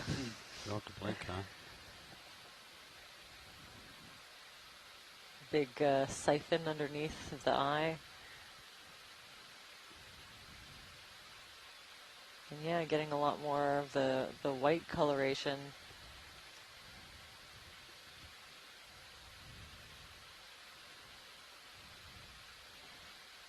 Also not getting a sense of anything underneath it. Yeah, me neither. So I guess very chill it is. When you're done with it. It's really interesting. That's the second sighting in a pretty short period of time. There might be... That was incredible. Thank you, pilot. Yeah, just a sight of particular interest for these octopus. Let me know when you're clear. Wow, yeah, it was just kind of flowing in a really localized current. I'm not seeing a lot of move into the anemones around it. All right, when you push out, I'm just going to turn the head back to 215. Okay. That's where we were, Andy, 215. Is that right? 2. Bye, little guy. All right. Going that way.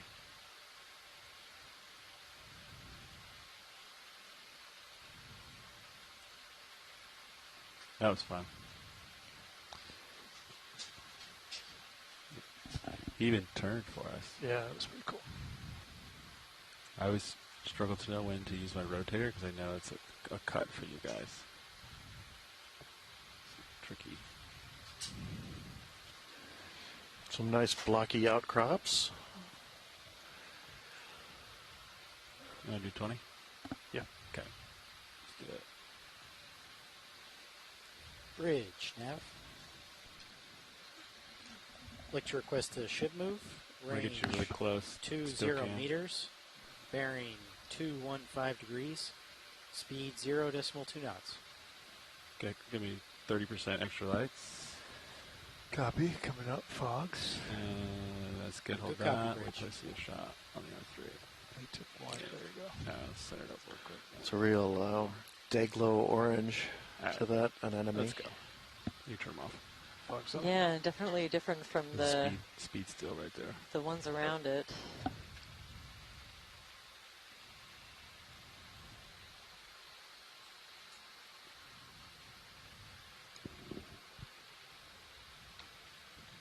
Look at all these. Another big, large, mostly dead base of a glass sponge that's providing extra structure for these anemones to attach to. Some of those stalked anemones that we saw earlier. Just a really wide diversity here.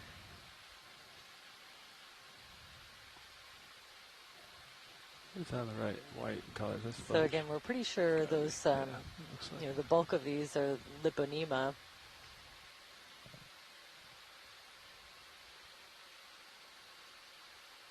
Not even Octopus Friday today.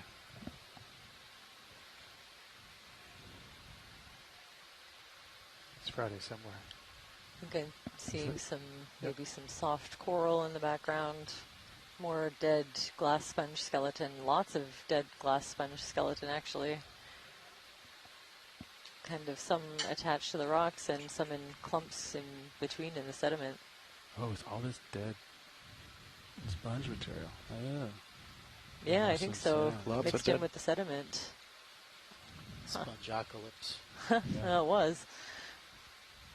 Video or watch. Do you need a closer look at this whiter subject? Or? Yeah, a snap zoom of this would be great. I think it's a soft coral. Okay, let me get close video. Standing by for snap zoom. So this is You can come in.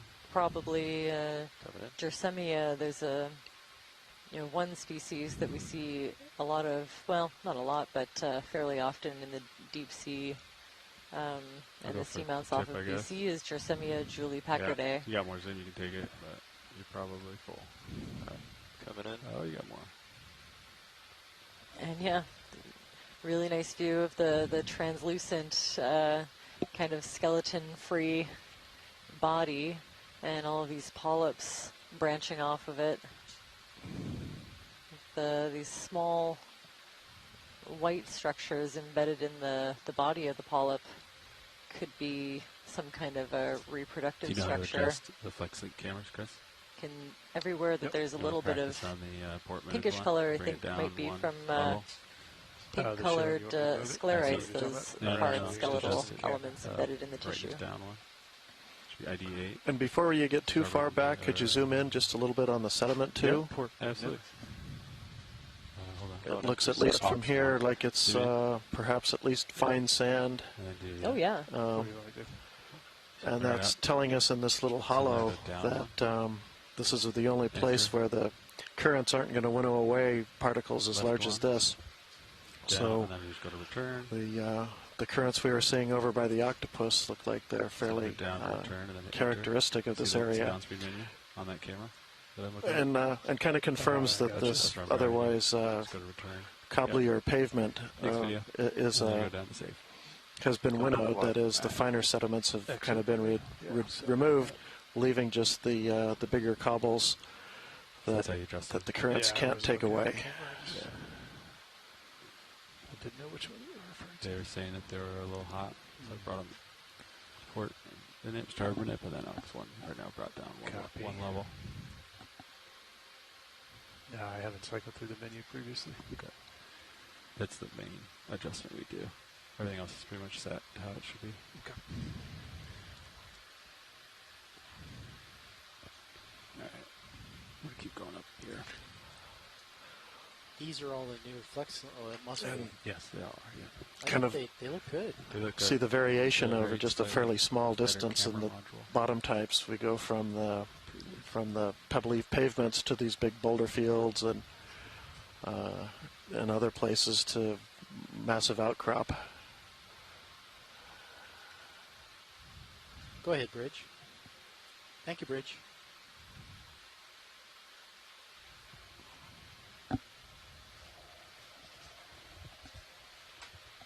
Like this is a game of Where's Waldo, looking for new things I don't recognize.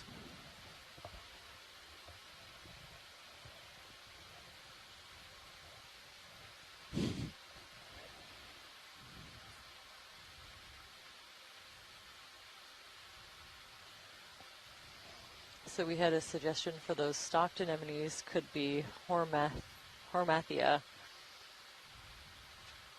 but fairly confident that they're in the family Hormathidae. I'll go for the white sponge, I reckon.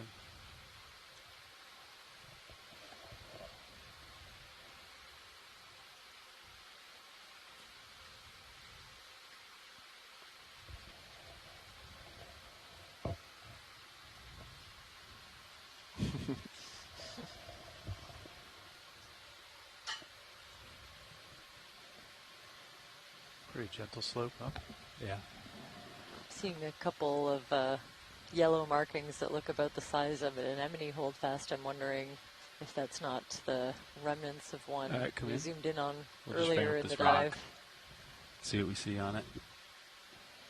Beautiful. So I think this one is safe to call a Faria. There are a number of different species found here. There's something else with a different branching pattern a little bit below it, and kind of a plate-like sponge behind it. There's a pretty wide diversity of sponge to look at on this dive. Huh.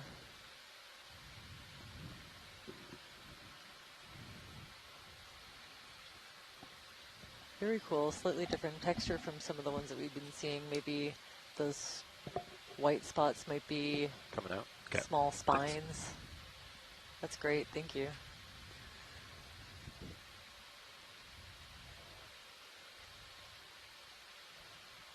Taking off.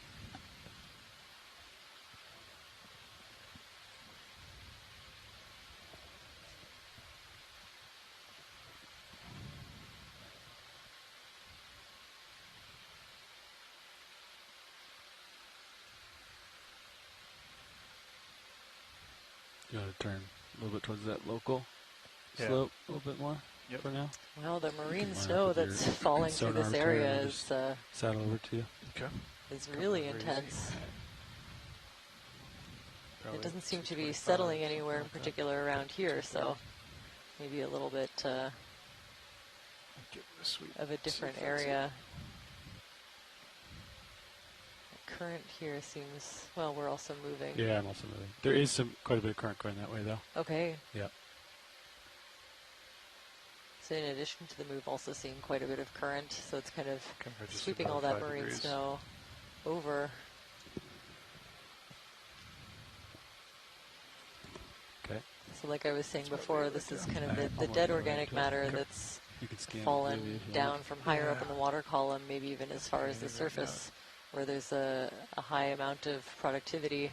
Anything that's not recycled in the water column will eventually make its way down here and be a major source of food for a lot of these filter feeding animals.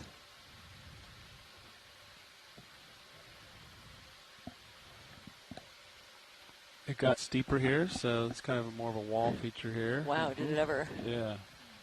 We'll work our way up this here. So we've just hit a pretty steep wall-like feature.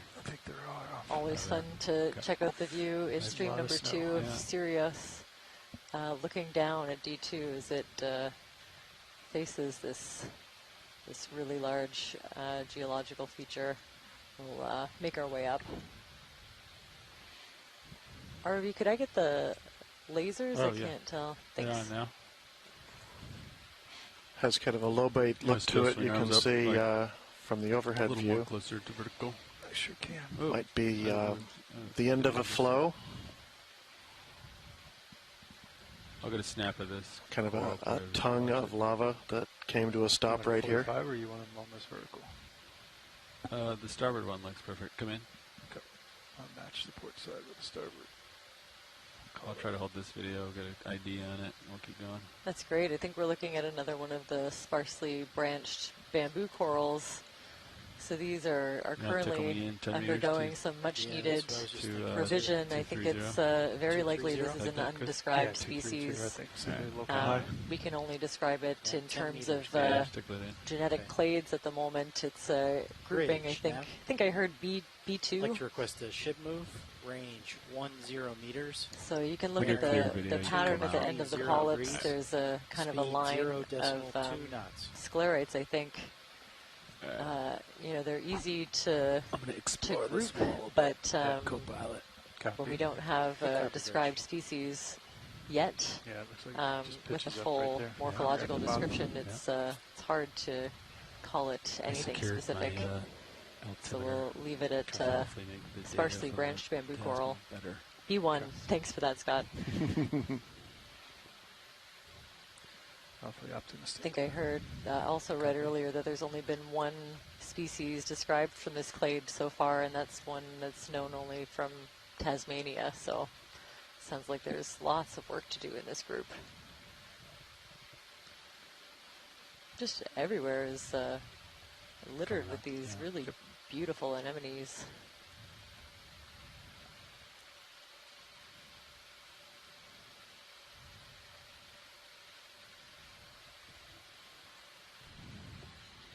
Pretty steep here. They love it here, though, don't they?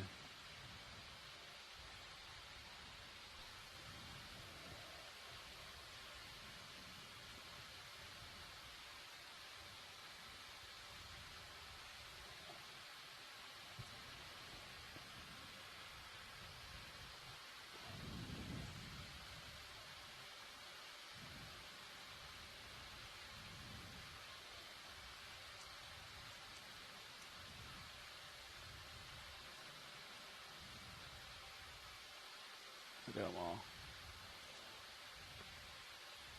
Holy cow. Wow. Just put my head down to type up an observation and looked up, and there's, you know, dozens of these. I'm going to get close. Okay. And then there's a nice clean face of rock right in the middle of all that. Strong vertical joint. Go ahead, Bridge. Oh, as close as I can get you. Thank you, Bridge. Still camera operator. I don't know who I got back there. I'd like to go in for a zoom. Okay, you're floating, so it's going to move, but I'll do my best.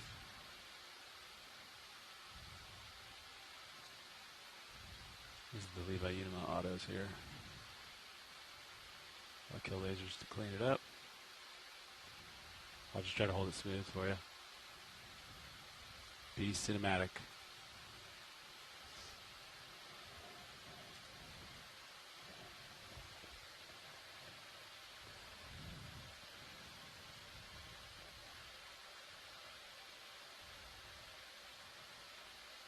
And coming out. Okay. It's pretty nice, you know. Excellent job. Wow. Getting good video at the R3 right now, too. Yep. Reading the comments in the Try to science be- chat, yeah, everyone is really floored. Also, quite a photo few of those actually paired up really Berthella good. sea slugs. There's at least 3 pairs just in this, you know, field of view. Can't turn too much more because that starboard upper. Yeah, I could secure it all the way if you want. No, it's alright. Just leave it out. Just gonna put my face A few right of those in pandalid shrimp in the and go up. crevices in Like between. Flat, like this. And then I'll just come up.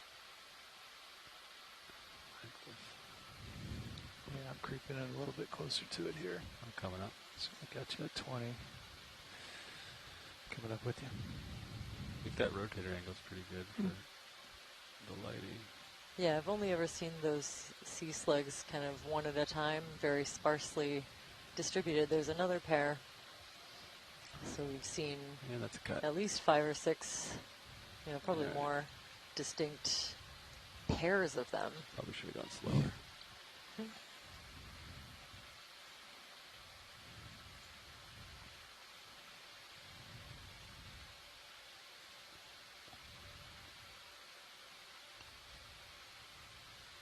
We're getting into some very angular, You feel like you're blocky moving that looking 10 meters, or you think you already moved? I rocks. think I already moved. I definitely creeped in. So I would say if I'm not stopped, I'm pretty close to stopped. Alright. Maybe the arms of a Celaster or something Celaster-like peeking out. Yeah, Bridge stopped a while ago. A couple minutes.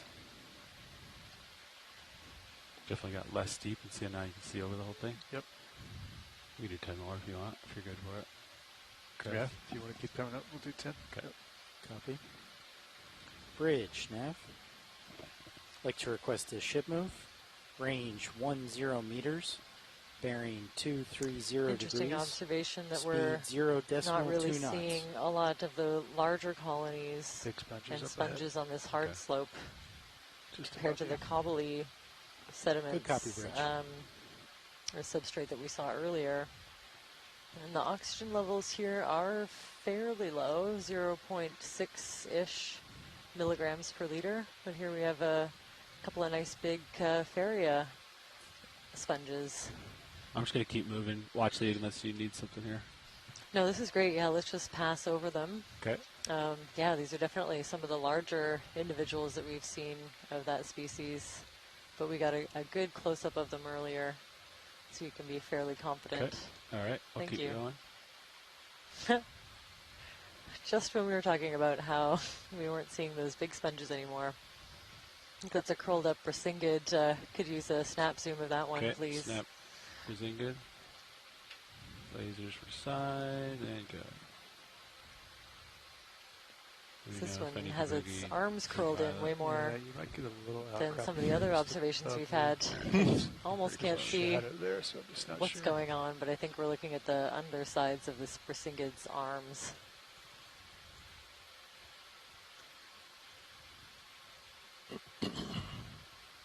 All right, we'll let it go, video. I'm going to keep going. Thanks. That's great. Thanks Coming for up. that. Another one of those big... I love the texture of the wall here. Isn't that great? Yeah. Yeah. Massive. That's pretty vertical right there. Yeah. Okay. Yeah. It's a pretty strong joining in a couple of different directions that actually confuses the eye a little bit. Makes it start to look in places like the rocks are dipping back in towards the hill instead of down the slope. Looks like we made it to the top. This little feature. Wow. Is it? It's kind of bend. It's like slope, Coming slope, around the slope, top step, of slope, this. slope, slope, step. I think that's what. Of this big outcrop. Yeah, that matches the bathymetry. What's over the edge? Just gonna scan. Go ahead, Bridge. On this edge. Okay. Thank you, Bridge. Before I come up and over, I want to see that big sponge up there. Yeah. So the arms of that Brisingid were forming a feeding basket to take advantage of the currents. Another big one off to your starboard, just over the top. It's very cool. It's that one over there. Yep. But I think this is another one of those knobs or lobes of, Yeah, we're making of good maybe little some ledges kind like of this. pastier, Fun. thicker magma that your didn't camera want to really run low. down the hill so much as back just up as well. Yeah. sat here and built a little kind of a small dome Kind of feel like you're on the ground. on the side of the slope. Was maybe the source for some flows downslope, but going to go part of the fish in body background, crab in the foreground. formed here, and as I said, might be an analog for the bigger lumps that we see in the kind of the gross morphology of the seamount that we see in the bathymetry. Sorry. Tried. Yeah. Jam the toe in. Yeah. Stuff to the grab. We're getting another pair of these Work my way back to that sponge. of these spiny crabs. There's plenty of stuff up above it. Okay.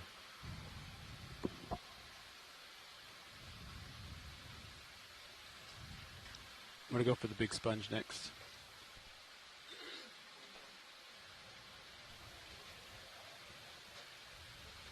Probably going to actually spin around Yeah, it he's facing away from you. because the current direction. Sounds good. Yeah, we'll take a quick look at this Yeah, it's nice flat up there. large for you. kind of.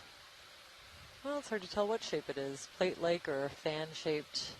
Maybe a little bit of a cone.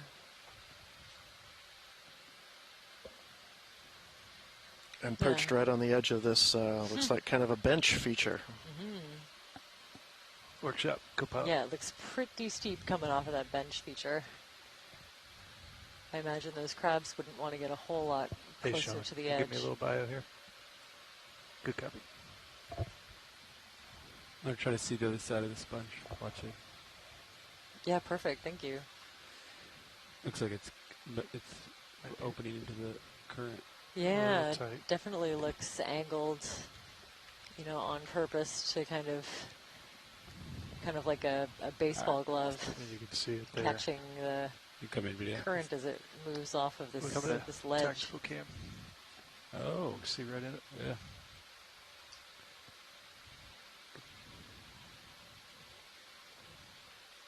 I think you could probably finish that if you want, if you just do it slow.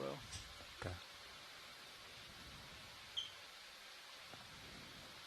Okay, very interesting. A slightly different texture to the outside surface versus the inside. Yeah, I'm having a really hard time placing these. And more of these liponema Got the tether pretty tight, Sean. I'll come back. anemones that we've been seeing just Pilot. covering the rocks in some areas. We just finished this deep section there. You can see where we came from. I'll turn back around towards the direction of movement here. Coming up. And turn it. We're doing like a 230.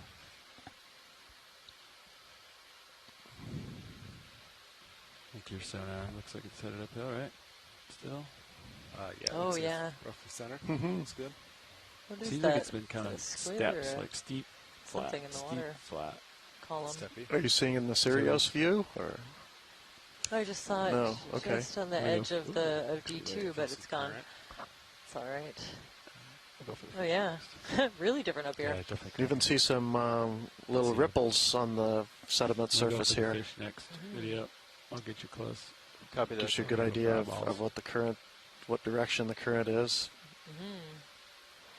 And this grenadier sort of fighting the current to stay in place.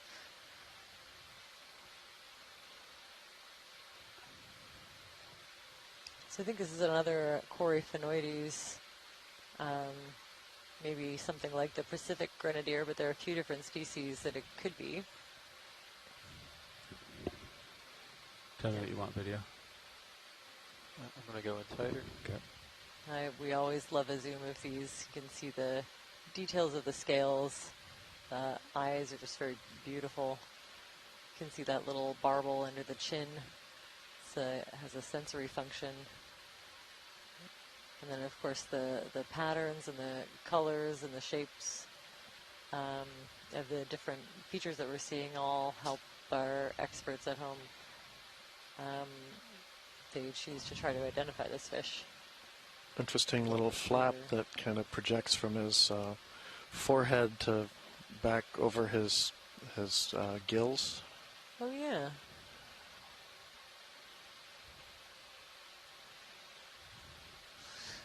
And yeah, it's definitely working pretty hard to stay in one place. Sean, you go 10 meters? 230? Okay, we've had a seconded Pacific grenadier. Bridge. And it looks like that's a sort of a wasteland of those dead sponge bases across this sandy area. It makes me wonder if those are anchored to rock just underneath the sediment, or if they've been carried across it by the currents and dropped here just as the sand got dropped. Good copy, Bridge. Yeah, I definitely am seeing like that big one at the bottom there. Looks like it's the base. So that would make sense that it's associated with the rock. Video, let's snap on the white super reflective thing here. What is that? Oh, is it just a sponge? Just a sponge. What is that? Actually, maybe a shell of some kind. Oh, got it. We'll let it go. Thanks. Yeah, that's great. Always good to check.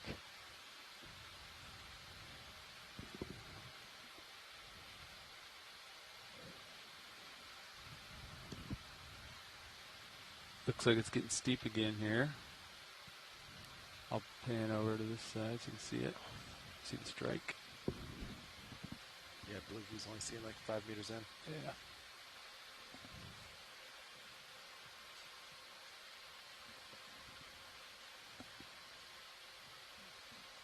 Tilt it up a little more, see if I can see anything.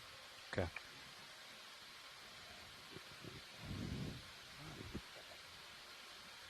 Yeah, see 10 meters out. It's still pretty steep. Yeah. Yeah, and you can't see over it, right? Doesn't look like it.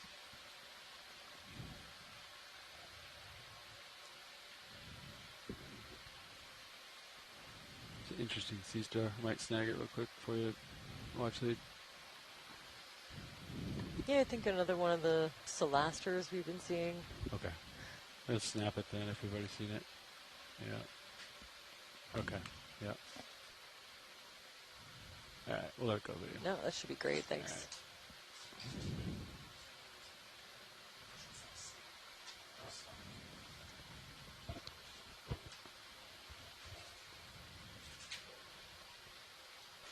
There's a 10-meter move. It got steep again. Yeah, Sean just told me. Thanks.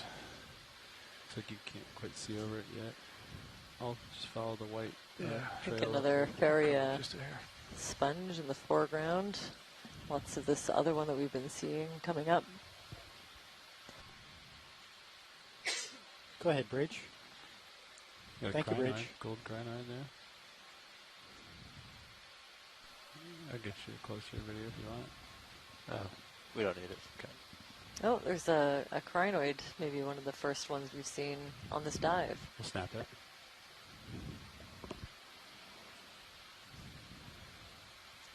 Kind of a brighter yellow, reminds me of the Florimetras. You can feel my struggle. Okay. Sorry. All right, I'll just try to hold this.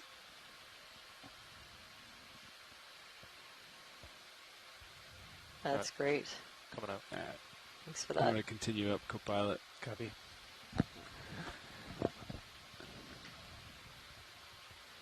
Hey, guys, Copilot happy.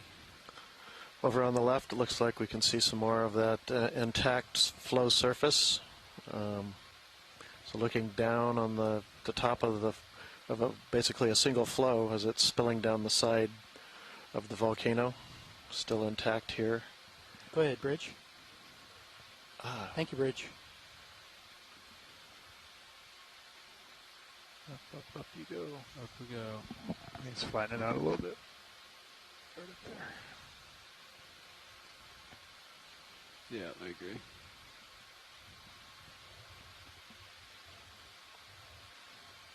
I'm going to go for the guy sitting on the ground here. What are these called? Not holothorians. Do you maybe get the sense as you and Sam were talking about maybe these lavas look a little bit different than some of the other seamounts? Maybe they're a little bit more fluid and runny and kind of spread out into broader sheets as they cascade down the slope. Yeah, especially with all these like gaps and Going empty upwards, spots, just seems pretty different. Just chilling. Yeah, that's good. Love it. Another one of these sea cucumbers, probably in the genus Panikia.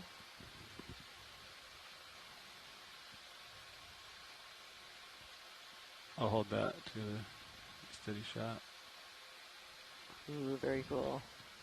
You can see some of the longer, kind of long, thin projections coming out of the top of this sea cucumber. Lots of very cool patternings in the dermal layer, especially near the top. Okay. And these kind of interwoven, like branching tubes, those are all Faria or Fariid sponge of some kind. Go there. Watch it. Do you want a close-up of crab mouth parts? Or oh, sure. Let's do another one. I'm not convinced we can see these things, but this will be the way to find out. We'll go to the max zoom and see if we can find some almost microscopic structures associated with the mouth. Somebody pointed out, and I think I got this right, that the little symbionts we're looking for in the mouth parts were not in crabs but in the lobsters. Well, we did get a request to check the crabs out for them, and I love this request. Love any excuse to go searching for teeny tiny things. We're getting really lucky. Wow. And that's max zoom, I think. I'm not seeing anything that's jumping out to me as potential. I don't know if it's a parasite or a symbiote. Yeah. Wow, there's a lot going on inside that carapace, though. Very cool. Love that view. So I'm not seeing anything, but it's possible that someone going back, taking a screen grab of that, and then blowing it up might see something that I don't. This fish is a little bit bigger than previous ones, I think. Maybe not.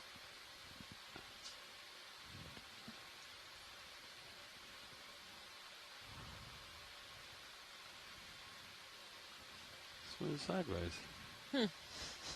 Almost upside down. Yeah. Wow. All right, there we go. It's upside down. Yeah, fully upside down. Okay. And what's that he's next to? Oh, that is a dead sponge skeleton of the Pharias we've been seeing. You can tell it's kind of maintained that shape. They're very thin and delicate, so I wouldn't expect them to last for very long. Look at this. Wow, just showing off. Oh, and then he runs into the rock. Yeah, that's what happens when I show off too.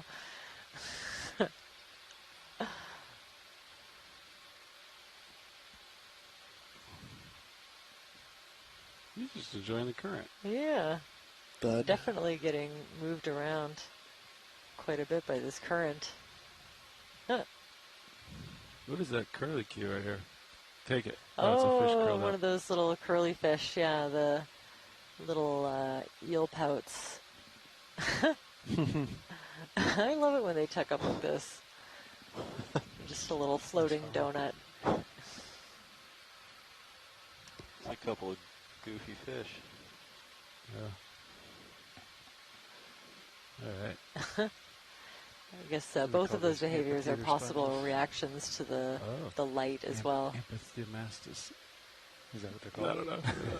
There's epithemastis. I can't remember what that's. Let's get 10 in, 15. We're seeing quite a few of those bigger clumps of Faria-like sponges in the background too. They can get pretty large. That sounds good to me. You find relatives of these in yeah, sounds good. Thank you. In the sponge reefs, so they're not. I'm waiting on some tether video. I'm not go one of the for main orange two in the reef foreground. forming Come in on sponges, fish. but they're often Like to request a associated with ship them. move.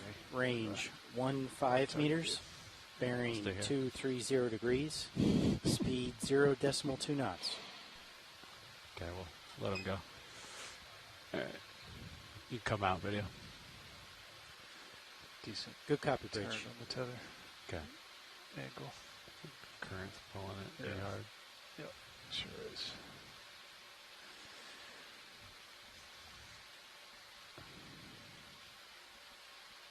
That is where we're going. I'm going to head to that big sponge and crab next once I get enough leash. Sure, sounds good. I'll just try to zoom on stuff close by while I wait for the tether. Find something photogenic. White puffball. What is that? That rock. Some more an enemy dive? white sponges. Or the guy down there. Yeah, that little guy. Kind of along the way. Small. Once we get reoriented, we're going to go and take a look at some of the larger Farias in the distance. All right. Let's look up a little bit.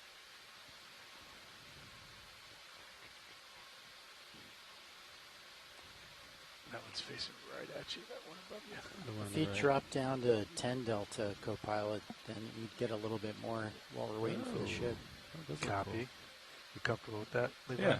Oh, there's a skate egg. Skate egg on that sponge. Where? I think so. The one to the right. No, right. the one that you were just on. Over here? Isn't that a big old skate egg? Yeah, wow. Okay, I'd love to get the lasers on it for a measurement. Lasers are up and they're out. Thank you. Wow.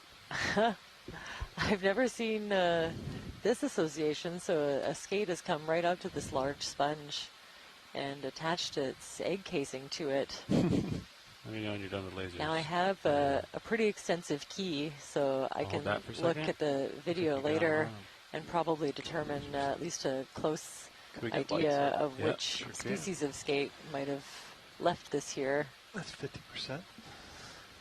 Thank you. Feel free to request more or less light. Beautiful. Love to see how it's attached to the sponge. Was it? Yeah. You can see the video.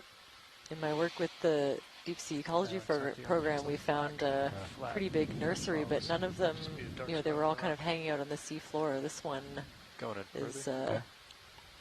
is attached to a sponge, which is a very cool association I've never seen before. Really interesting striations running the length of this egg casing. Huh, look at black goo. Yeah, that black kind of mucusy material at the end I haven't seen. And it looks like... I'm trying to hold still for you. I'm I don't know, just the little... Go ahead, Bridge. Think arm-like structures at the end of this casing are kind of just hooked on to that mucus, and it's maybe caught up in the sponge. Not sure where you are, but beautiful. And then these are all I'll get you closer, Nate. crinoids hanging out on top of the sponge. I should have known. He's at F2. He's the only one that shoots that far open. When I used to find these on the beach, we called them mermaid's purses. Oh, neat. Yeah, sure. Yes, that's right. Of course, the ones that I found are much smaller. Ron, I think we're moving too fast for F2. Looks like these guys might be perched on a little promontory on this flow top that looks like it's maybe been pushed up and might be, as somebody wondered about earlier, kind of a gas escape structure in the surface of this flow.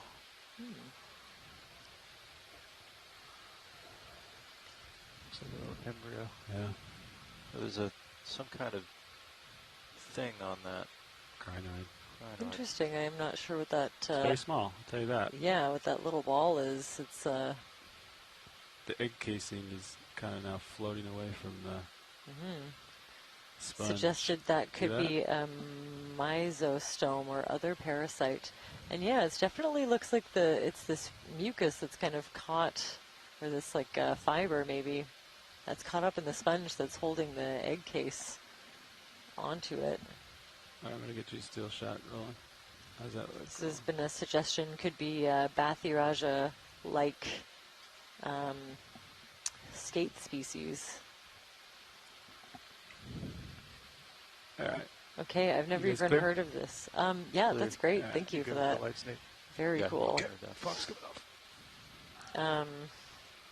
Yeah, a couple of votes for that that funny thing on the crinoid arms. Maybe a mesostome, which is something I've never heard about. Apparently, they're very weird polychaetes, relative of annelids, specialized to inhabit echinoderm arms. That's very specific. This guy next. Copy.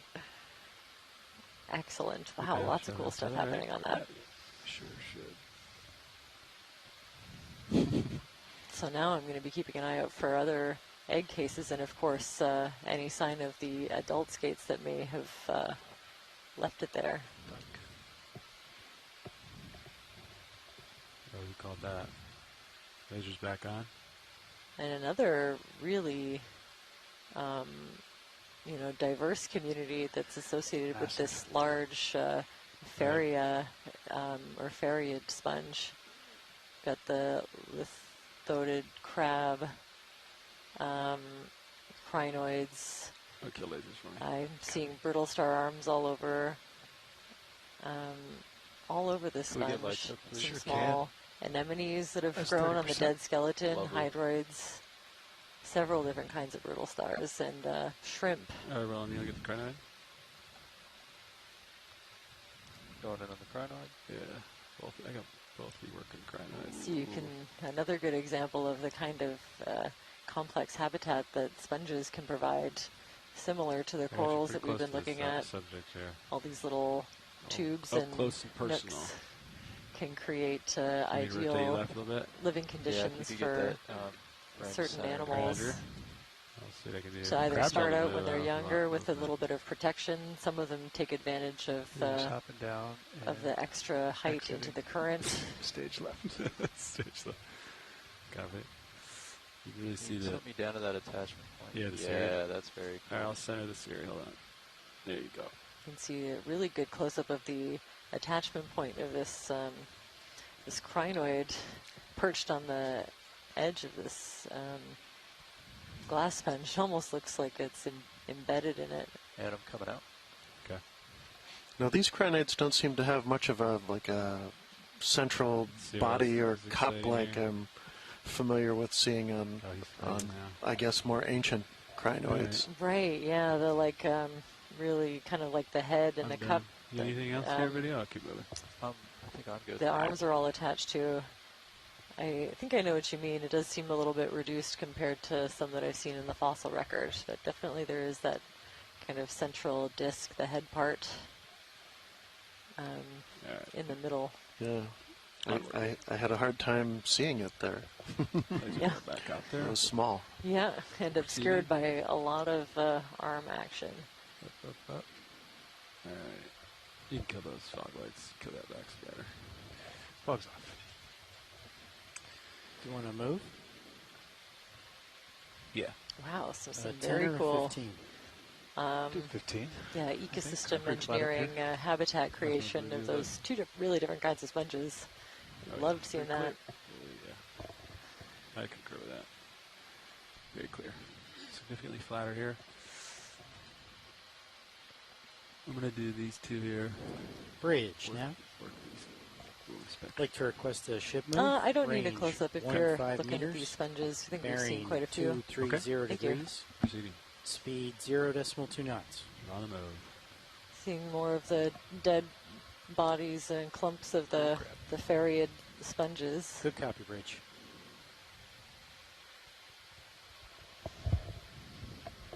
Oh, cool rock formation over here. See, it's like a broken flow, kind of.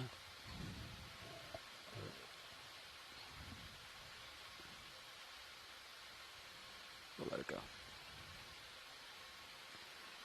Oh.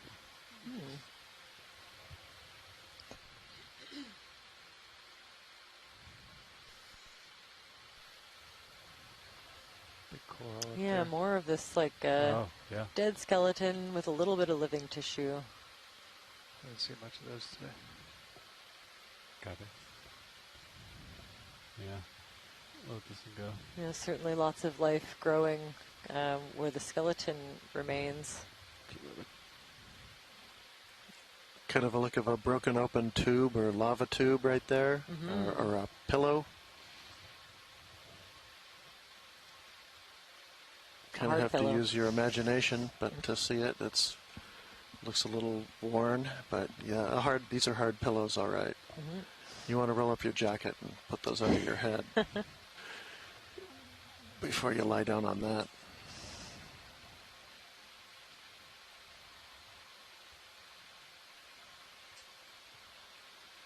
Wow, lots of these huge dead sponge skeletons.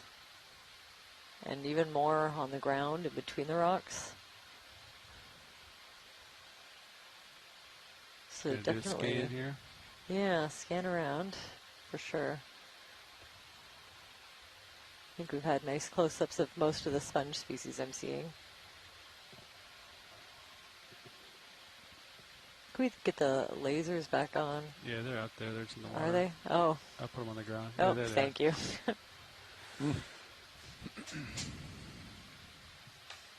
All right, and coming back towards direction of movement. Try to go slow so we don't get sick. Little fish. Oh, cute little fish. Maybe another one of those eel pouts. I wonder what the white is in this dead sponge, if it's like partially alive or... Good question. I would take a look at that, actually. What is the white encrusting stuff on this big dead glass sponge skeleton? White veins here. I'm going to guess worm from back here. All right, come in on white veins. Coming in. Yeah. Go ahead, Bridge. Thank you, Bridge.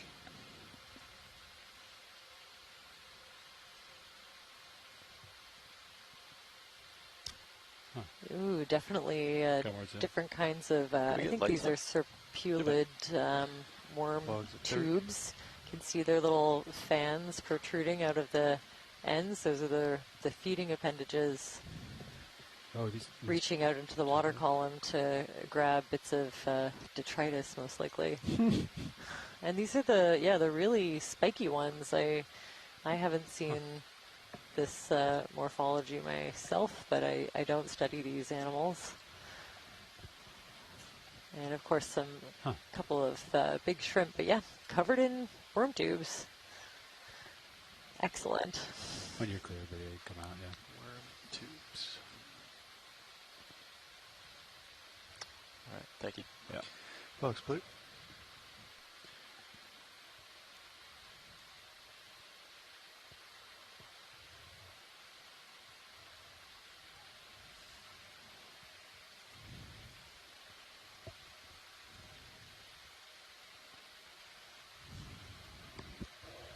I keep wandering to your starboard. Don't come back center. Oh, there's a rock I can check out.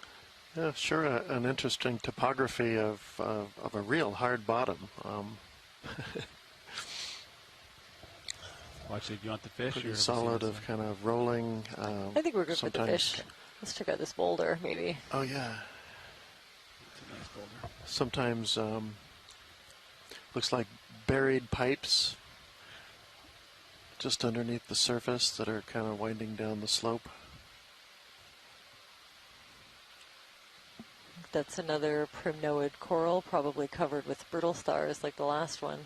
We could get a snap zoom, but I think we got some good imagery of this earlier, so don't need to stay, just a quick snap to confirm. Ready for snap? No, not yet. And give us a chance to have a look at the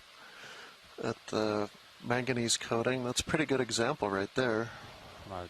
I won't be able to bring that back though. I think that's too big. nice sponge on it, lots of anemones. I think we could do a lot with this sample.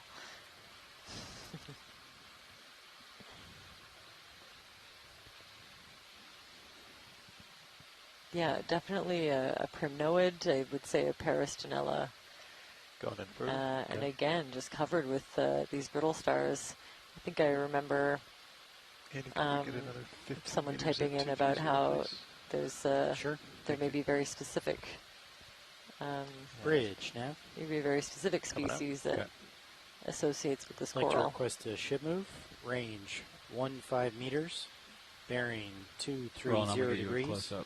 Speed 0. So we have had a couple of really nice opportunistic collections on the biology collections when we bring up some rocks for geology, and I have definitely collected a few circulid tubes. They don't come off very easily, and usually in a couple of pieces, but we do have some for morphology. And we could even, Can we get lights up? You know, if we find one on this dive, we could even put one in for genetics, if there's interest. All right, scrolling down it. Yeah, there it is. All right. You want it? Nate, you can take it now. Video's turn. All right. Nice close-up of this Liponema. And coming out. Oh, we got one of the stars of the show on this dive. We've been seeing them everywhere. They're huge, really beautiful anemones, and a brave little crustacean hanging out at the base of the tentacles. All right. Fog's clear. We're going to continue here. Perfect, thanks. Back away from the rock. That's a nice rock. Nice boulder. It's a good rock. What do you think? Nice boulder. Two hands, might be able to put it on the roof. Yeah, there we go. Just put it on the roof rack. All right, Chris, this is where we're going? Yep. So that was an amphipod we saw clear, in and around the base of the anemone tentacles. Flat on the blue view. You get a blue? It's not a fish. Is it? Got me. Got me good. Yeah, we're on the mood. Actually, can we do a quick zoom on that balled up mushroom coral? Yep. I think you're honing in on it. Oh, and then something behind it, maybe a nudibranch. All right, video. You can come in on the ball here. Ready? And landed, yeah. So it's all of its arms retracted, so what's going on? Or is it just, is it? Okay, so this is one that we haven't seen a lot of, a mushroom coral with the polyps completely retracted, you know, all the way into the tissue of this little capitulum or the cap of the mushroom coral. I wonder if it's because and I can see a couple of, I think a couple of different sizes, different size fractions of polyps. There are a few different genera. Closer. Getting a little bit better at differentiating, but I'm not sure. I'll hop over. Thank you, Bridge. And probably a Tritonia nudibranch behind it. That was great. So I'm thinking possibly, well, we have Heteropolybus, Anthomastus, and Pseudoanthomastus, and I'm thinking maybe Pseudoanthomastus.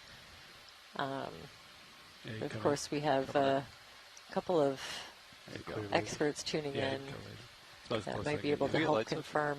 Sure can. Fog's up and there's a note a little bit. I'll pan left to the other guy.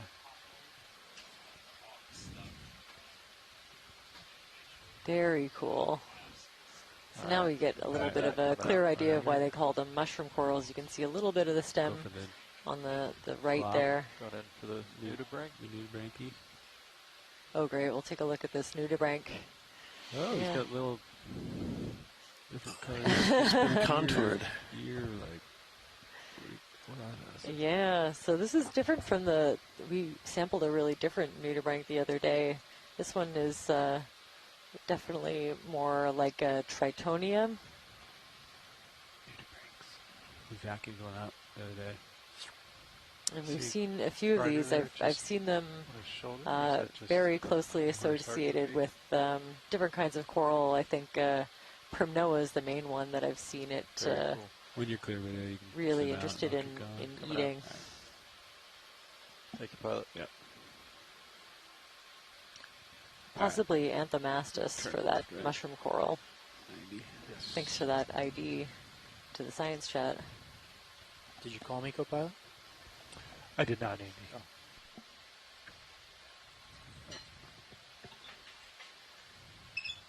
That way. You still got that as uphill? That is the way.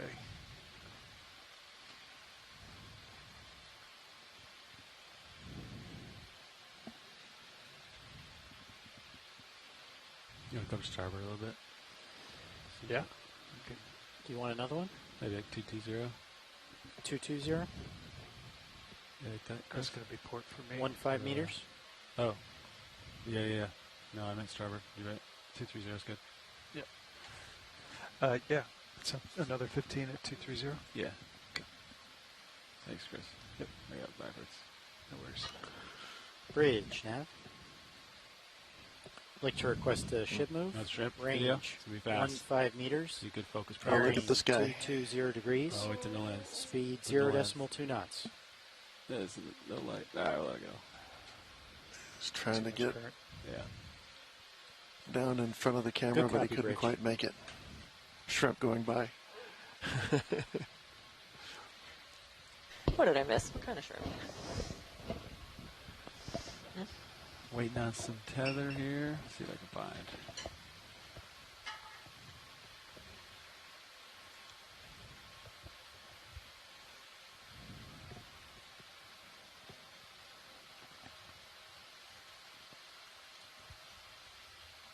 Fog's clear? Yeah. Maybe we'll do a geology zoom while we wait. You want to zoom in video? On Sure. Let's zoom into this kind of new substrate we're back into. We've seen a little bit of this before. We got a little bit more cover of looks like the marine snow, but kind of that cobble-size angular fragments. Some of them looking pretty rounded and polished, but mostly pretty angular. Pavement again. Now that we're away from the big outcrops and the big random boulders. Does anybody see like a very strange black sphere? Oh, yeah. Oh, you think that's on the brittle star? I don't know. It's so small. If I Little zoom out, I'm going to lose brittle it. star with a... Right in the center there, there's a brittle star that has a big black ball on it. Yeah. Ooh, very cool. Oh, yeah.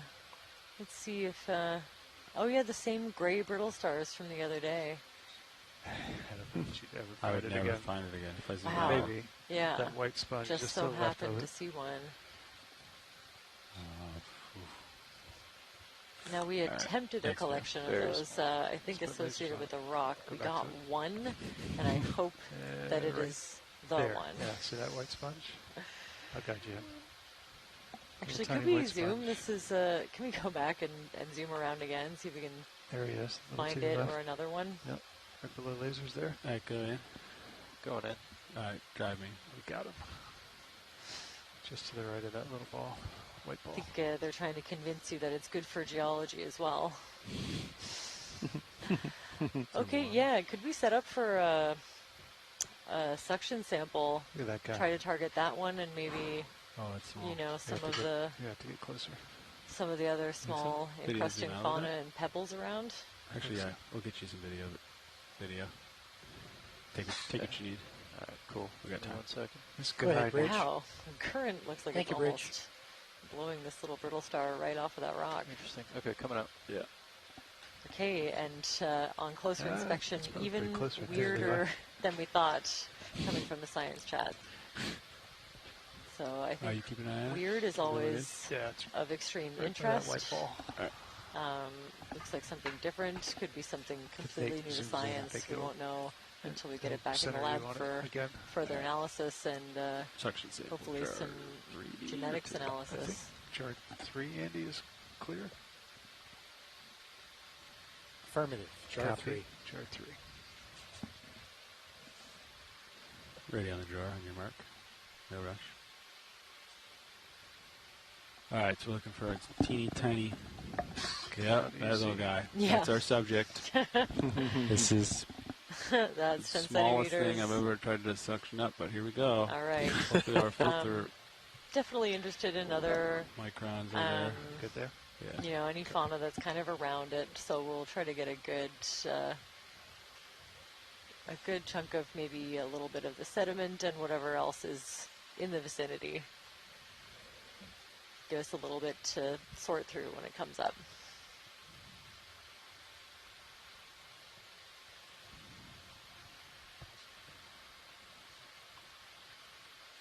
Sorry. Copy coming in. Easy. I like to think that at least one or two of the Gonna the make my brittle camera star right there.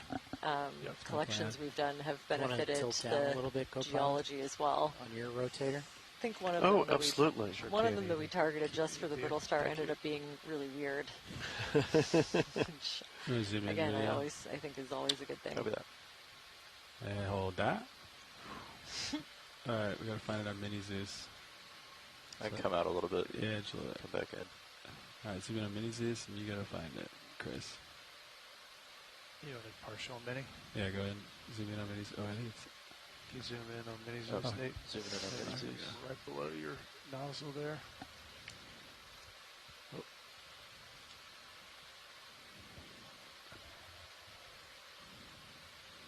Gotta work out the 3D-ness here.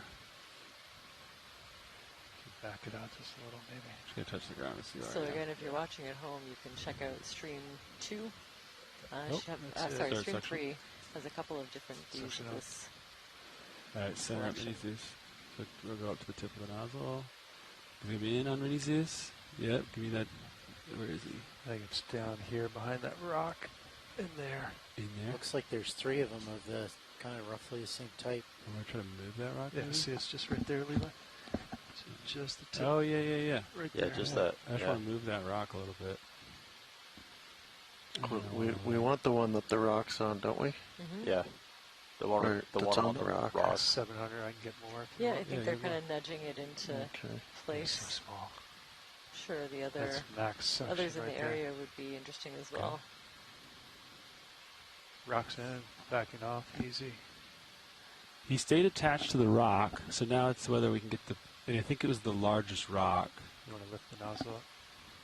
So it's the one that's in the center now. That Oh, out look of, at this out one, of the Chris. 3 Look at brittle that one. stars, it's the one in the Oh, a little middle. bit That's bigger. I think we got one in, okay. attached to Still a don't see it rock. Come through though. I haven't seen the rock How come much over the suction? jar The yet. black blob is still there. It's on the rock in the border. Oh, okay, there's the rock. Okay. Obscure suction. Copy. Is that the big rock, you think? Yeah. All right, so watch lead. We saw one Mhm. with the black center disc, and it was attached to a rock, and it went in, and that rock spun around quite a bit in there. Okay. Do you want me to continue suction and get Yeah, this could one we try as to get well? this, the one in the center there as well? This Yeah, it little looks guy, like it's that moving rock around a might little be bit. easier Might to be get. ready to let go. All right. I know it's a really awkward angle. Right there. Yeah. That's it. Oh, it's up there. Yeah. This one? Yeah. You want this in the same jar? I guess. Okay. Yeah. tell me when. Yeah, you can go. Okay, suction's on. I don't know if you want that left one or the right one. Left. Okay. Ooh, got him. Coming All right. Nice. Separated from the rock. This one was separate from the rock. Watching the jar. Okay, all nice and eyes easy on the in jar. section right now. You can ease them in. Is Yeah, it the trying brittle to. stars we're after? Yeah, the brittle stars. Okay. One should be in there. It was attached to the rock that's in there. Mhm. One came separate from its rock, and he's doing easy on the suction because he doesn't want to traumatize it too much. It's in the hose system. Perfect. So now we're just watching, and he's slowly increasing suction.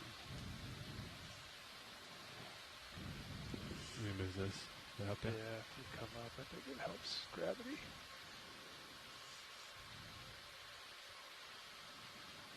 Slowly. There it is. Okay, Yeah, it yeah. lights up on the light jar. There's something. It was a rock anyway. I don't think All it right. was from the original collection. Okay. You want to jog it and see if we can see anything in that number 3 jar Yep. on that camera. You can kill suction. Know the suction. Suction closed. There's one. You see it? Ooh, Oh, yeah, there we go. Eyes on. Yeah. Eyes on. Beautiful. There's definitely one in there. Look at that. 82. Okay. Can confirm 1, maybe 2 brittle stars in suction jar number 3. You can zoom out on my And did the cameras. rock come Yeah. through, or are we Let's going to... do this. And There's watch definitely it. some smaller pebbles. Yeah, go ahead. Okay. Is this going to be a geology or a biology sample? Bio. I think we'll call it bio. Okay. You can zoom out on Benny's video. Yeah. You can do your drawer thing if I'm in a good spot. So this should be ID EX2306-D08-07B and canister 3. Oh, 8. Must have missed something. Oh dear. Oops. All right. I will download this and Hold find it out. there. Yep. So am I behind one? Oh. Looking straight Okay. down at you, by the I way. think we're on 07 maybe. 7, yeah. That's what I had. Oh, sorry. I thought you said Yeah, you can 08. sort up there, so- There we go. Yeah. 07. Dive 8, 03. yeah. Okay. Yeah. These Sorry, numbers. I misheard. Okay, I Arms think off. we're good to Nice. continue. 2 of them, mate. Well done. All right. No jog's coming off. I'm taking off. Let's see. Top back secure. I spined the video. They wanted it. Yep. Did you miss me? Hey. Nate Oh, Eagle, really? I did. Yeah, Nate saw it. Well, and I couldn't help notice, but he was shooting f2.5 on that camera. 2.5 on what? On f-stop. Yep. Did we have quite a bit of light? Yep. Okay. I'm going to follow you out back to 45. All right.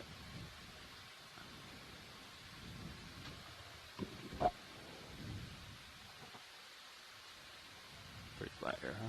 Yep. Yeah, look at blue view. Can see every rock in blue view. I'll go for this rock next. All right, I got you at 45 there.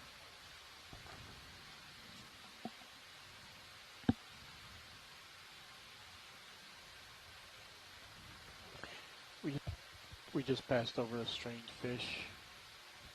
It's orangish in color. I missed it. Sorry, Ron.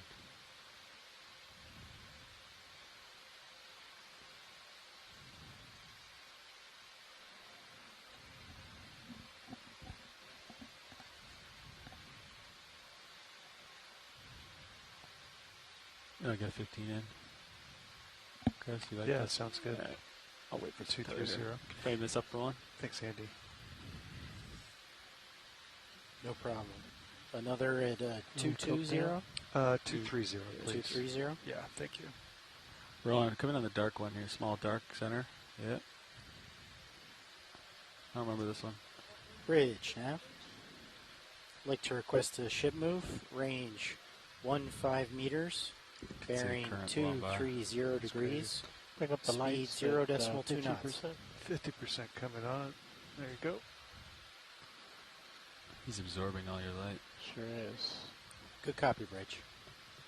But I had just a little bit more to push that brighter stuff out of the shot to make it lighter. Okay, is the darker, maybe one of those Cerianthid anemones that we were If you get closer to it, I hunting can light around it for up. yesterday. All right, Roland, come out.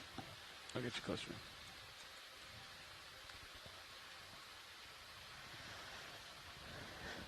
That's still the fog's at 50 roll. Yeah, that's fine. We'll see what it looks like. Yeah, everything's kind of really getting blown around in the current. Come in. Hopefully I brought up a bunch of dirt, so hopefully the current blows it away.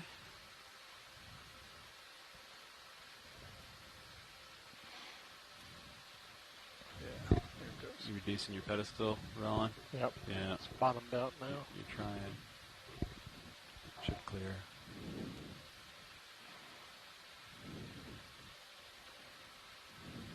Hard to focus, huh? It's so dark, huh?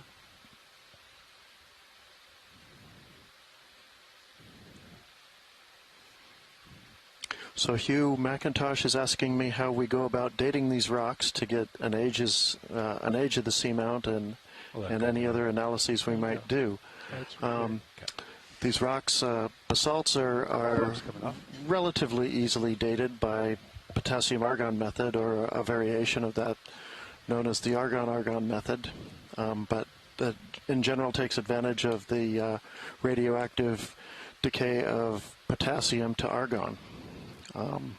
These rocks are actually relatively low in potassium, maybe less than a half a weight percent, down to even 0.2 weight percent. But for something this old, again, we assume something in the range of 17 to 20 million years. There's plenty, and certainly plenty of time for argon to accumulate with radioactive decay.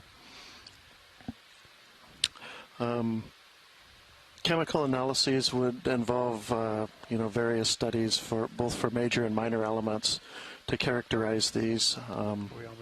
Technically, these are a little bit different from your normal garden variety basalt, or from the typical mid-ocean ridge basalt. They're often. Which bottom time layout? My understanding of most of these seamounts is they're alkali basalts and maybe what we call a trachyte basalt or trachytes. Good. Thank you, Bridge. We have 2 hours left on bottom. They're even they would be even lower in silica by a few weight percent than your average basalt, and that might make them even a little more fluid than what we normally see. We're at 1288. Contours at 1310, so a little bit different.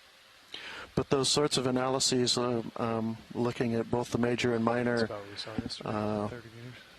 element assemblages or percentages that are in these rocks, would allow a good igneous petrologist to distinguish between, say, a mid-ocean ridge basalt and a hotspot basalt, and which in turn are very chemically distinct from the kind of basalts we see on the continents.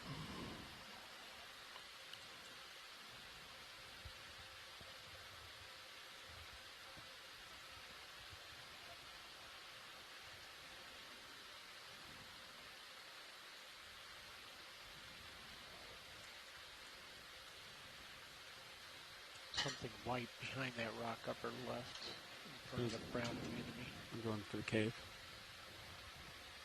Copy, upper left. Oh, a chitin.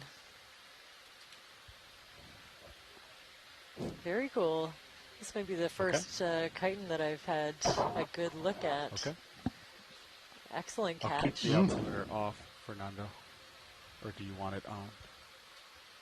I think we should have it on, since we keep it on in normal operations. Okay. A carnivorous chitin of some kind. Yep. Okay. Carnivorous. What kinds of things would a carnivorous chitin eat? Putting that out to the science chat. Huge mantle, so that the part that's kind of spilling out from underneath of the hard chitin shell. You ever put your lasers on? Ooh, okay. They use the veil or the mantle to trap crustaceans underneath. Excellent. That way, Love when it that. takes your DVL, you'll still have altitude as well. I didn't know if you wanted some data. So whip coral, Well, I think rock baby back. so. The software that he's going to run does an FFT, so it'll tell us the frequency of the interference. Oh, so cool. we should be able to, narrow it down to an instrument by that. That's really cool. Yeah, I think so too. Before you transform,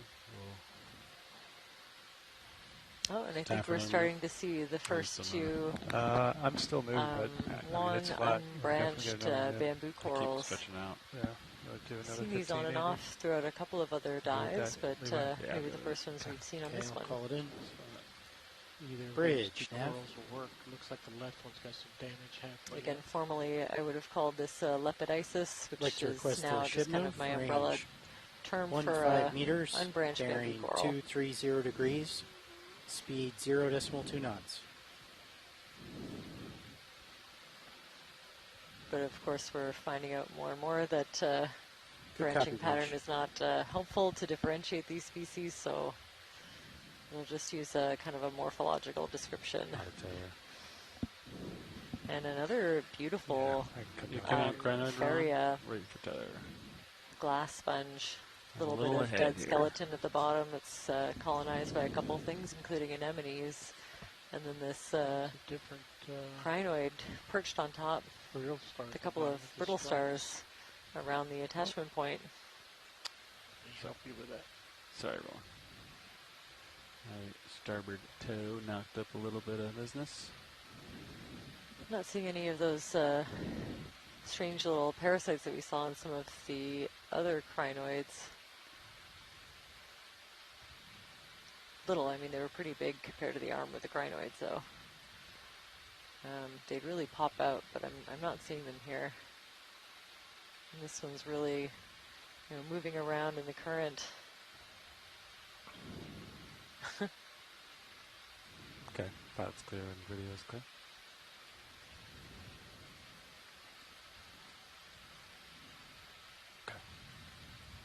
And I see brittle stars kind of woven throughout that network of branching and merging tubes. And is that a pile of organic debris to the right, or is that sediment? No idea. It has it's overhanging in a way that makes it look like it's certainly not loose sediment, but. Okay. Come in on this. I think that's what they're talking about. And maybe that's just another one of our flow tops with the holes through the chilled margin. Just really encrusted. Here encrusted, so we're still right near the flow tops. It's really kind of remarkable how those are making up the outer surface of this volcano. Dusting it out. So I wouldn't mind a zoom of this unbranched bamboo coral. Yeah, there's a different one to the left I'm going to go for. If that's okay. Sure, yeah, take your pick. Okay.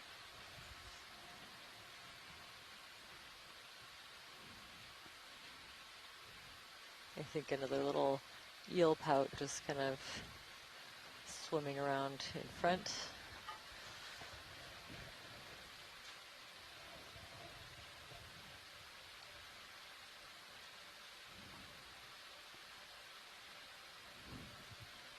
Go ahead, Bridge. Thank you, Bridge. Video. Come in. The steel camera, aren't you? Yeah, I can do still helps here. Just looking down at it. It's not that good of a shot. It's pretty dark.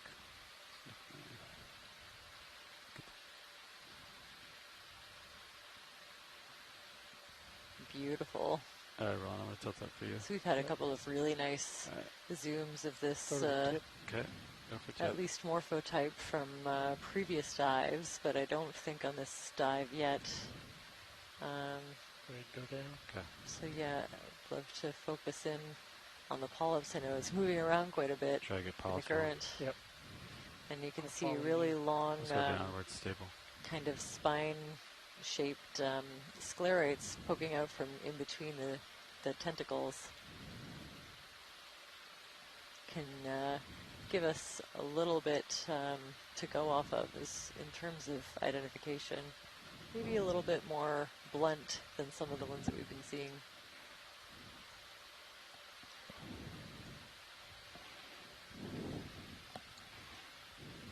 see what happens when we bring the lights. So we've just passed through 1,300 meters depth. We're at got more zoom video. About 1,290 right now, and so we're right kind of on the edge of the summit plateau, and looking like things are flattening out just a little bit as we make our way forward. Now that we've kind of rounded off onto what I'm calling the summit plateau. This particular seamount, Denson Seamount, seems to have a little bit more of a curvature. In other words, we still seem to be heading for the next couple kilometers. You continue on a much more gradual slope than we've been on, but nonetheless still climbs several hundred meters on up to the eventual top of this particular seamount. All right. And that's our position there, just kind of coming up to this, to sort of the edge of this. I think we're a little higher than that. I think he might have gotten stuck there because it's showing an elevation there a little deeper than where we are. Okay. So we're kind of more like up here, which I think is about there. Well, very cool. Well, it feels good. Kind of get so distracted with sampling that we, 15 meters big rock. Didn't make some headway. I think it's that white guy's probably on it.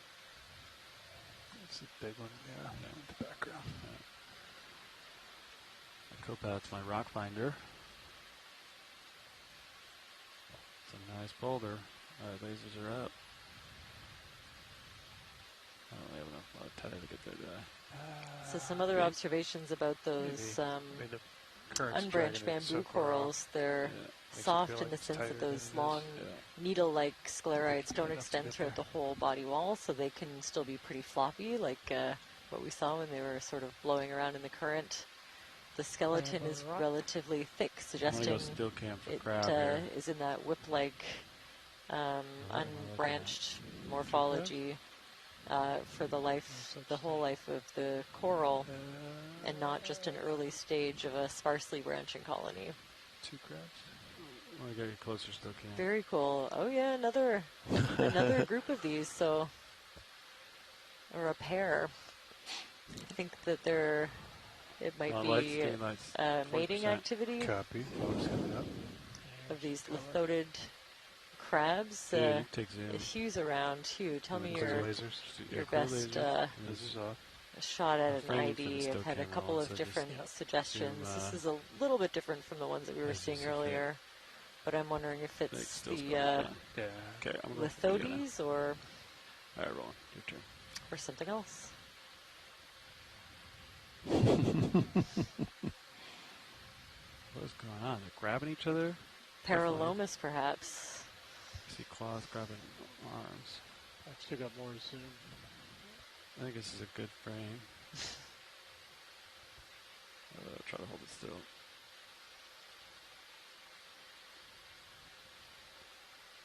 So yeah, definitely seeing that one big claw around the other one. Nice. Oh, there it is. Oh yeah, got a good grip. Okay, Paralomus. Suggested by a few people in our science chat. Do we want another move? Gonna take a medium 10. Yeah. It's very cool to see all of the texture of those zoom out video, get the hair-like projections coming out of the legs, the range spines 15 meters. Every part of the carapace, pretty much, all the way to the legs and the Speed claws. 0.2 knots.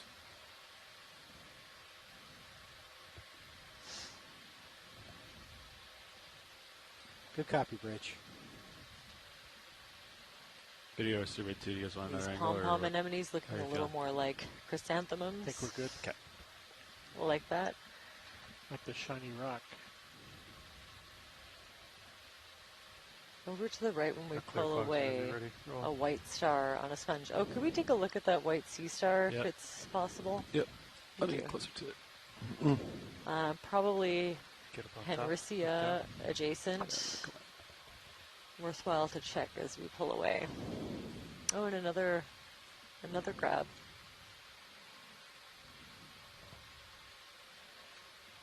It still fogs at 50 roll, or at 40. Alright, come in. Video zoom in. We're going for the star, the white Right. cut, the white star for identification.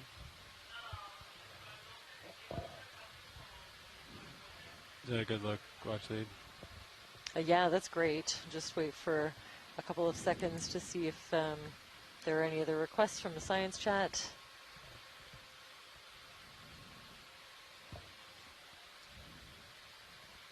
That's the fate of the sponge after Henricea is finished eating. So the sea star could be responsible for the sad state of this glass sponge underneath of it. Thanks for that. Yeah. That's great. Okay, video. Lights are clear. Copy. So possibly one of the sponge-eating Henriceas. They look so innocent. But if that's true, then they've done quite a bit of damage. These, but I'm biased towards the sponges. I think these are really beautiful, kind of intricate network of tubes. They can get really huge, and obviously creating some really complex habitat for the animals that live here. 5-finger coral left screen. Got branching coral, copy. Alright, come back to center. Crab on top of sponge. You can see all the dead sponges right there on the ground. Wow. Oh yeah, quite a few. Those are, yeah, pieces of dead sponge skeleton kind of collected on the seafloor. Copy. Well, actually, did you need a closer look at this white branching or not? No, I think we're good. Yeah, we've got lots of great imagery of that one. Okay. Watch lead, Snap. Watch lead here. I just wanted to confirm, waypoint 2, that wasn't like a hard target. We just wanted to continue to go up the local high. Absolutely. Okay. Yeah, we can continue on up. Thank you. Roll and snap in. Lasers on. Go ahead, Bridge. Thank you, Bridge. Encrusting sponge on a rock, I think. Yep. Got the video guy. You come out right now. Unusually smooth. Caught my eye as well.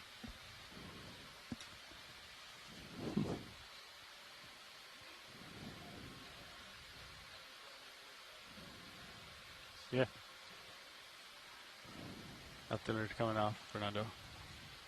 It's off. With no detail altimeter, does that affect your nav products at the end of the day?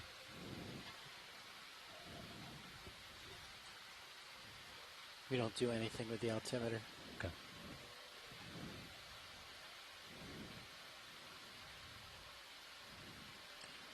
Color some stars. A lot of stars there. You guys are still moving, right? We are still moving, I believe.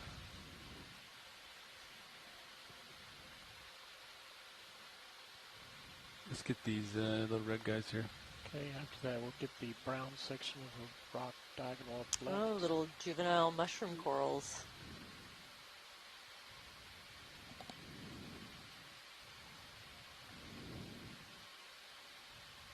Some really small ones. This is great, actually. Sorry, Roland. Seeing the range between the really tiny ones, kind of mid-sized, and a larger individual with the full cap and stem. Go to the brown section of that black rock upper left. Gold section here? Yep. Yeah, you take it.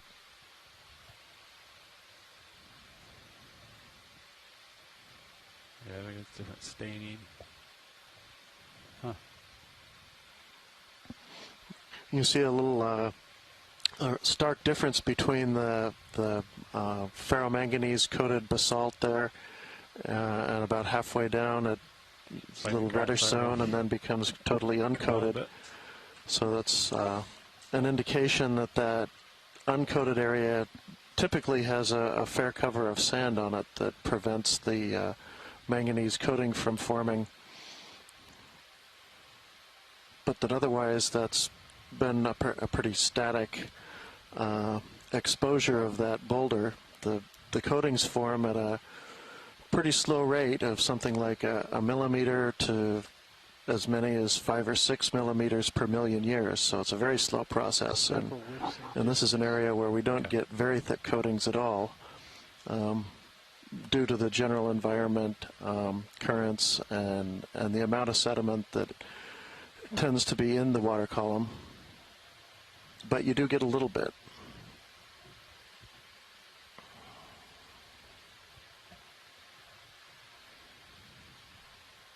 So manganese is like dissolved in the water and settles on the rocks. Is that what happens?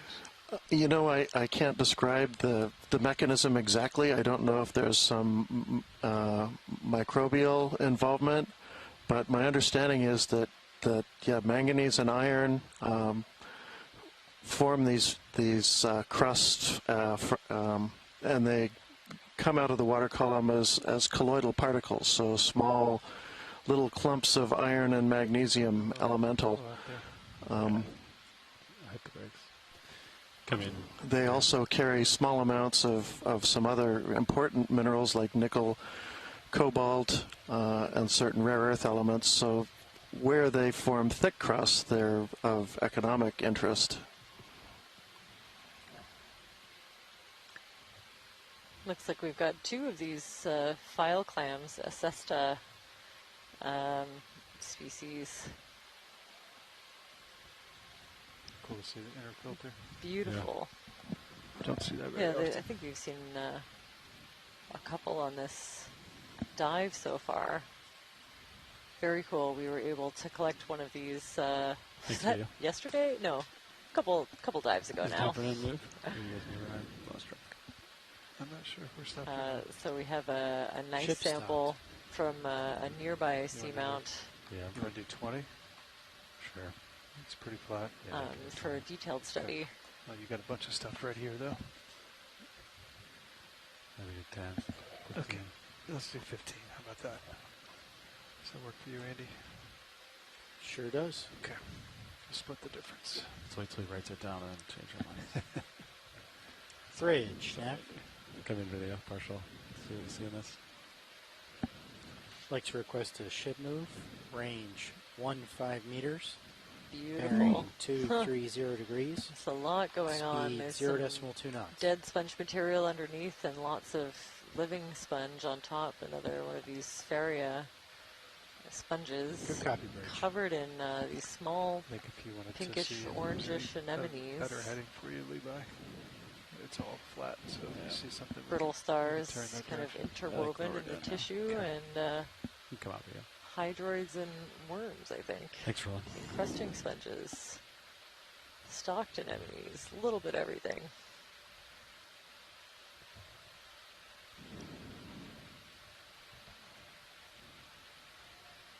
Snapfish. Get a quick snap of this. Ooh, who are you? Take it. Take it. Maybe the different. That like the cuskeel maybe that we were seeing earlier, or somebody else. Maybe the there's a larger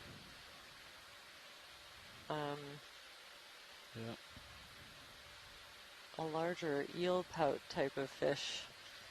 Hoping that our fish biologist can chime in and help me out.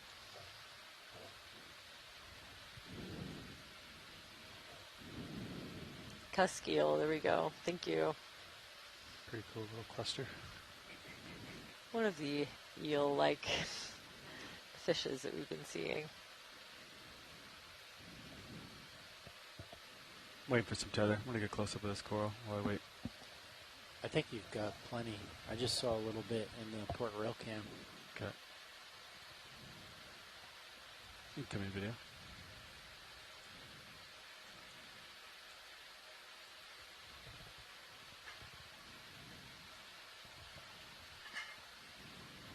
See if you can find the polyps, sclerates on it. There's a node. Oh yeah, you can see the dark band kind of at the base of some of those polyps is the darker colored node, and the lighter white internodes between them, kind of giving it that bamboo-like appearance. And again, yeah, the really big, long, white sclerates embedded at the base in between the tentacles of the polyp.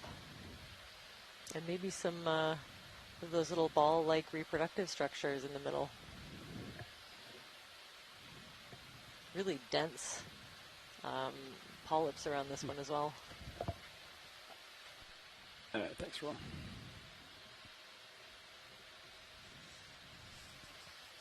And that very cool Panikia adjacent sea cucumber right beside it. Go ahead, Bridge. Thank you, Bridge.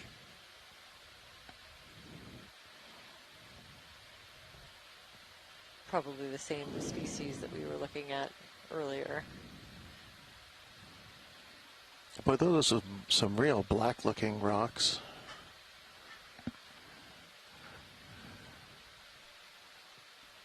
Like these big boulders you find? Or Yeah, well, one to the right, the angular one to the right, lower right corner. I think it's shadow. Okay. Right here? Yeah. It's a hole. Oh, no, that's a shadow. You come out, baby. Getting a good view of a little stoloniferous coral though, so thanks for that.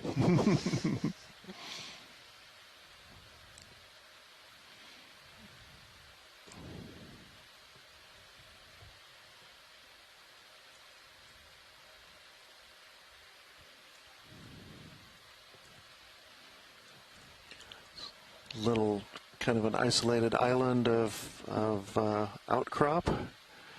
Looks like we'll pretty quickly pass back into more of a sedimented seafloor.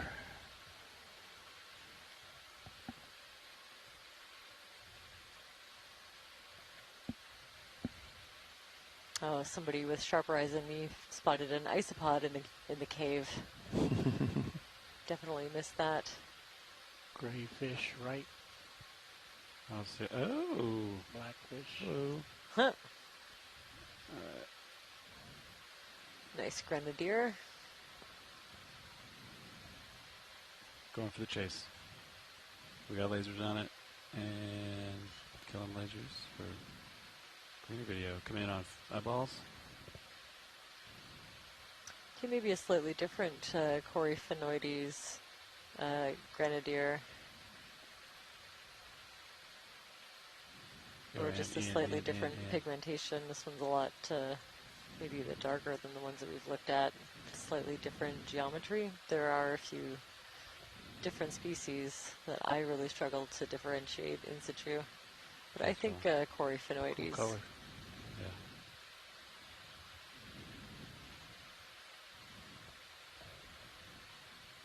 This one seems much less interested in hanging out.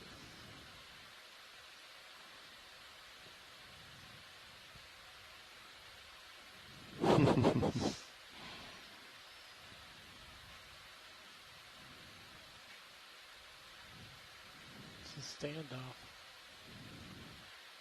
Trying to figure out if he can go underneath of you. Yeah, we'll let him go underneath. He's scared. Alright.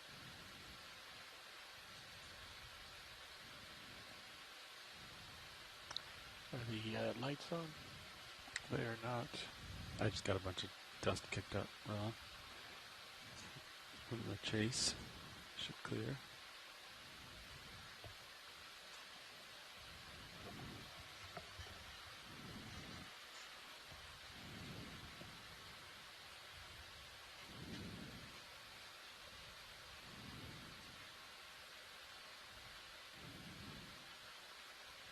Sonar's pretty clear, huh? Yep. You want to do 20? Sure. Okay. 230, Andy. 20 meters. That works for you. Bridge, Nav. ROV, could we have a little snap zoom on that blackish looking boulder lower left? Ship move. Range Right here? 20 meters. Yeah. Come in. Bearing 230 degrees. Speed 0.2 knots. Alrighty. Okay. Thanks. And I'm also kind of interested in kind of zooming in on the sediment here too. Maybe just to the left would be a good spot. Okay. Yeah, come in on 7. Just see, we don't have much for scale, but yeah, I think we're looking at a pretty good sand. I see rounded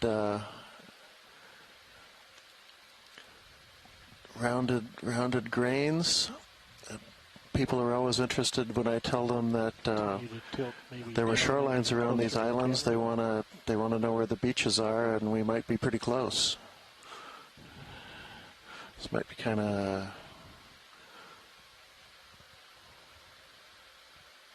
subtidal near shore type deposits.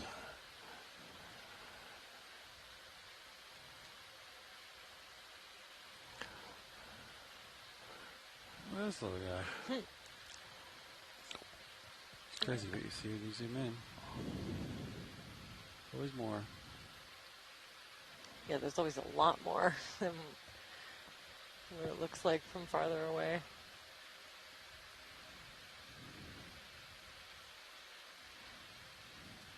Very spidery crustacean, another Menopsid isopod, I believe.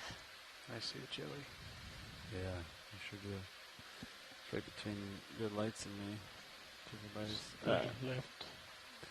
We're clear though. All right, thank you. All right. I'll get a snap of the sea star. Looks like another Solaster. Snap it. The squat lobster. Lobster running around and settling down. Oh yeah, they can swim pretty fast when they want to as well. That's good video. We had a couple of these already.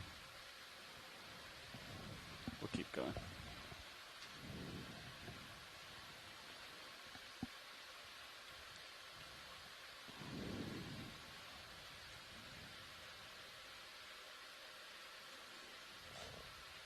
$230? 230. What is that? Did you snap that? The pink thing? Right on my laser. It's a rock. Oh. Sponge on it. Never mind. Oh, it's a pretty sizable brittle star out. Oh wow, is it in the ever? desert by himself, Yeah. Ooh, one with significantly less arms than the other. That one didn't do so well. Yeah. Oh.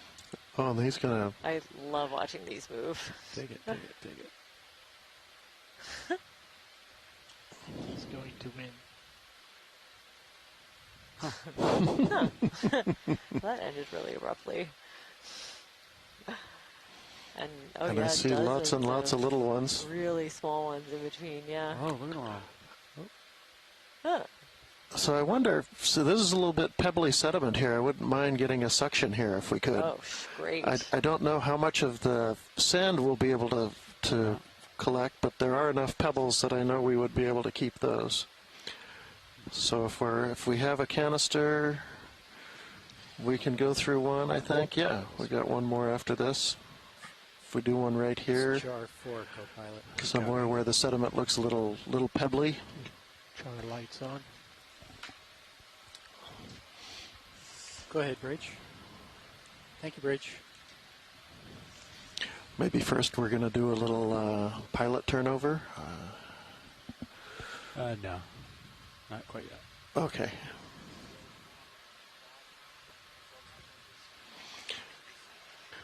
Yeah, perhaps those that little brown area looks like it might be a little pebblier. Kind of just maybe to the left. Copy. Left to center.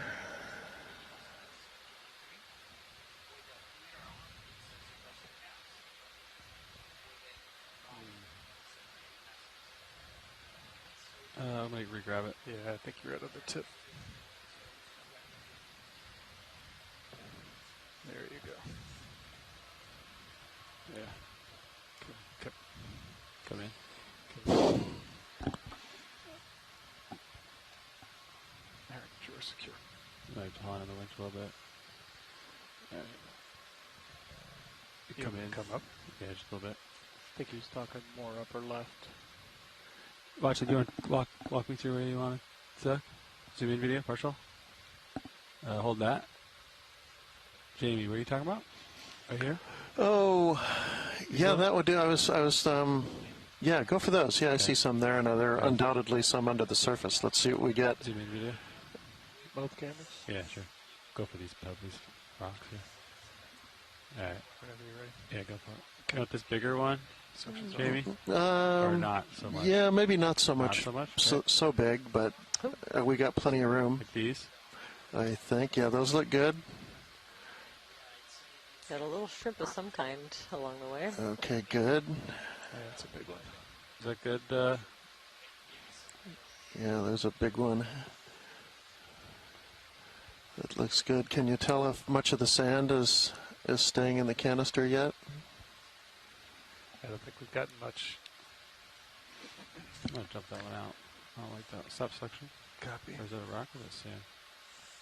Yeah, may flow. Wiggle it out. Be okay if we can collect the sand, but I'm thinking it's going to either clog up the filter or go right through it. Oh, I mean, there's a bunch that just came through. Yeah. You second? Hard to say if it's going right through. Probably. That's max. At least some of it.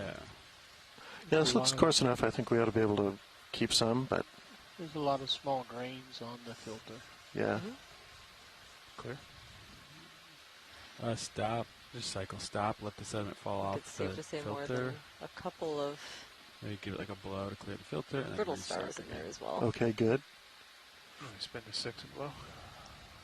No, like just clear Oh, that the filter? Yeah, blow just a little, just to clear that filter off. Just a little pulse blow, and then blow, and stop, and then big suck. It looks like even some finer sediments is down deeper.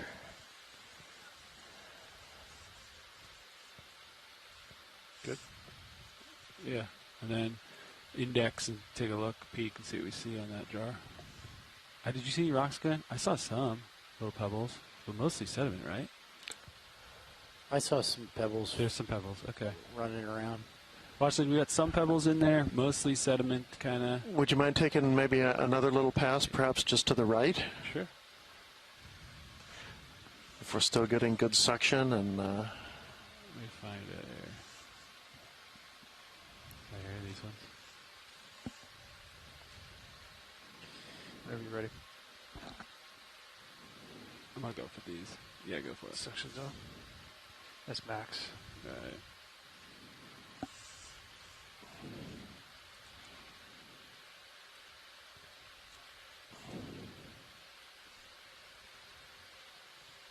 See that rock? We can get that in. Well, it looks like we got a good Shake it, scoop. shake it.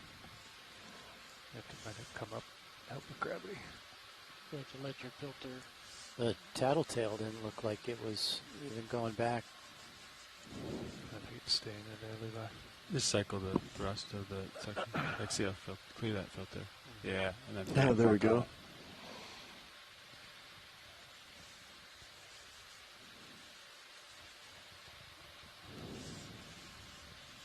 After we try this, we're going to blow on 6 and call it. Yep. And then we'll do a launch change. We'll do that a couple minutes later. 7 minutes. All right. All right, looks good. Let's call that good. Chris, we can clear this. It's going to take me a while to look at all those.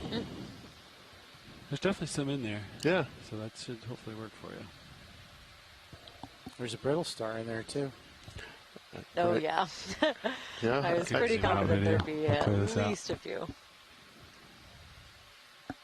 Yeah, I thought I saw right in the beginning That's going nice, into the jar. Yeah, A little mysid. Clean that baby out.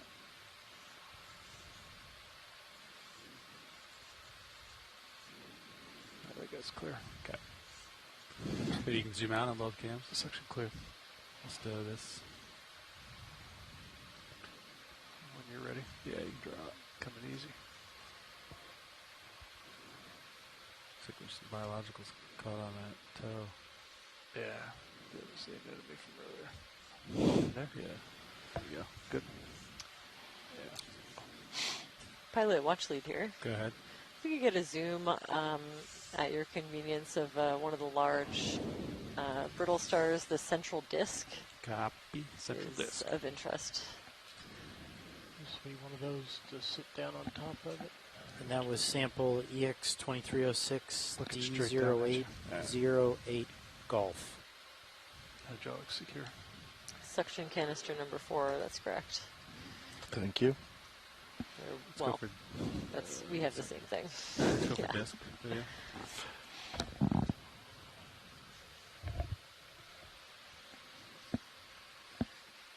I can rotate over and keep you full view if you want. Just excellent zoom. Amazing detail on the central disc of this brittle star. Bring me up. You can rotate up a little bit. And I love looking at these. The pretty terrific view here. Circular central disc and the 5 spiny arms. Look at the attachment points where the arms meet the disc and different patterns on the disc and on the arms themselves that can help us narrow down the identity, the identification of this It's straight species. down 9-0. And that close-up also gives us a pretty good look at the sediments. I love it when we can work together. In spite of the nice sample we just collected, but you can see that those sandy and pebble-sized grains are made of mostly lithic fragments.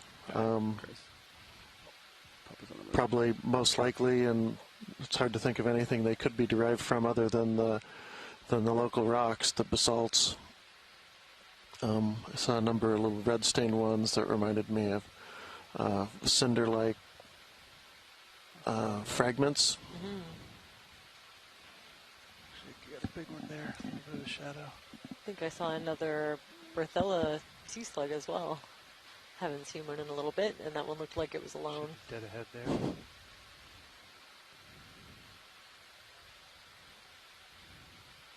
Yeah, it's right here.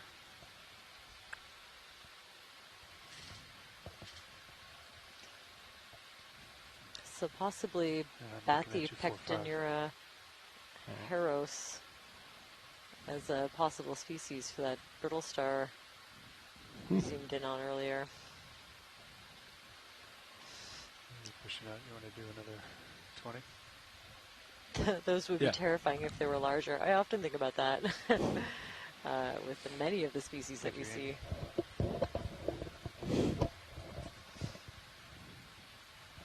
You want to move? Yes. Yeah, please. 20 meters, 230.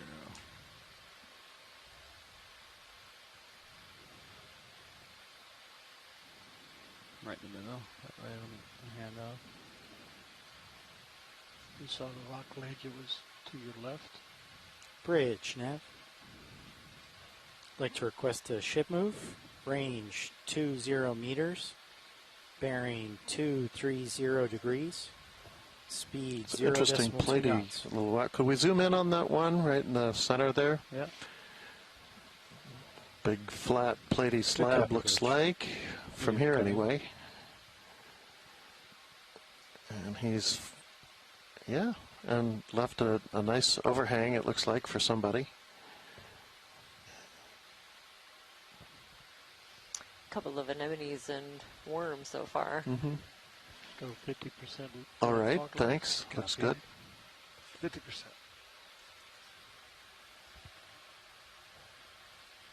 Okay, video's clear.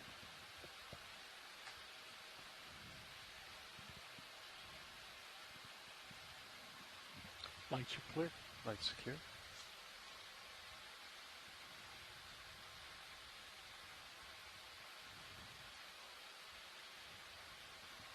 More rubbly over here.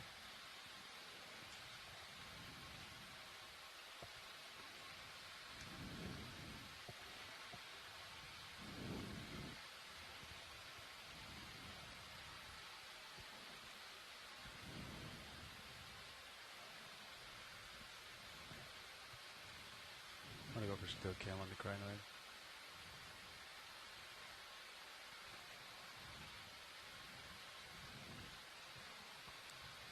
Follow it.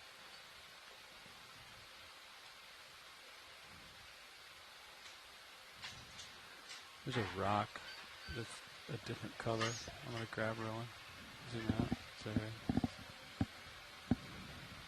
Oh, interesting. Huh. Might just be completely covered with an encrusting sponge. Oh. Okay. Copy. All right, we're going to do a pilot change up here. Sure. We'll be back with you. Yeah, sounds good.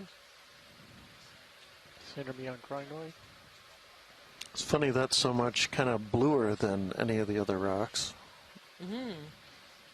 Almost makes it look like it doesn't belong here. Oh, that one, yeah, it was completely covered with that thin encrusting sponge. Oh, was that? Yeah, Really? the whole thing. Yeah, which is interesting. Usually, here we're seeing it in little tiny patches, not kind of completely covering something. I love this while we're just pausing for a quick pilot change. The view that they've left us with for the moment is really stunning, actually. This crinoid perched on top of a dead sponge skeleton. There's the marine snow gently drifting in the current. A whole range of different species kind of in the background. Stalked anemone, maybe a ceryanthid. Smaller anemones everywhere. Encrusting sponges also everywhere. It's very nice. All right, Washley, so we just did a quick pilot shift. Anything else, or are we good to keep moving? I think we're good to keep moving. All right, move we will. This little crinoid's kind of waving goodbye. Sticking up those arms. Thinking about if we get any closer, maybe it might decide to go for a swim.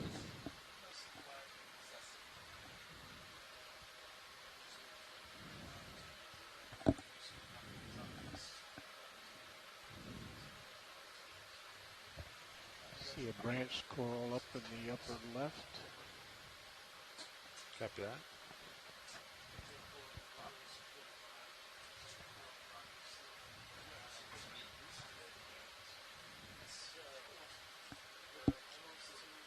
So fish straight ahead, shiny diagonal. Copy that.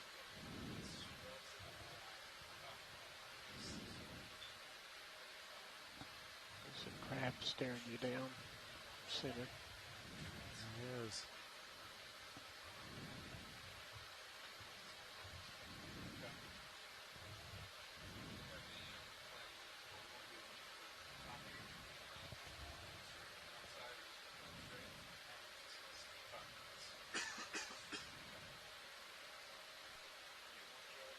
Quick.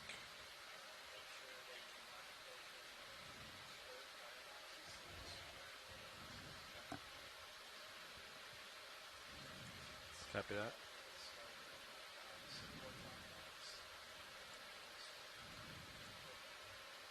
Hey, Copat, how's it going? Going great, pilot.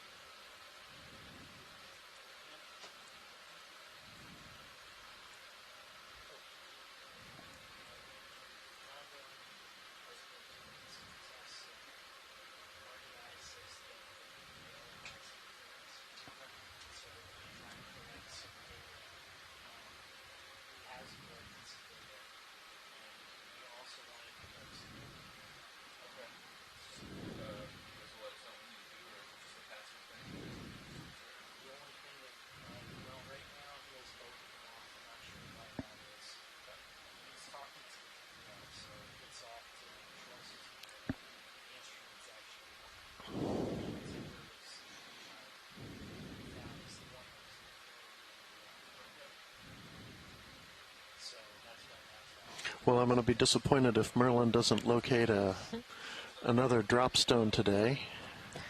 Uh-oh. Surprised we haven't seen one so far. Pressure's on. Yeah, let's go. What do you Good need, pilot. a granite? Very good. How are you? Granite. Yeah, we've had a couple of those. Sedimentary rock. Yeah, I want to see a metaseta. Those would be hard to pick out from the basalts. They're fine-grained and dark, so that'd be darn hard to notice. So. Okay, like a bit of a tall order. Yeah. Go ahead, Rich. What can I target that Copy has that. a rock underneath of it? We were. Copy that. Just ended. Understood. How large of a move was that? It was a 20-meter move bearing 230. Copy that. So we're just I moving was out of this informed that, sedimented area the original one was not into a a hard rockier target, zone. so Andy made a new one here. We've just been proceeding at that bearing. Copy that. We'll keep moving that way. It's upslope. Pretty flat, low current right here. What's this?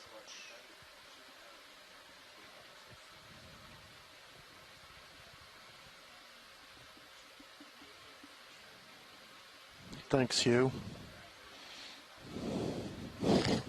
Somebody always has to say that.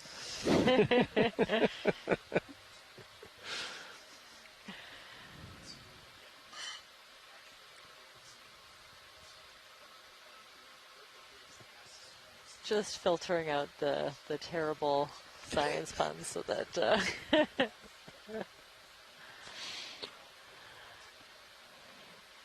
well, I don't know. 20 meters. I don't know. It's part of the experience.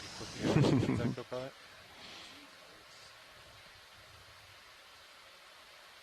it's good. Okay. Let's do it. Bridge, Robbie, now. We'd like to put in a ship move if now's a good time. Range It is 20 maybe meters. getting to that point on the dive. 0 degrees at decimal 2 knots.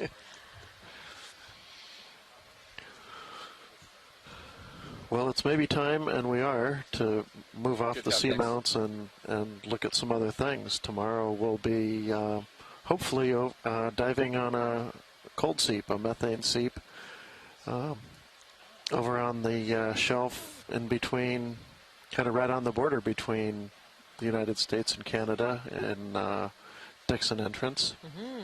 So I'm looking forward to that. Yeah, maybe see a shift towards some of those seat communities that we were how much time do we have on the bottom? keeping an eye out for. Not that I haven't learned to love the seamounts, but Approximately 1 hour and 7 minutes. It's been fantastic. Yeah. Yeah, we've seen just Copy that. such a wide array of different Start setting environments. up, On, 23, jumping from 44 seamount to seamount as we make our way across the Gulf of Alaska. So yeah, I didn't really absorb that this might be our last seamount dive for quite some time. After this, we'll be doing a few off of in near Haida Gwaii, and then coming up along the shelf closer to the coast of Alaska. For DBL. Copy that. So if I heard correctly, DBL and T2 altimeter both turned off at this time? Correct. Copy. Altimeter is power secured. DBL is comms secured. Copy meaning that. they So it just pulled it into their computers for now. Do we know, does the data look better with altimeter secured? The report is the self-test passes when altimeter Well, I was is really off, glad to hit that but fails one when target that was altimeter kind is of right in the sweet spot. I would say just I did at too, or that's why above I'm the a little oxygen confused. minimum zone. Thought that was the first thing It's we checked. fairly Make sure low they here at didn't interfere because they're 0.63. installed so close to each other. I wonder for So I think we'll kind of on the outskirts of repeat it. the tests today and probably tomorrow.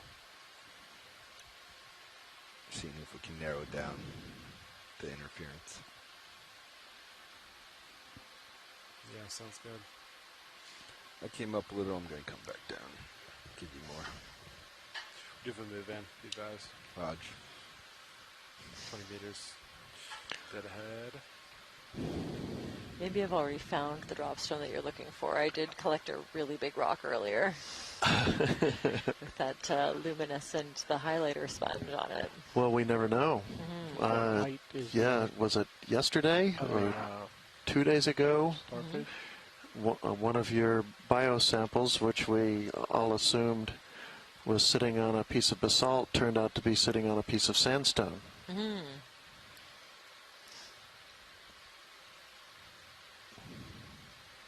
Oh, and another, large dead sponge skeleton. Just a little bit of living tissue on it. Covered in brittle stars, this predatory Celaster, sunstar, anemones everywhere. Very cool.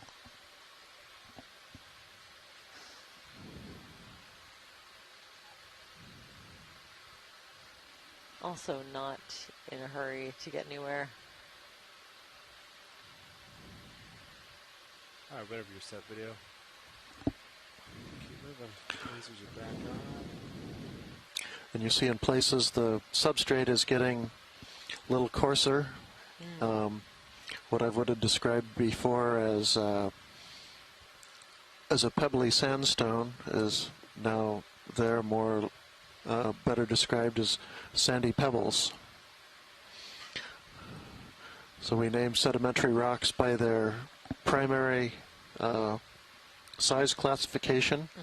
So the mostly sand is a sandstone, and if it has pebbles in it, it's a pebbly sandstone. But if it's mostly pebbles, it's a sandy pebbles. Notice those names are very easy to remember. They're not long and Latin sounding. We can keep track of them. I would mix those two up pretty constantly, I gotta say.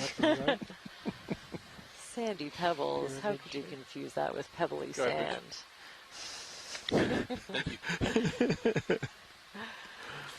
Do you think that you have a favorite seamount? Yes. Yesterday's seamount was my favorite. Really? Yes, because I wasn't even sure that was a seamount until we dove on it. And so those. Sorry, say that again. Are we generally heading in the same direction? Yesterday, wow, they're really blending in. The domes, yes, the little domes off of Welker. Right.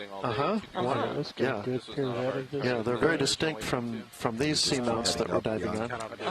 Yeah, ROV. Yeah, we can just keep on heading upslope, and we'll see what we see. Yeah.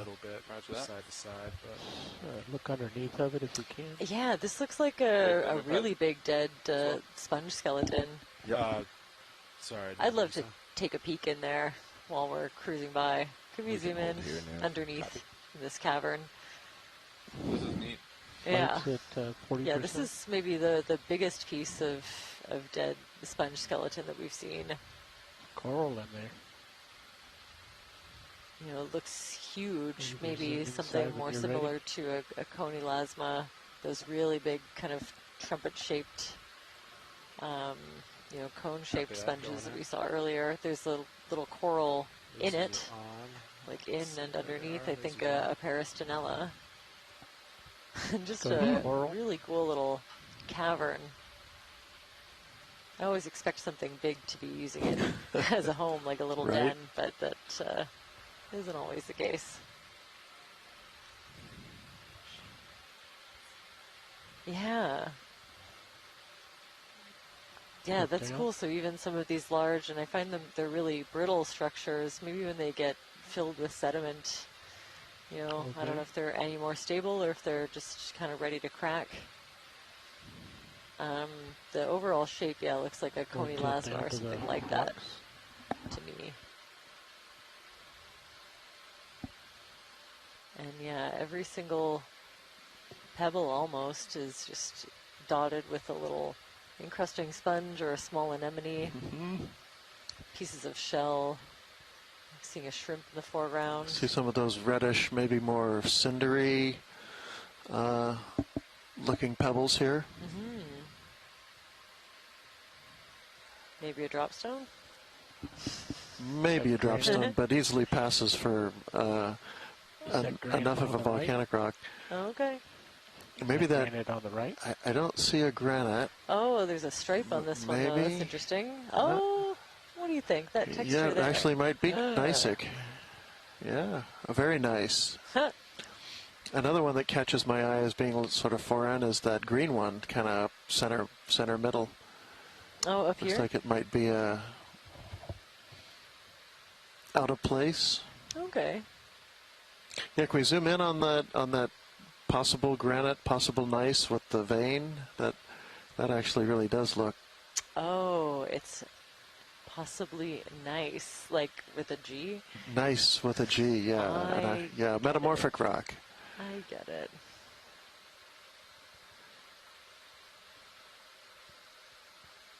Yeah. Quite possibly so. Yeah, very nice shot, thanks.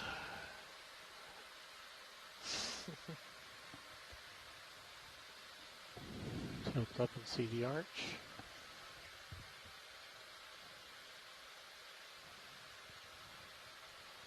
full screen of the whole item.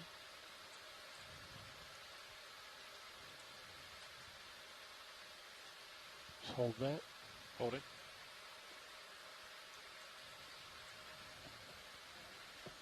Maybe pull off and sort of back up and then give it like a wider panoramic that would look good in the still camera as well. Copy backing.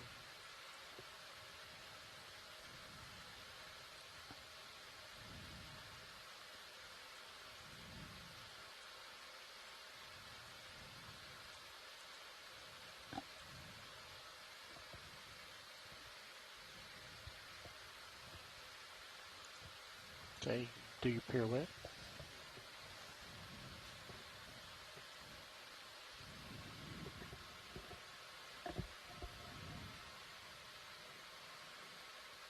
Very cool. Look at all this marine Just snow. try to keep the whole thing Just in kind view of as gently you turn. drifting now, maybe a little bit less current in this area. Give which camera? Both. Challenge you. I guess the goal to fill the. Very pleased to be panning still, around to to fill take the another look. Yeah, this would have been a still really is good huge still images. sponge like a Zeus coney with a good lasma. video, so should I be closer then? no, It's because just then kind you of lose been the full frame filled on with sediment over the time. still camera. So just keep going around where you can. Copy that. I think, so we're heading back, and then I say let's keep moving up slope.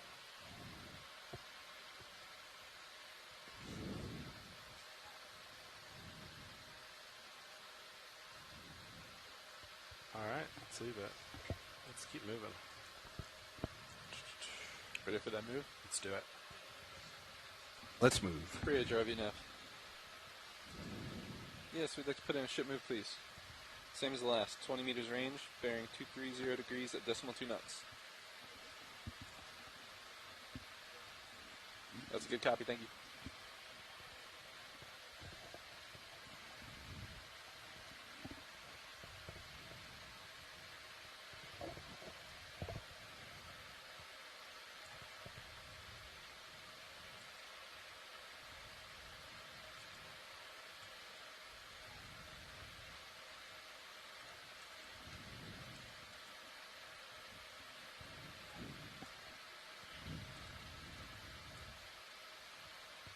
Could we bring the fogs down?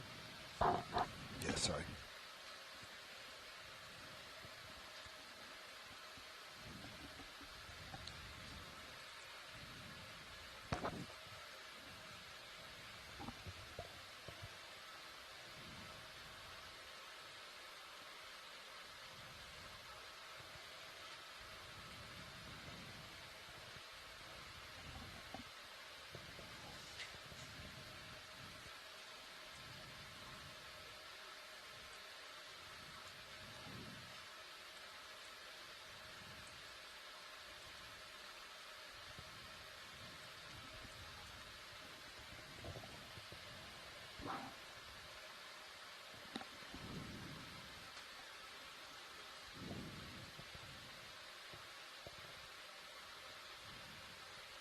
Oh, we have a sample request. Can we zoom in on this Solaster?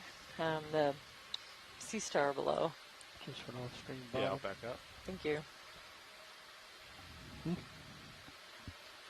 like we've got You want to call an easy stop on the ship, or are you okay? starboard bio boxes available. Oh, is this a sample? Like a? It is a sample Yeah, I'm request, gonna stop yes. the ship. Bridge, RVNF. Let's see. Could we request an easy stop on that move, please? Thank you. How much motion did that ship Position see? HD2. And while we're here, I might also try to grab a piece of that plate-like sponge we've been seeing.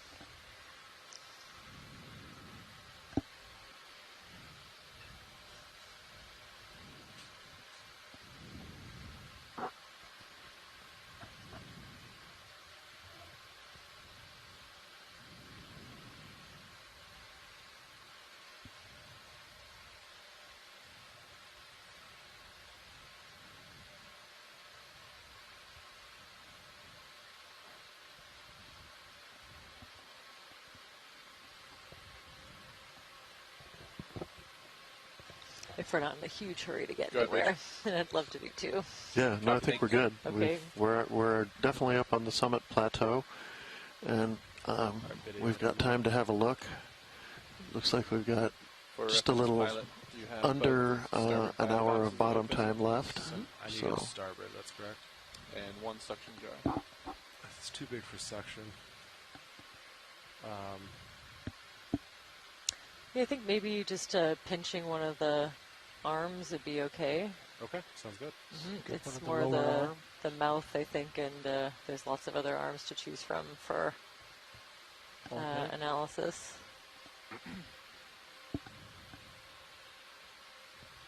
So I'm going starboard. Starboard? Starboard box. Roger. Let's get lasers. Lasers on. Do be careful to make sure the port bio boxes are secure. Co-pilot, we do have a swimmer in there. Confirm. Drawer is retracted and Laser's port good. pin is retracted. Sounds good. It's more of a floater than a swimmer, I suppose. But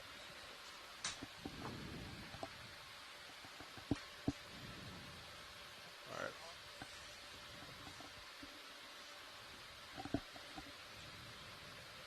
Arms come live. 3, 2, 1.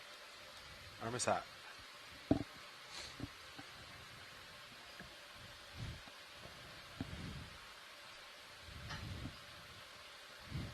group force 2.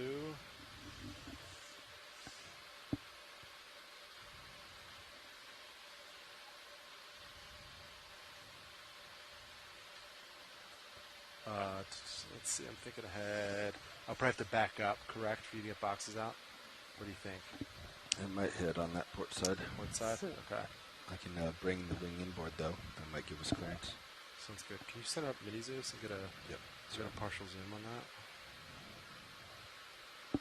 The front legs are kind of sticking up.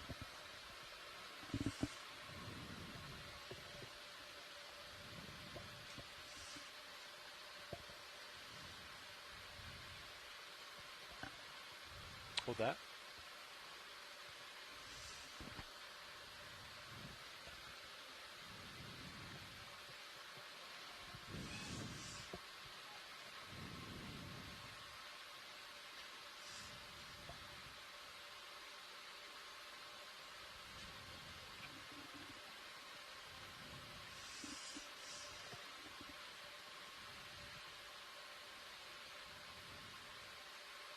That's 2 there, okay.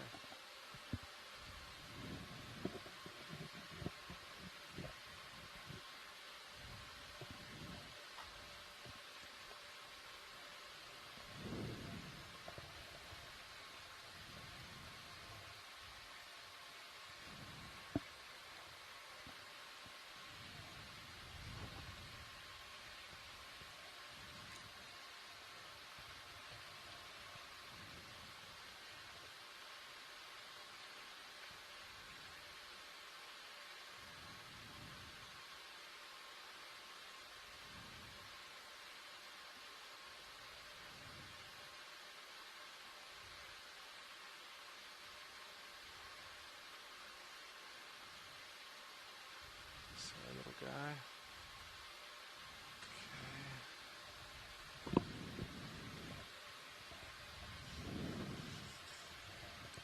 Okay, I'm winging inboard.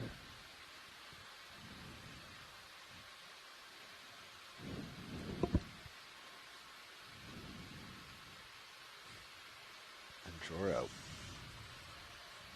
Still down. Oop. Up is down. Here we go. Drawer out.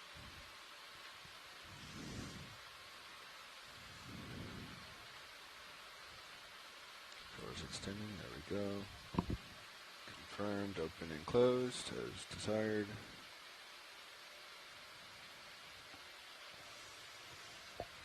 Drawer fully out. Nice work. Moving Zeus over.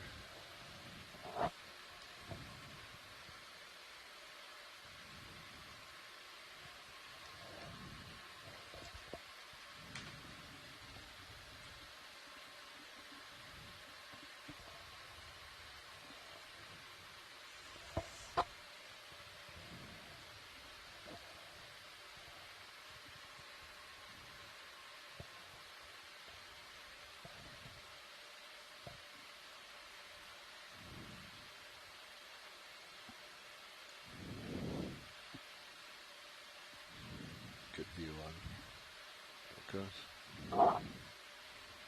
Closing. Beautiful.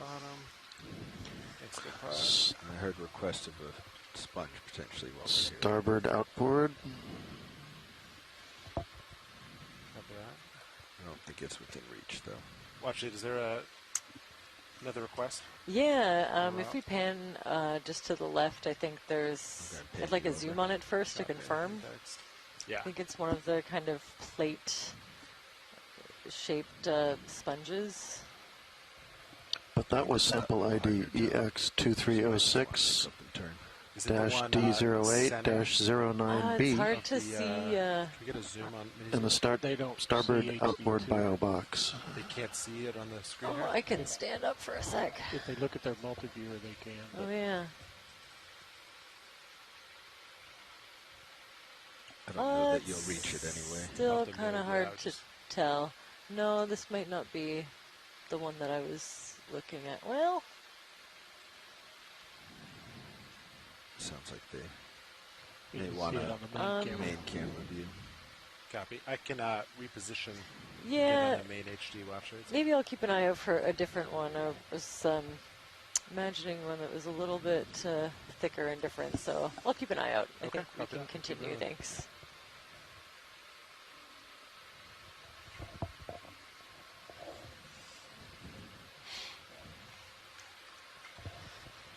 As always, a big thank you to GFOE for that collection from Chris Ma. Right. Pleasure is ours. Chris Ma? Thank you. All right, co-pilot. Your port box is still on board. Sure is. Can I get a zoom on that yellowish sponge that's ahead of us to the left? Is it on screen? Yeah, just to the very left. Can't tell if it's kind of a dead-looking individual or something yellowish, a different thing.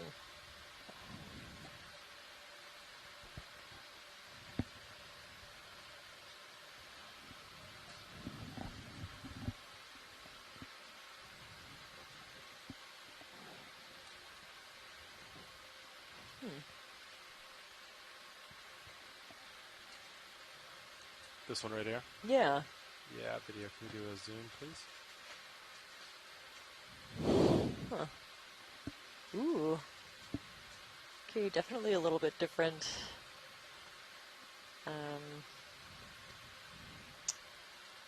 A demo sponge, I would say. There was a halochondria that we collected from a location farther south.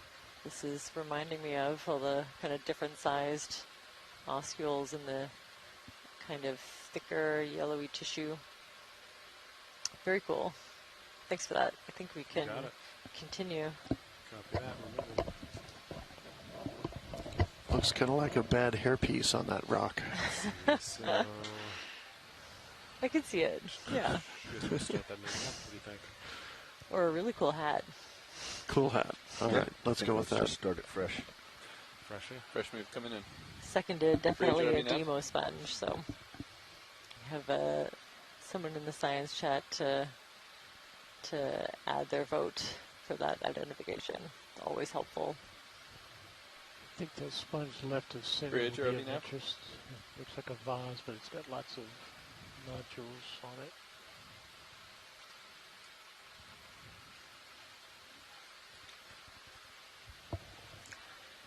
Apparently that Solaster that we Bridge just already sampled now.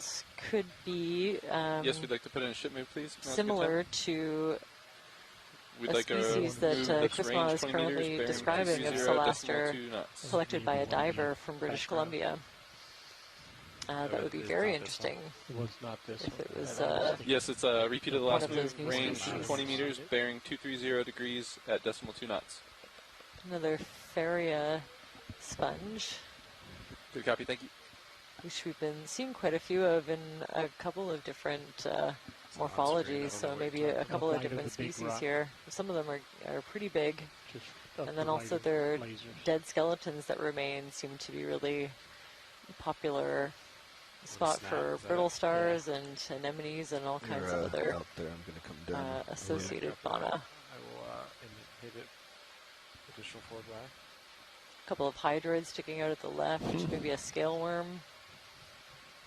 Just covered. Very cool. Speed is about 44 minutes of bottom time. Copy that. Seems to be of major interest. Lasers are back on.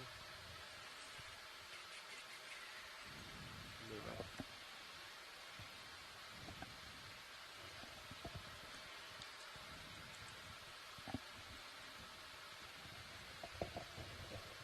Do you want to put the mini-Zeus back out?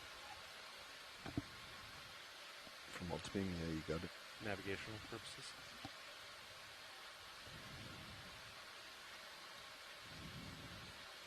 Maybe more of just a really light current. You know, you can almost see these little flecks of marine snow just very slowly falling.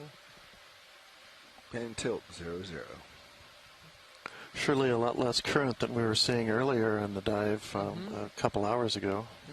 Yeah, just thinking about coming back from lunch and that octopus kind of billowing in the wind. Yeah. Well, the current. Seeing a large mushroom coral on the left, some other sponges coming up.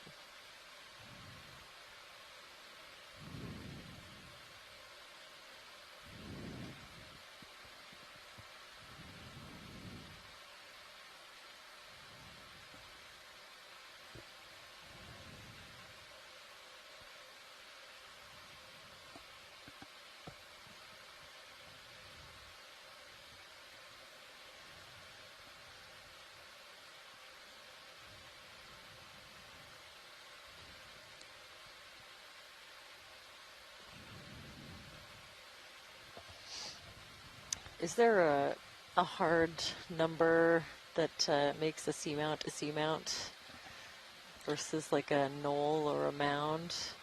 Or Well, is it, well, not that I'm aware of, and that's why I'm willing to call yesterday's dive on a seamount. That's a feature that was barely standing up more than, I believe, about 350 or 400 meters above the abyssal plain. But if I couldn't call it a seamount, I'm not sure what else I would call it.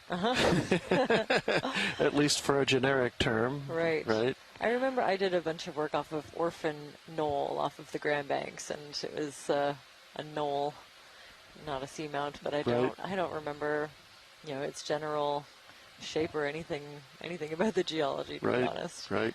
Yeah. Well, they don't have to be volcanoes necessarily, and they don't have to have flat tops. Far as I know, and so they reserve the term geo for the flat-topped ones. But the other seamounts, for example, in this chain that have pointy tops are still allowed to be called seamounts.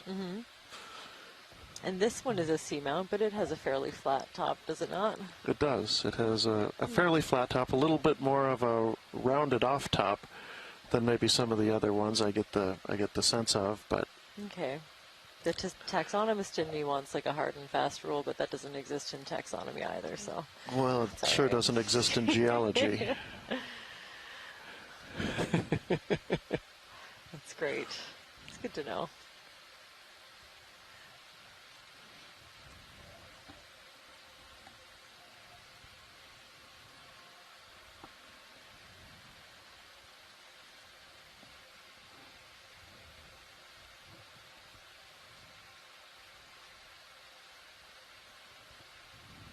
These little pink juvenile mushroom corals kind of just past. A few different kinds of branching sponges as stalked anemones. You know, a few of these have kind of been organisms we've been seeing on and off throughout the dive, but definitely at some point we lost those pom-pom or chrysanthemum anemones.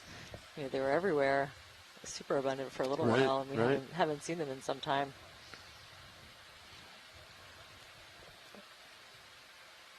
Yeah, it'd be interesting to go back and look and see if that correlates with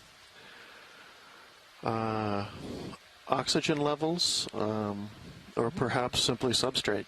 Maybe we got away from the real big blocky outcrops that those seem to like. Yeah, it looks like we're slowly maybe rising a little bit in oxygen level. I see a 0.66 and now a 0.69, so could be very slightly on the rise as we gain a little bit of height, going up this very gradual slope now.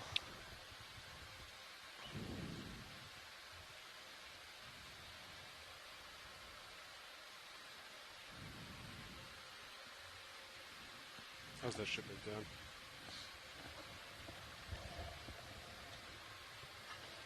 Stand by one. Looks like they are either completed or nearly completed. Two octopus and a skate egg. That's Thank also very cool. So you keep going. It seems like a long time ago, but oh, and just as I said, we hadn't seen one of these anemones for a while. There's one right there. At decimal 2 knots. Interesting. So our Liponema kind of pom-pom, or some have suggested a chrysanthemum anemone. Can we zoom in on one of these rocks just in the lower center? Yeah. Of course. Yeah. Maybe that. Yeah, right under the lasers right now. Did he even ask you to come in?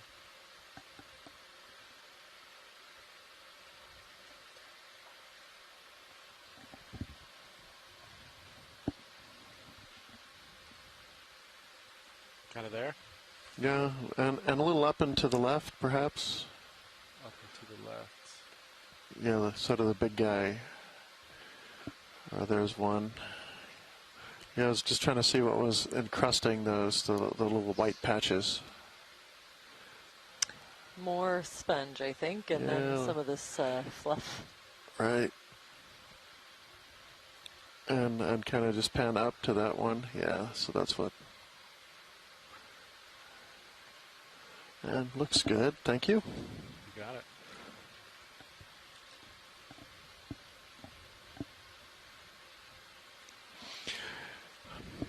So possibly just a interesting local recruitment phenomenon. It's maybe why we're seeing those anemones in certain places and not others. Yeah, we're certainly, I think we moved on to a bottom that has is kind of smooth, that doesn't have the sort of rugosity that we were seeing on the slopes. A lot more fine sediment, sand and pebbles and whatnot, and of the boulders and cobbles that we do see tend to be kind of randomly scattered around and not so directly related to bigger outcrops. I think it's consistent with the sort of thing you'd see in a nearshore environment.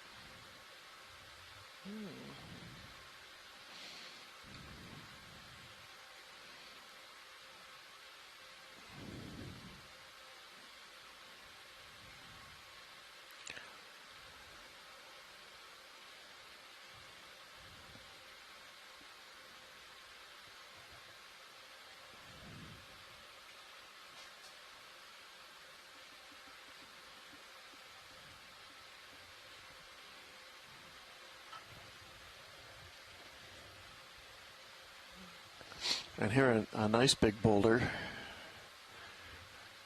yet unassociated with anything else that looks quite like it. It does look pretty similar to the flow rocks we were looking at earlier, but clearly disconnected from anything else like it. Things like that, you almost start to wonder if they've been thrown around by tsunamis, perhaps.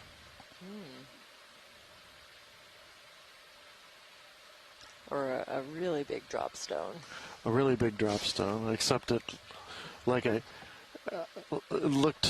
to me like it's actually something very similar to what we were seeing. So Right. We're still looking at basalt So not brought over from the continent. with that sort of smooth flow top that we saw so nicely expressed on the flanks.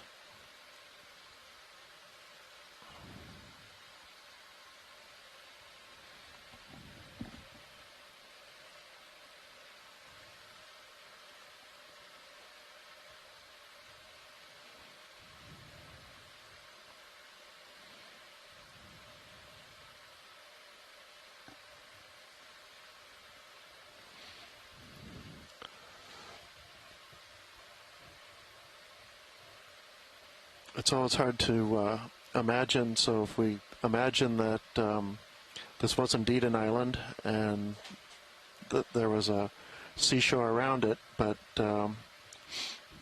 ultimately the island is either both eroded and subsides to some extent as the crust kind of sags underneath the weight of the island, and also as it moves away from its source of heat and lava. That also will result in a little bit of subsidence. And though you want to imagine those shorelines. Good.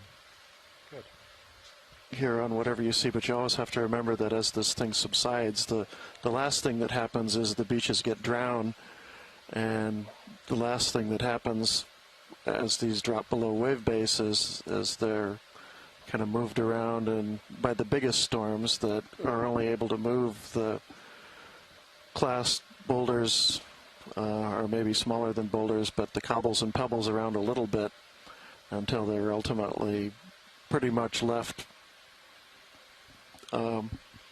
where they were, with the currents no longer strong enough to move them around.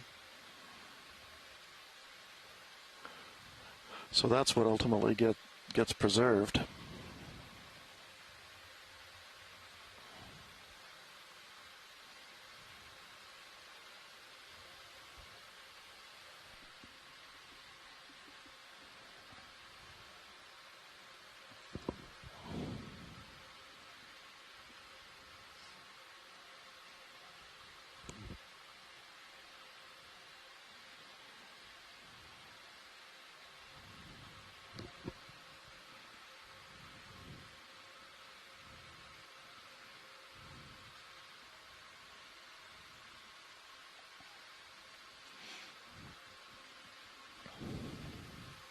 So Hugh's asking, how far out would the ice sheets reach? And no, they wouldn't reach out here at all. They were pretty much confined. They maybe got in certain places to the edge of the shelf, but mostly maybe just do a long move. Were confined, and I believe Kodiak-Bowie itself, in fact, didn't even have an ice sheet cover, although the area back in behind it did. Meters or whatever you're comfortable with still. So yeah, drop stones out here would be result from icebergs. Sorry, what was the final verdict? That would be calving off and floating out into the North Pacific, something we don't see anymore really very much, except immediately adjacent to the current and relatively small tidewater glaciers that you find in a few of the fjords in southeast Alaska and British Columbia. Bearing 230, and that's going to be a decimal 1. But yes, during the main part of the glaciation, we'd expect quite a few of them out here, and especially as the ice sheets collapsed, probably see a big pulse of them moving out into the sea and relatively quickly melting and dropping their load of sediment. Very good.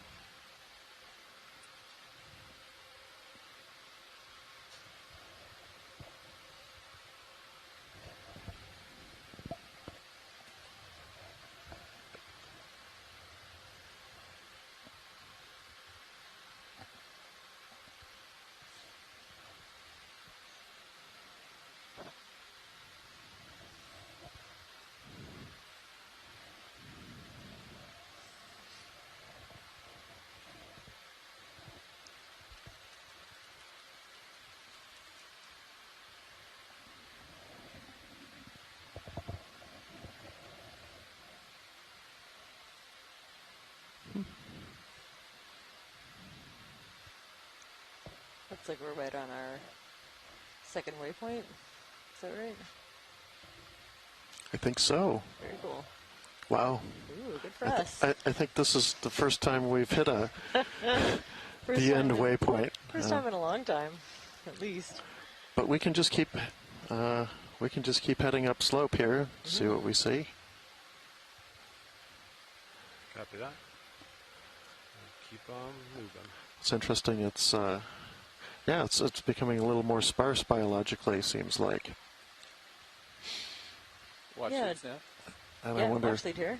Yeah, just for your own reference, we have just under 30 minutes left of bottom time remaining. Thank you. Sounds good. I think we'll scan for objects of interest and just continue on this line up the slope.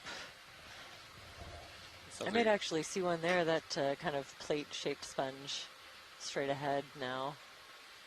The top half of the screen. Copy that. I can make one over there.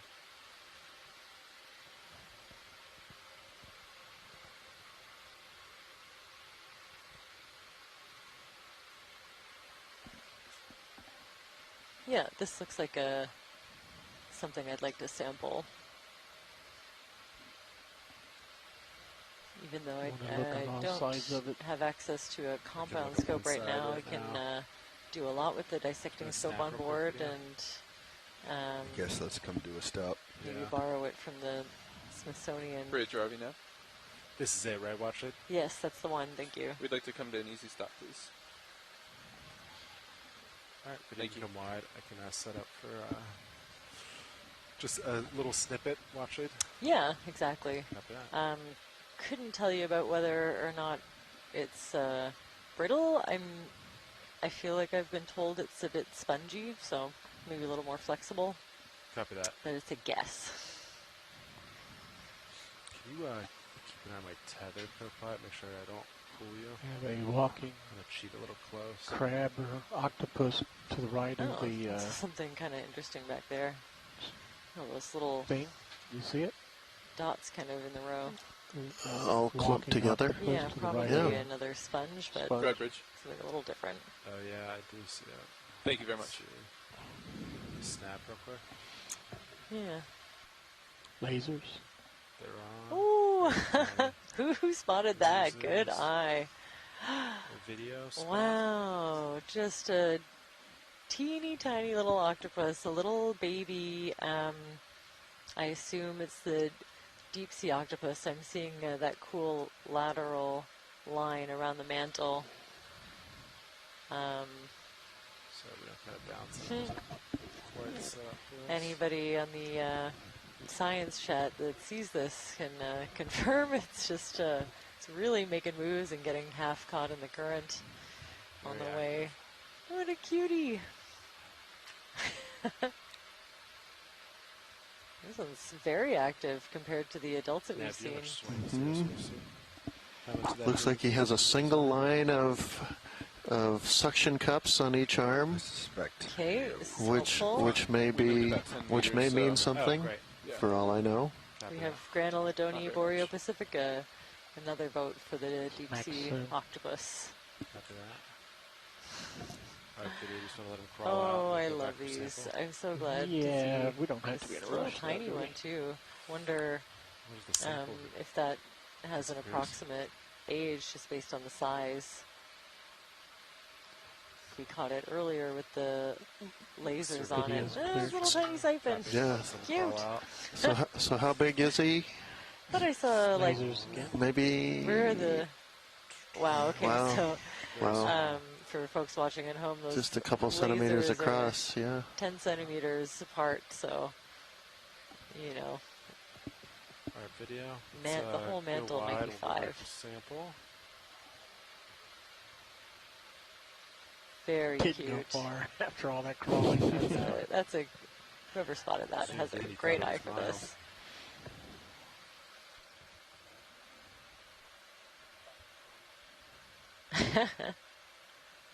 Oh, great.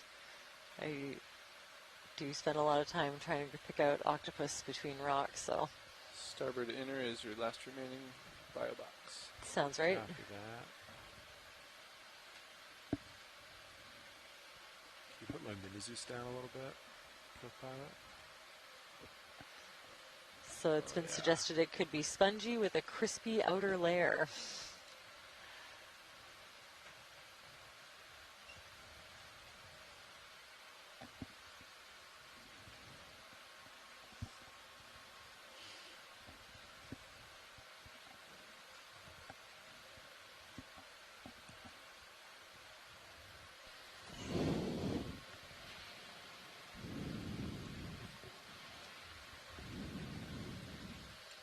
I could even zoom in on it. I got lasers on.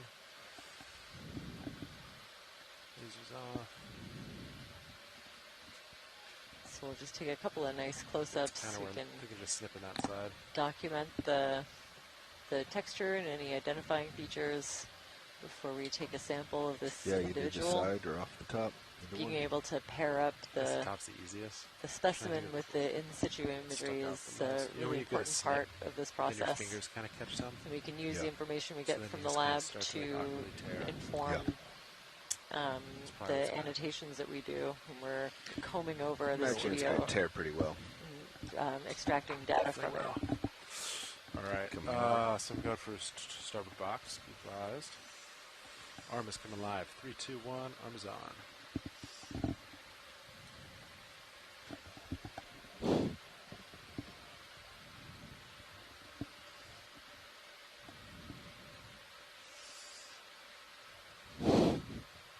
So we have a suggested ID, Posilastra.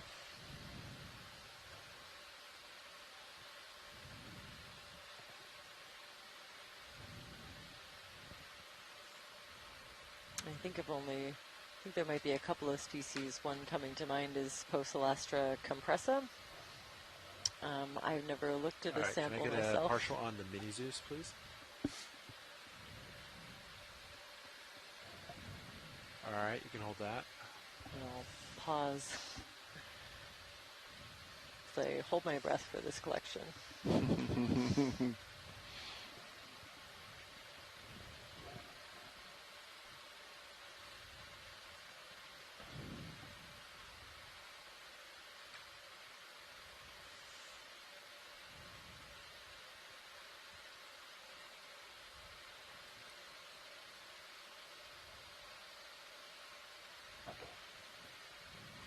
Yeah, it's very fragile. So when you cut it, it will tear right off for you.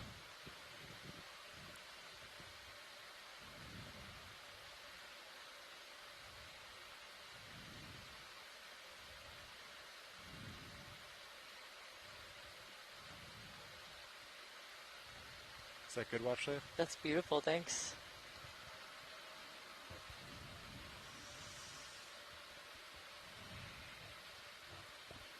Extending drawer. So that should allow us to look at each side, if we can figure out on a plate-shaped sponge, which is the inside and the outside. And that'll give us a good cross-section of the material in between. That should be perfect.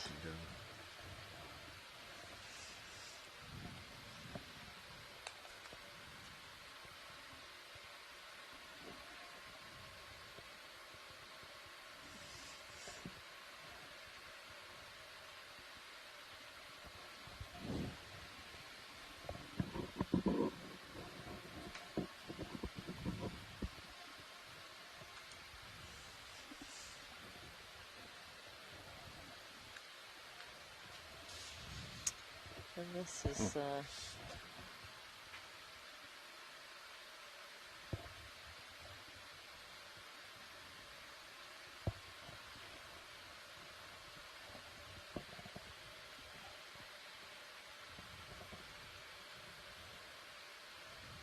it goes.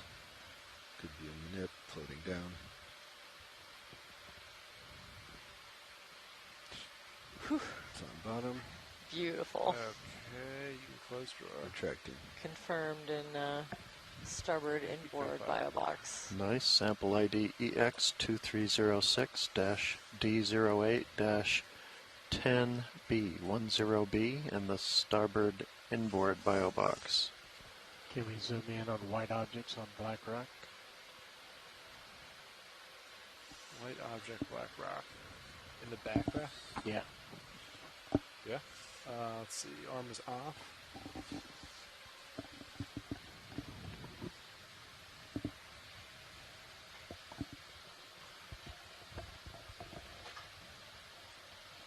We go for zoom. Oh, cool. That is interesting. Wow. So one of these encrusting sponges with kind of little tubes coming out. Re-engage the. Could be similar to the little tubes that we sampled near the beginning of the dive, but it looks like it's coming out of a.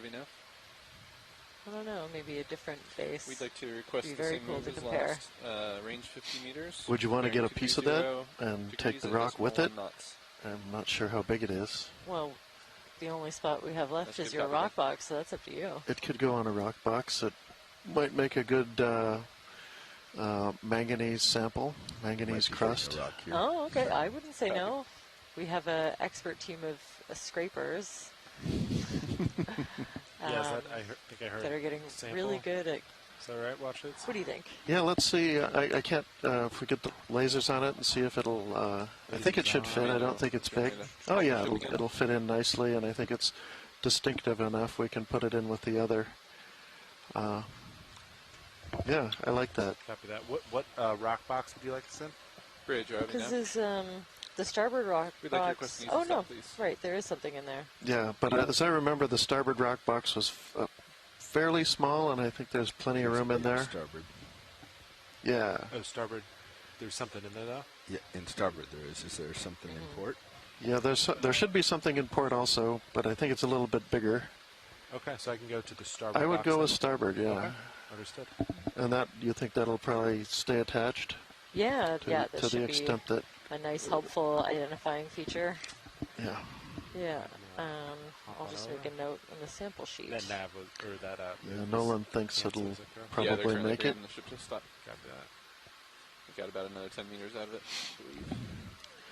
And he wants to know how I would analyze the Geo. manganese crust. Maybe not even that. And to do so, I would hand it to our marine minerals group in Santa Cruz. Go Bridge? I don't Copy, thanks. think our any of those group are able to tune in. I know Amy Gartman is at sea herself, and Kira Mizell is a new mom right now, and not able to join us in the chat room, but is probably Your left side checking us out now and then. But they are the crust experts, and You back up. they've got a lab where they can analyze those things directly by X-ray and other means. So they would see it on your scrape those little coatings off. left toe. They are fairly thin in this area as far as ferromanganese crusts go, but Yeah, you're clear now.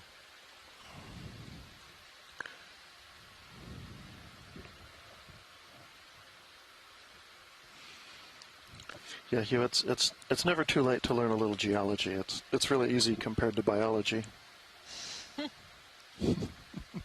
Ship is all stop pilot, so we have about 15 minutes of bottom time remaining. Copy that. The names are much easier to remember. Right. I do wish that I had taken Latin at some point. That would have really helped me out. All right, we're going to send our video and snap real quick before I go for it.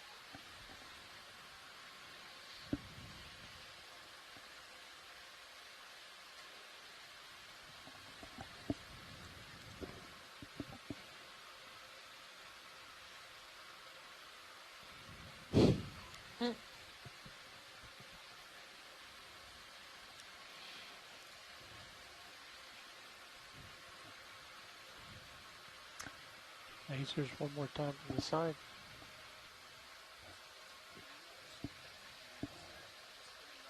Clear. Copy that.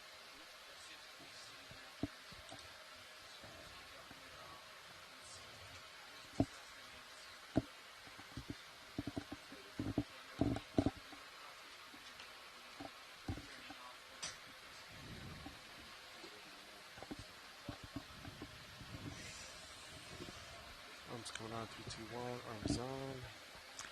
Force 5. Oh, excellent. There's apparently a tiny little snail near the edge.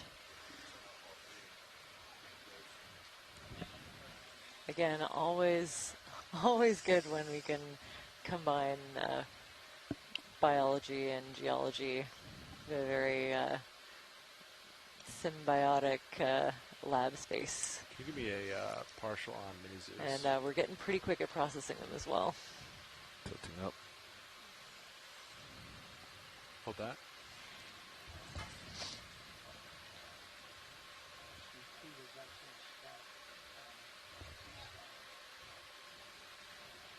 Oh, there might even be a small sea star associated with this rock. I think they're trying to be very interested keep to see the sponge on the left if you can manage. Yeah, I'm trying to. Who we find when we take a closer look in the lab.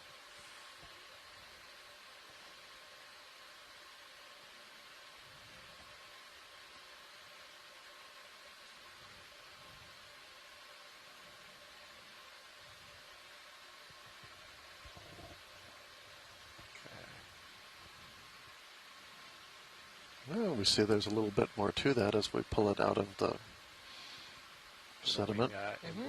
Yep. Yeah, definitely. Starboard coming in.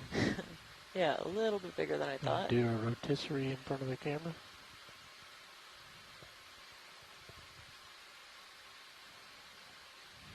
Ooh, I got a finger on that sponge. That's okay. Alright, Viddy, you want to come on in? Tilt up. Got it.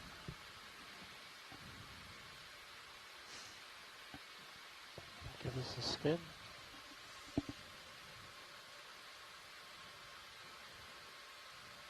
Oh yeah, there it is, little sea star. Just trying to miss the sponge, but a beautiful one. Okay, well we're really lucky today, especially if it makes it all the way up in the rock box. I think it's safe to say those sponges will still be there. Some definite staining. You can see the lighter color at the bottom of this rock.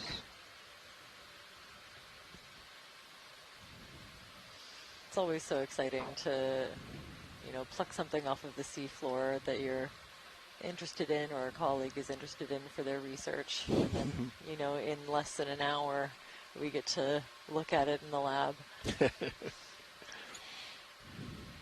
And we won't do a whole lot, at least I won't, beyond, making sure that everything is properly preserved.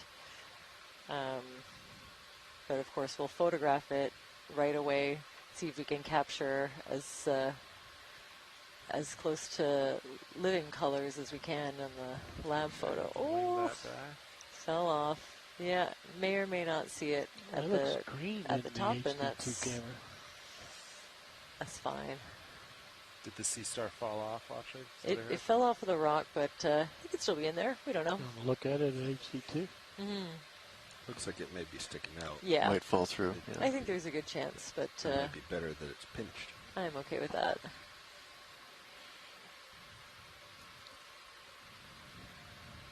Tube feeder cross that it gets on board. Okay. Very funny. Arm is off. So that was sample ID EX2306-D08-11G. Right now. Also in this, along with another sample in the starboard forward rock box. 10 minutes, copy. Let's see. Just want to do a quick 20 meters. Yep. And we'll end the dive like that. We can certainly give it a go. Let's go for it. Bridge, RV nav. We'd like to request a ship move, please. Range 20 meters, bearing 230 degrees at decimal 2 knots.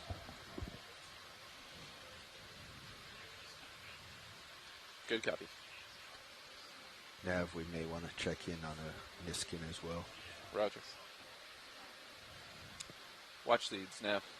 Watch lead here. Yeah, I just wanted to inquire about any potential Niskin gathering, either on the seafloor before we depart or in transit to the surface. Yes. Might as well do one of each of those, and that'll probably be it. Roger that. We'll plan to take one then when we're setting up to leave the bottom. And if you want to give us the depth at which you want us to acquire on the way up, we can do that as well. Perfect. Sounds good. Thank you. All right, stand by for the deep scattering layer depth. Could we get a zoom on this little squishy in the front, front right, squishy pinkish thing on the middle rock in that group of 3? Center screen. Another one of these sea slugs, but this one looks like it's on its own. And again, we hadn't seen them for a little while. Lasers right there. Copy. To fire a Niskin before we leave the seafloor co-pilot. Raj. So we did have a collection of a couple of them, but I don't think we've seen it from this angle yet. So this is a nice opportunity to document some of these other structures. Quite brain-like. So is that his tail or his nose? I think I'd say it's the front, is my guess. I have never studied these with any length of detail, as you can tell. So I remember just in the organization, they are pluribranch, so kind of nudibranch adjacent, but their own group. He's trying to run away. Great. Seconded vote that is the front, Right. which is very helpful. I see there's actually two now that makes them look more front. Video's clear. Copy that. Thanks for that zoom. Yeah, it's excellent. And Lasers on them one last time. also our echinoderm experts piping in that there are more of those gray brittle stars. So once you start looking for them, they seem to be everywhere.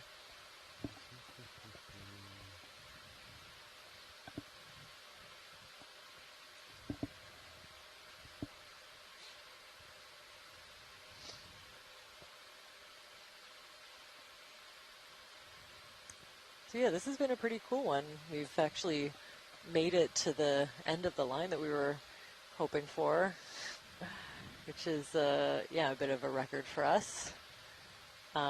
Seen some beautiful, abundant sponge areas along the way.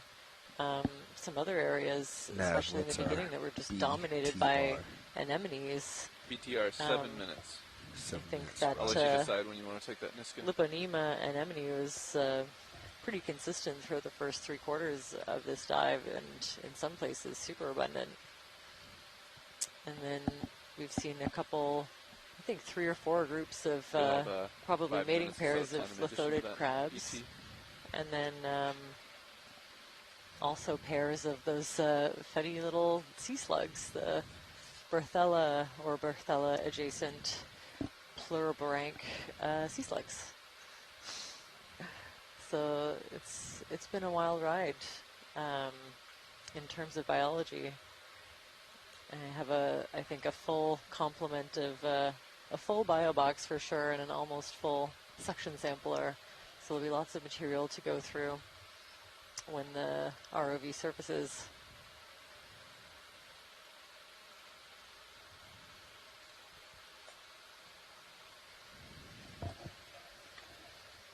So we're pretty much right at 1,273 meters. We started off at about 1,470. With complete pilots. Move complete, copy that. With about, so that was, we're even a little bit shallower than our goal, so maybe close to approaching 200 meters then. Is that right? Yeah. Sounds about right, yeah. Looks like a ball almost, that one. Yeah, that's a full day. Mm-hmm. Use those to calculate slope. Watch leads, are you ready for a Niskin here? We are. As we're wrapping up? Yeah, we're ready for one. This is a great spot. Gonna bring hydraulics on.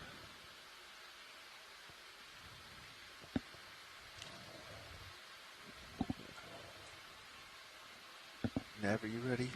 Ready. All right, I got the thumbs up from all stations. I'll do it. Okay, we're resetting. We'll do it 20. So here we go. 5, 4, 3, 2, 1. Trigger. Looks like we had Nope. Ooh, that's operator error. My fault. Try again here. 5, 4, 3, 2, 1. Miskin, good fire. You in the drawer? No, I was valve packs It's disabled. Niskin 2. I'll get you. Niskin 2, sample Great. ID EX2306 underscore D08 underscore 12W, Niskin bottle 2. I'm going to start putting away the shitting. Yeah. 1273 meters depth.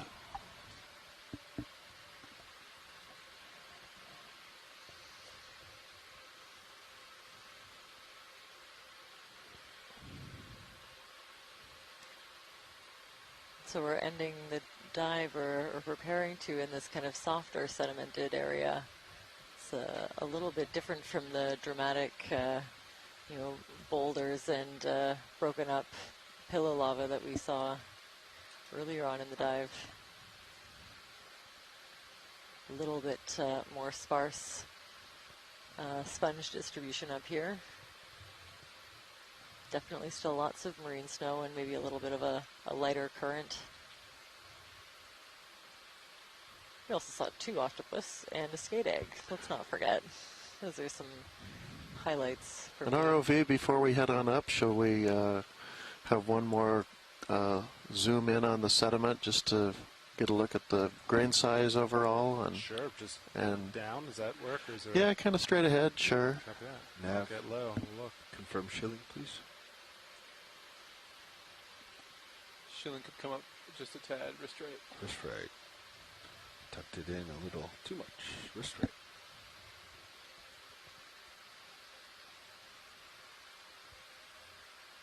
Perf. Hold in there.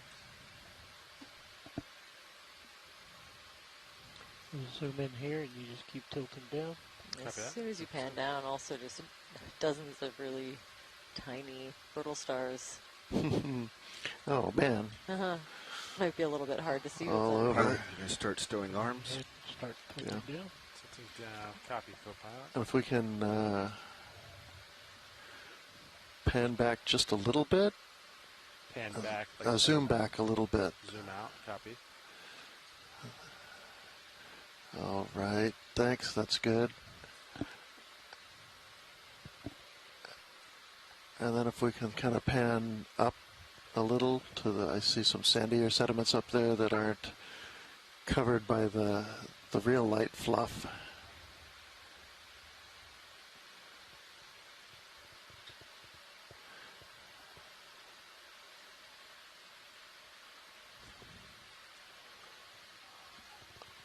All right.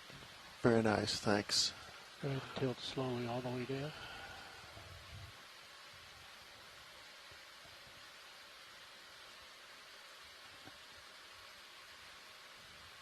And there we go. Yeah.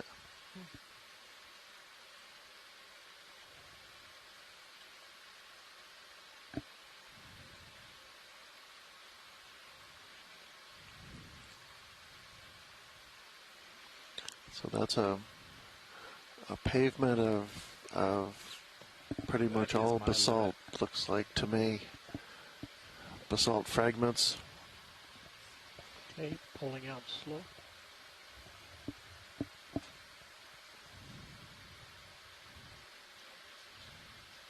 That is the end of our bottom time, pilots. You have 5 minutes of setup time remaining. Copy that. Time to set up.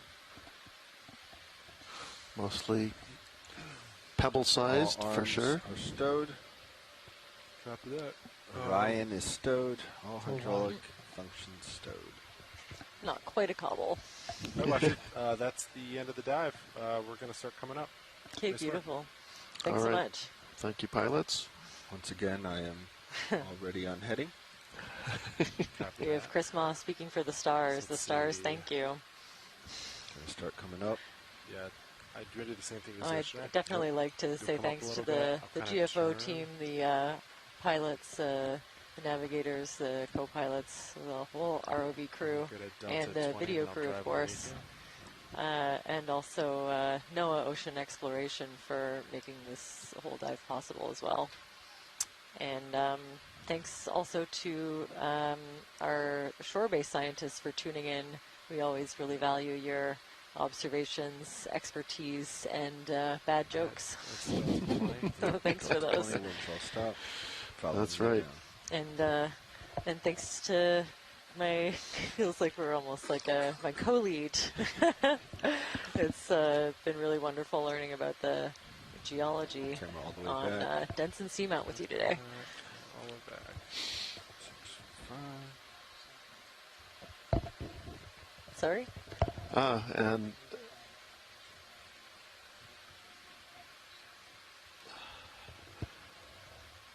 oh, of course. Oh, hold on. We don't do it for the fame.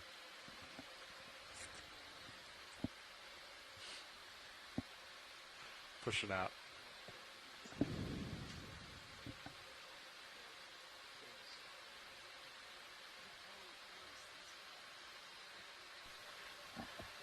And last but not least, while I'm thanking people, so all of the come up a hands that little. we have helping out in the lab, As I continue to push helping with all of the sampling and processing that we'll be doing well into the evening. Also, thank you for your time and expertise. Delta 16, maintaining. And just the last glimpse of Denson Seamount as it's slowly kind of fading from view. Delta 12. Really good snowfall today. It was full of this marine snow pretty much the whole time. It was beautiful. So if I'm not mistaken, that was our 6th seamount? Whew. Or 5th? All right, co-pilot, what do you think about... I haven't stopped to count them. It's been Well, I can go back. So that was dive 8, so I think that means we've been on 6 seamounts. Beautiful. So that'll wrap up our exploration of the Kodiak-Bowie chain and possibly associated other seamounts such as Denson and our Deep Discoverer Dome, which we were on yesterday. And again, tomorrow we'll be on the edge of the shelf, offshore Dixon Entrance, near the border between southeast Alaska and the northern tip of Haida British Columbia. Let's do it. We'll be looking at a seep that was first discovered in 2015 and visited again in 2017, and to my knowledge, hasn't been looked at since, so it'll be interesting to see what's going on there, and it'll be great to explore the water column above that as well. We're planning on doing a shorter dive on the seafloor, and then doing some water column transects on the way up. So should be interesting. Delta 7 looking good. Maintaining some forward way, 2-4 at the moment. At 80 up, Delta 6-7 looking good. Bridge, ROV nav. I wanted to inform you that the ROVs are off the bottom. Thank you.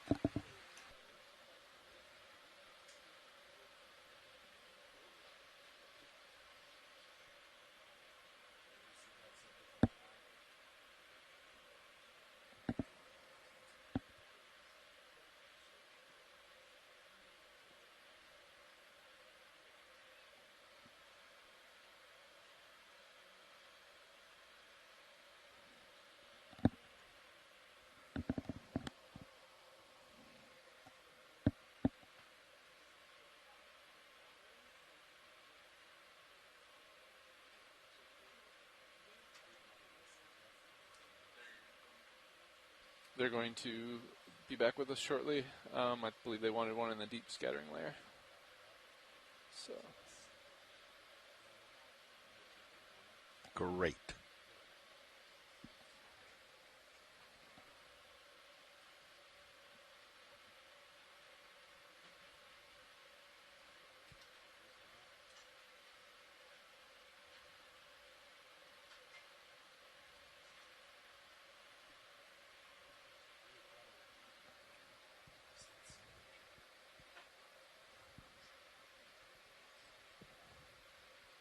Oh, on the the fingertips.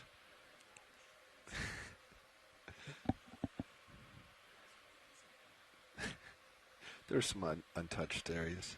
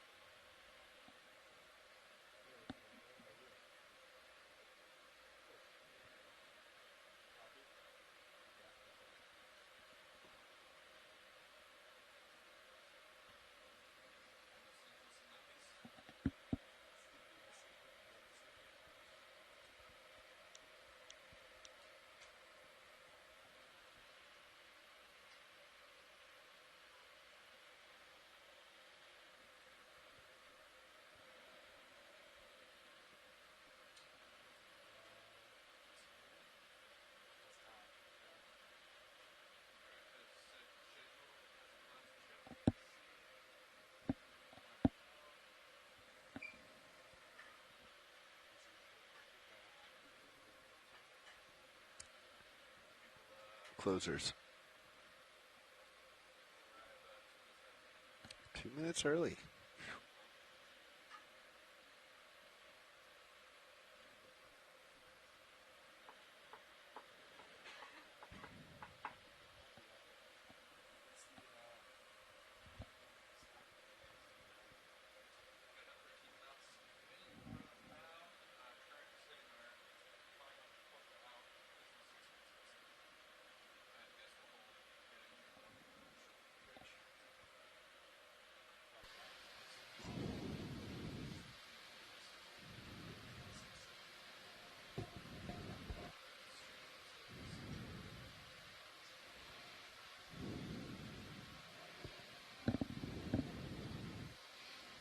ROV watch lead.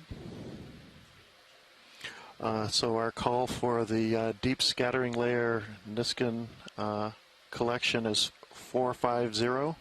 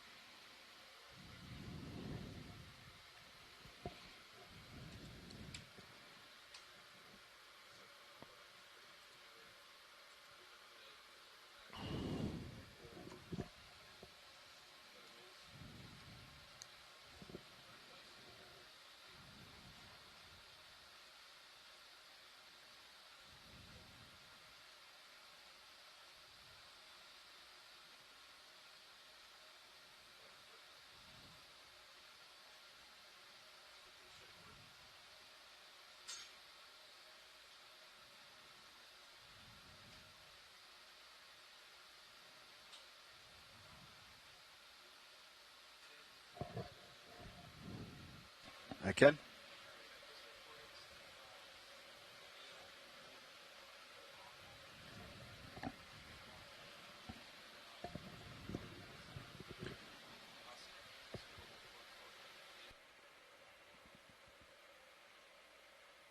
Roger that.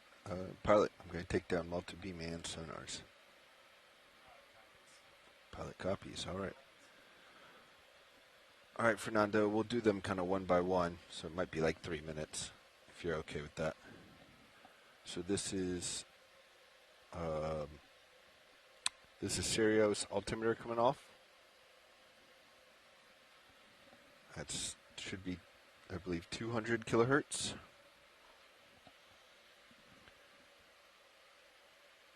We'll just pretend that was 5530.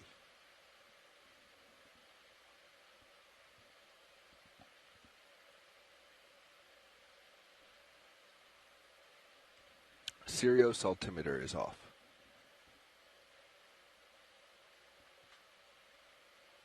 I mean, I don't suspect any issues, but it's not unheard of when Sirius is over D2 that there could be interference. Do you want to go like a minute each, 30 seconds each? Well, how much do you need? Okay. 20 more seconds.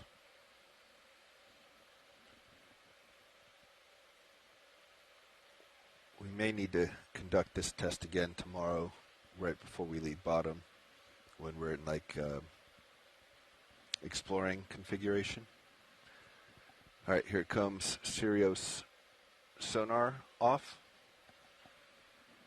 Another minute. All right. I was just gonna say I don't suspect Sirius to affect it now, but when it's right over top, it could be.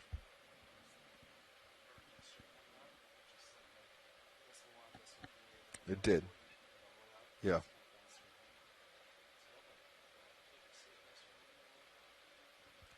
Sirius sonar.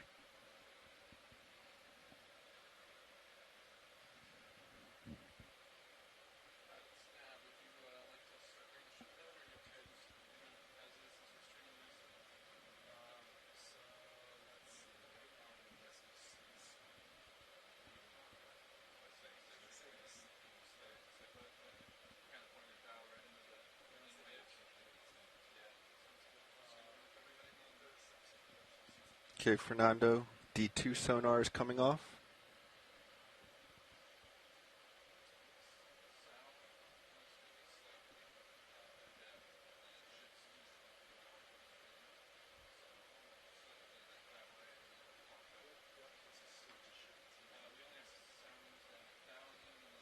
It's been off for about 20 seconds now. Yep. Correct. We'll let it go another 50, or another minute.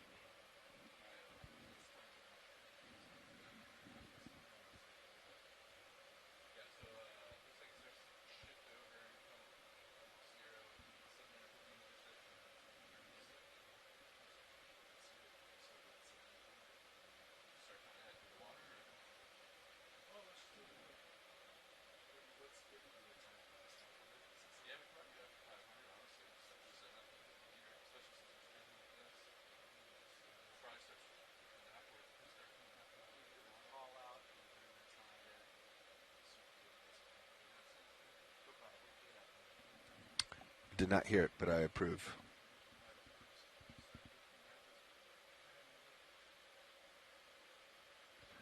All right, that's been a minute, Fernando. We're going to take multi-beam out. Let me know when you're ready. Multi-beam is out. 1 minute.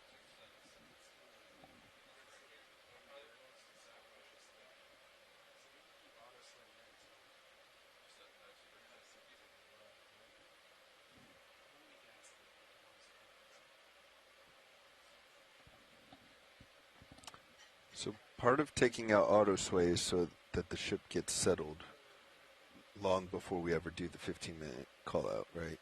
Or at the 15-minute call out, you know.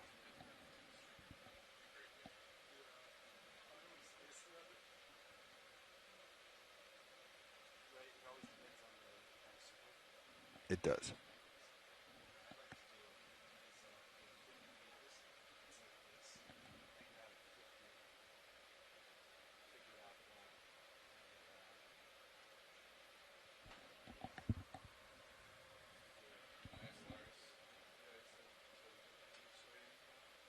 All right, that's a minute with multi-beam off. The only other acoustic sensors we have are the USBLs.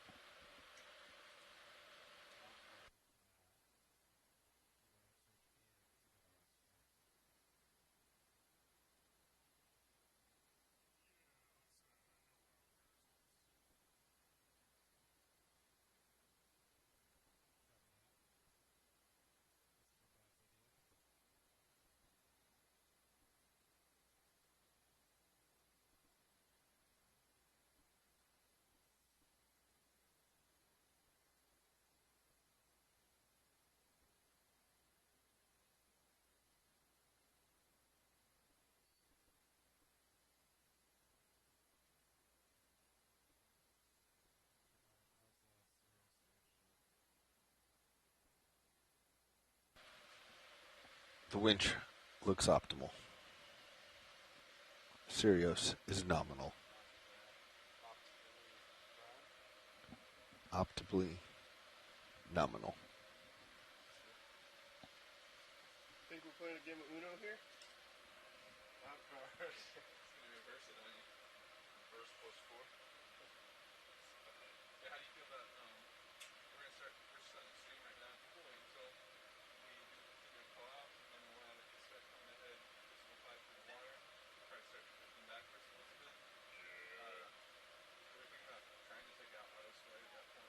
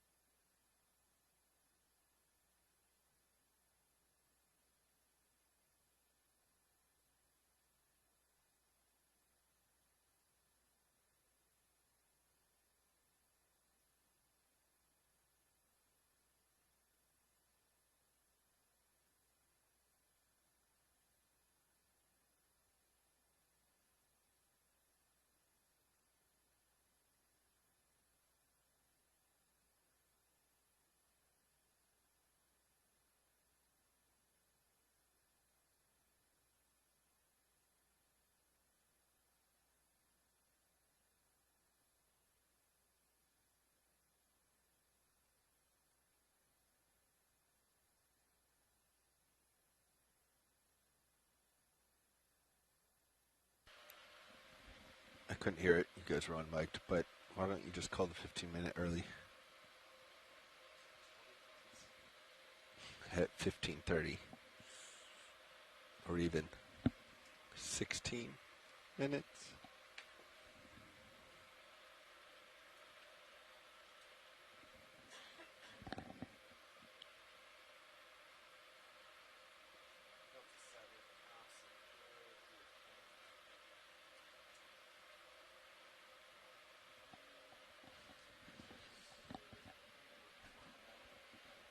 What's the bridge plot?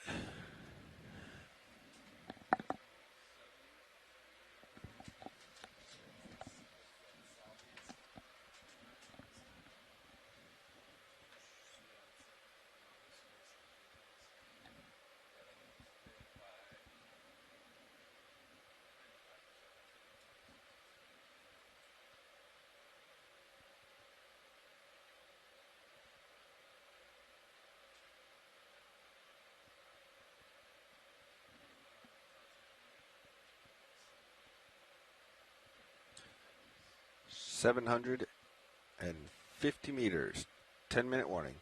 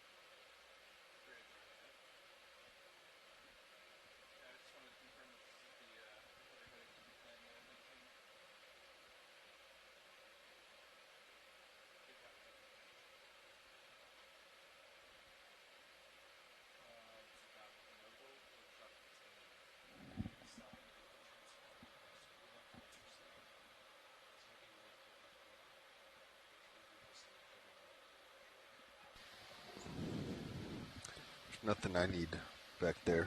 It is kind of dead space, so I'd either move the benches all the way back or put something under there.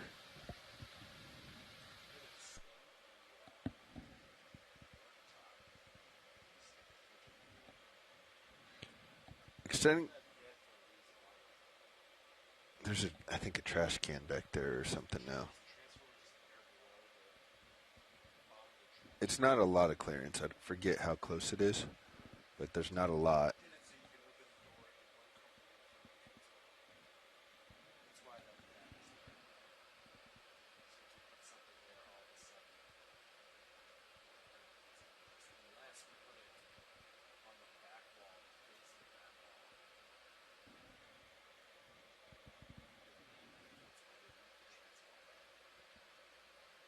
Refrigerator, you mean?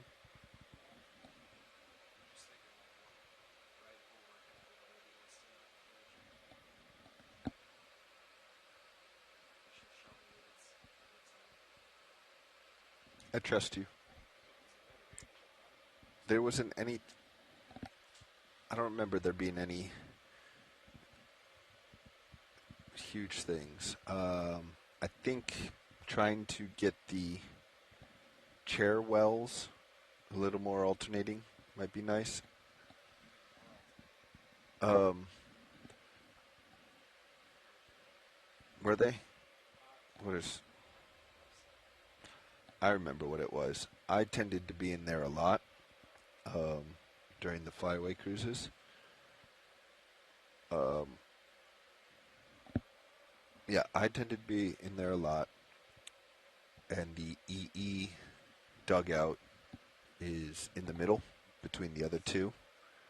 And so there's some question, since EE tends to be back like by the transformer, and in that section, could you alternate, you know, the left side mechanical one and the EE, could you just swap those?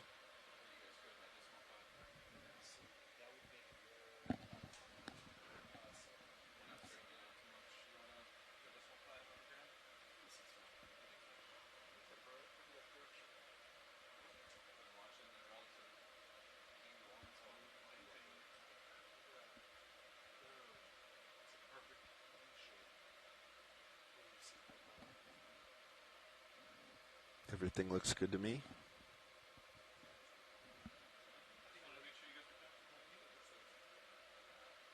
So I think you were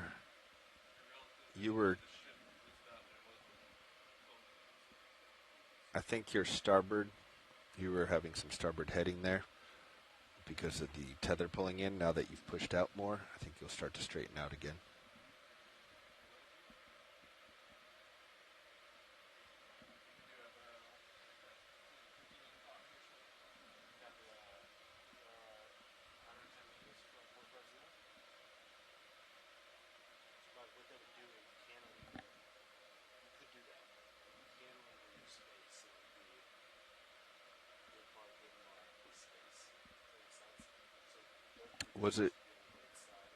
Was it just the two?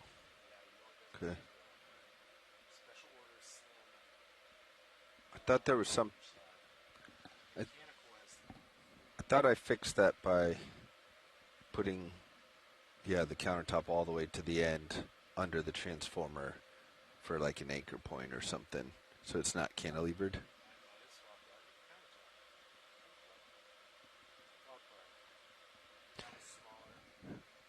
So that was more just like a kind of how it ended up working in the test operations, that a lot of times people were trying to get through, or the EE chair was blocking drawers.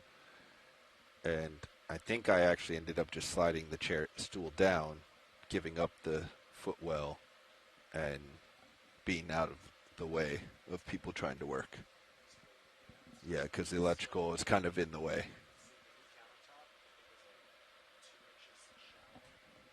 Okay. So that, I think it was the countertop, Centron size, didn't have time to get along. The new one came in behind and came back a month later, looked at it. Passing 510 meters, 2 minutes to Niskin.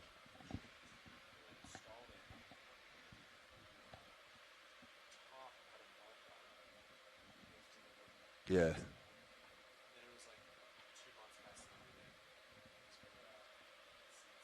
Yeah. So it costs like that. HPU is enabled. Anti-static, yeah. I think the butcher blocks work just as well for electrical. Raj. Valve packs enabled. We are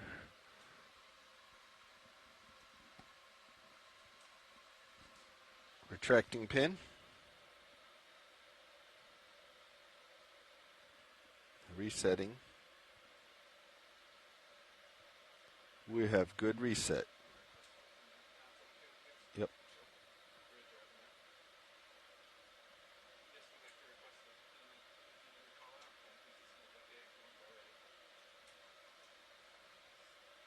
Passing 475, 25 meters.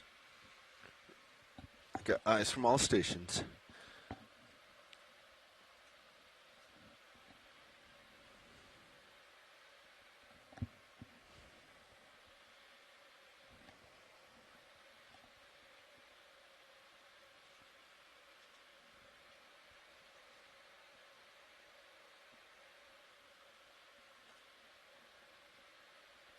Four 60, 10 meters.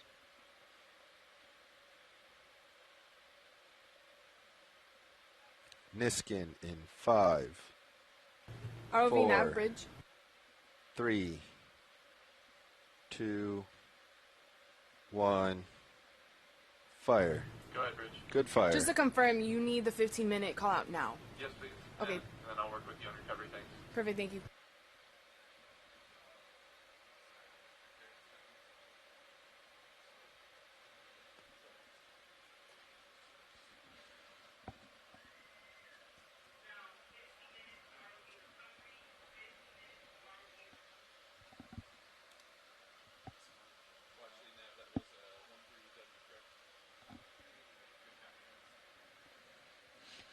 I trust you, Sean. That was the one thing I remembers.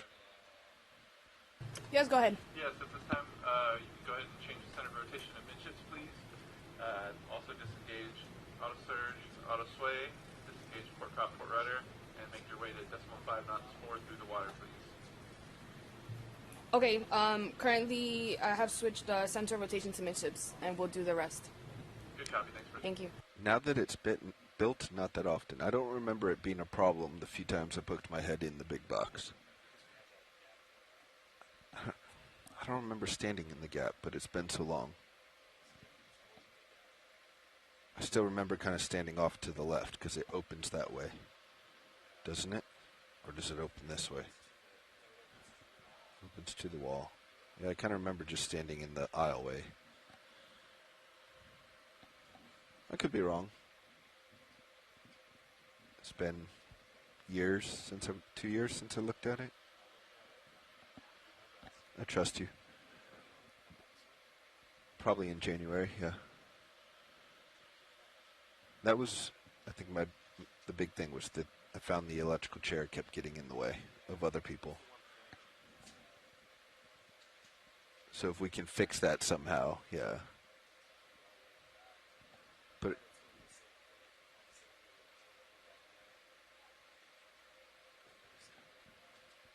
well, it was also like getting by, but also opening drawers, right? Like the center mechanical Vidmar was opening right into the EE. So if we can somehow shift EE, I think it would work really well. Yeah, but I thought we made those drawers like less used ones. Like less used items. Okay. I feel like I was by screwdrivers or something that was just constant. I trust you. An electrical and a mechanical? Separate spaces? I like it.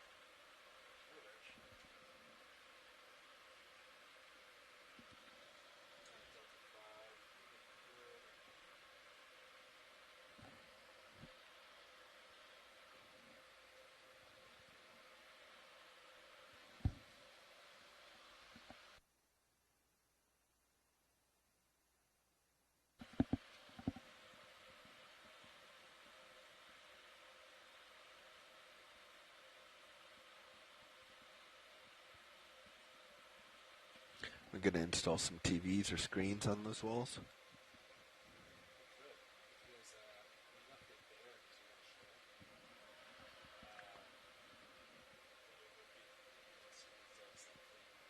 I mean, now that it's truly going to be a mobile workshop, it would be nice to have connections to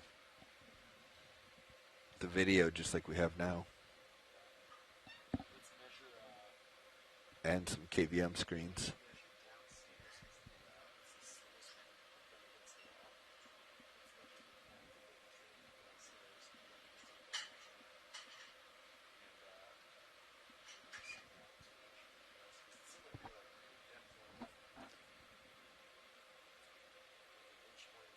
Can you put them on the other side?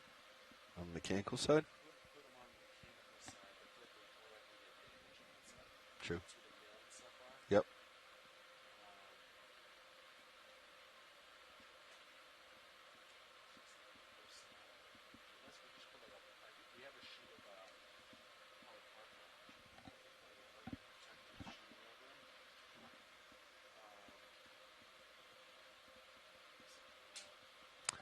Are the machine tools going to stay in there long term? Or would we have like a ROV workshop and then a machine shop with like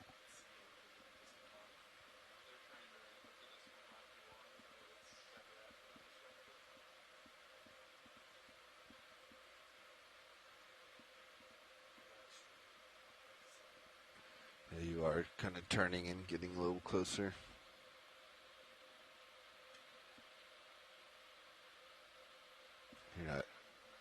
You're not in danger zone, but at this point they're aiming through for half knot through the water, yeah? Yeah. I think they're probably just trying to figure it out. Turned everything out.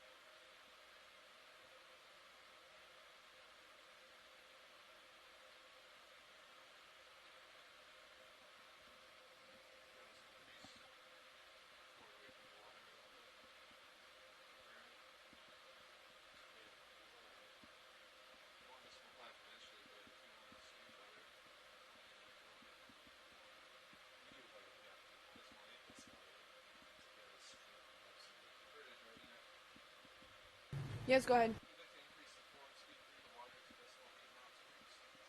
Sounds good, thank you.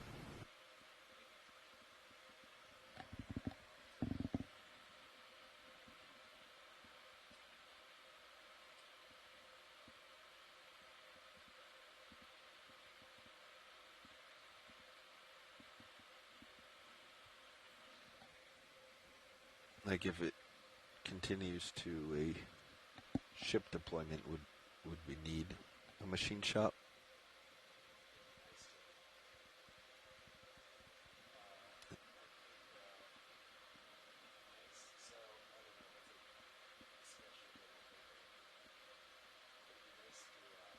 Nav, dive super, comms check.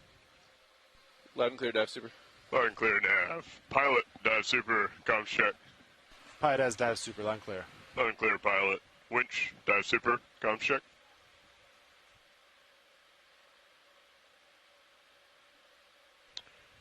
Winch, dive super, comms check.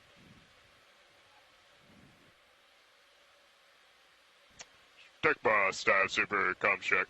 Loud and clear. Loud and clear, deck boss. Bridge, dive super, comms check. I can hear you loud and clear. Loud and clear, bridge. Winch, dive super, comms check.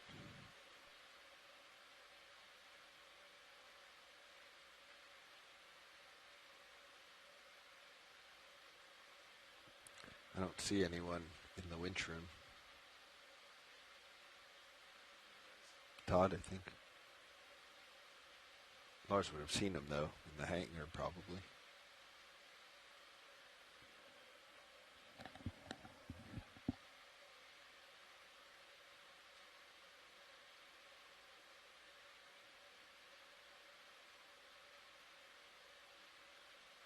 Well, there's someone in wind trim at the stand, at the station. Nav, do you want to call down on the phone? There's someone right there. Oh, they sent a runner. Super. Go ahead, Dive Super. Can I get an update from your perspective, please? Absolutely. Vehicles are currently ascending, passing 175 meters depth. The ship is moving forward, underway, making decimal 8 knots through the water in an attempt to help the vehicles stream a little bit better. They are currently streaming broad to port, about 75 degrees or so. It's maintaining, we haven't seen it get too much better since we increased the forward speed, so we'll want to adjust as necessary. We do have about 13 knots of wind directly off the bow, and decimal 7 knots of current coming maybe 30 degrees or so off of our port bow. Port prop and port rudder are disengaged at this time. Auto surge and auto sway are disengaged at this time, and center of rotation is midships. That is all. Cover that, Nav. You ready to pass communications to Dive Soup? Dive Soup has comms. Dive Super has comms. Bridge, Dive Super. Yes, go ahead. Can I get an update from your perspective, please? Yeah, so for winds, we have about 15 knots of wind coming from the southwest. We have about 3 feet swells coming into our bow. We have no traffic at the moment, and currently we have auto surge, auto sway disengaged, port prop, port rudder disengaged, and our center of rotation is amidships. Copy all, Bridge. I'll have AFCON here work with you to get control passed back. Thank you. Thank you, Bridge.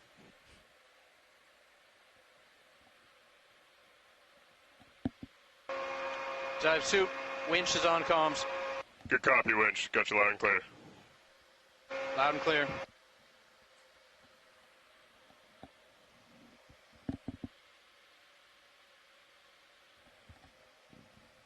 Nav, Dive Super. Go, Dive Soup.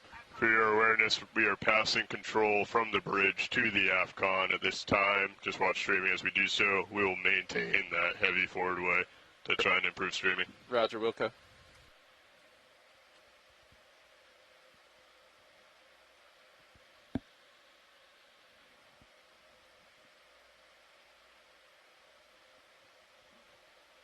One hundo.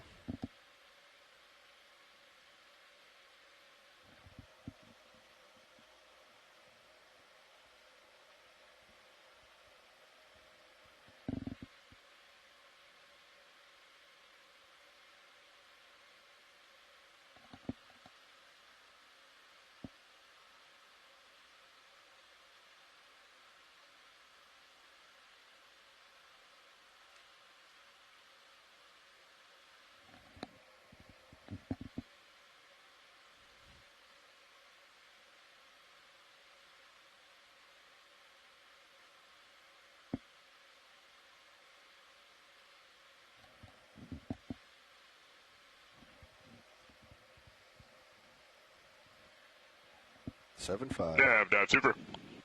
Go, Dive Soup. We have good control of the ship back here, maintaining that heavy forward way. We see that streaming is starting to improve. Feel free to call out as it is. Copy all. Concur with streaming.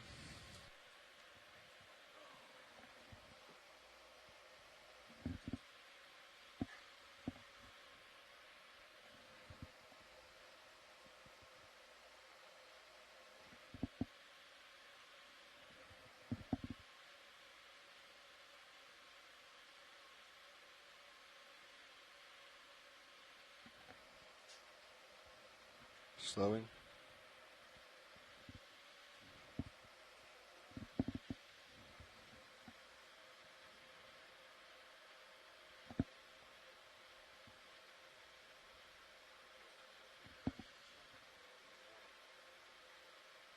And winch holding 5-0.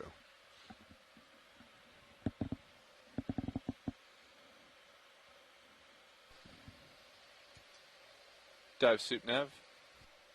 Go ahead, Nav. Vehicles are holding at 50 meters depth.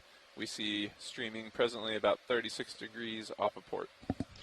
Good copy. We're going to be easing down that forward way slightly as they do improve, trying to time getting them streaming straight with decimal 5 through the water, now that they're in a similar current. Copy, understood.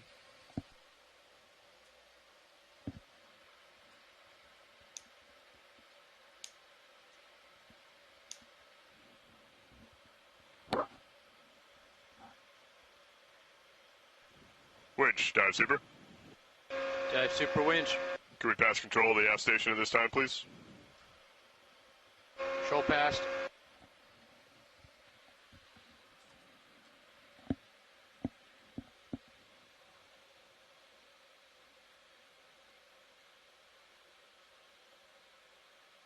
Aft station confirms control of the winch.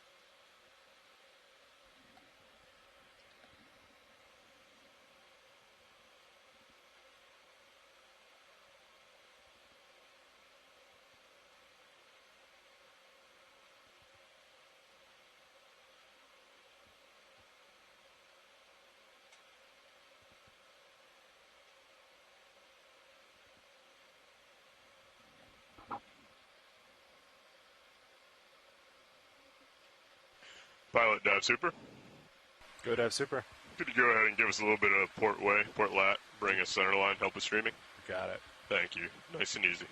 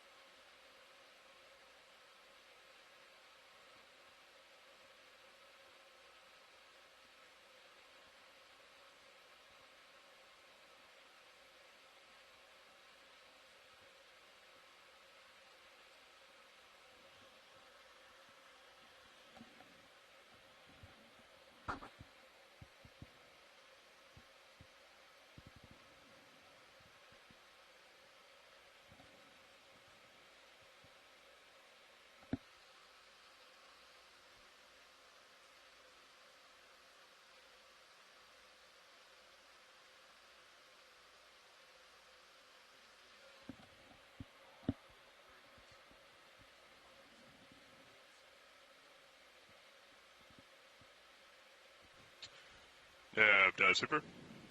Go dive super. We just saw a jump in the USBL. How does streaming look down there? It's looking pretty good from down here. We're seeing about 10 degrees to port. Copy that. Pilot, go ahead and ease your port way.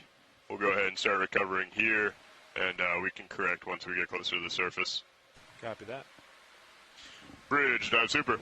Go ahead. Do we have permission to continue with the recovery? Yes, proceed at will. Pilot, dive super. Go dive super. You ready to ascend? Yes, sir. All right, let's go ahead and ascend 15 meters per minute up to surface, calling out every 10 meters, which will do the same. Copy that. Ascending.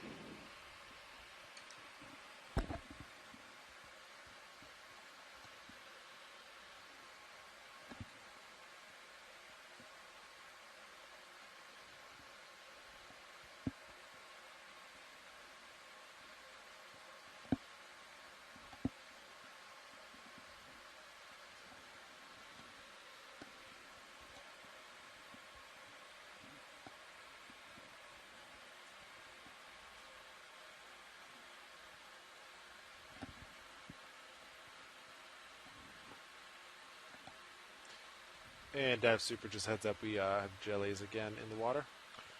Good copy. Deck, you hear that? 40 meters, wire out. D2, 45 meters.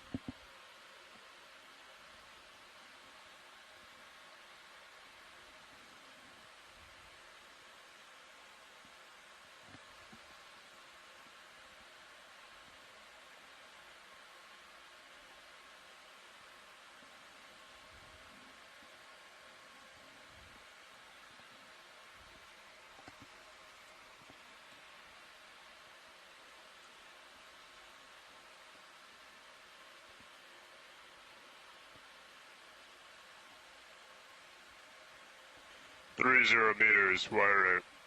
D2, 35.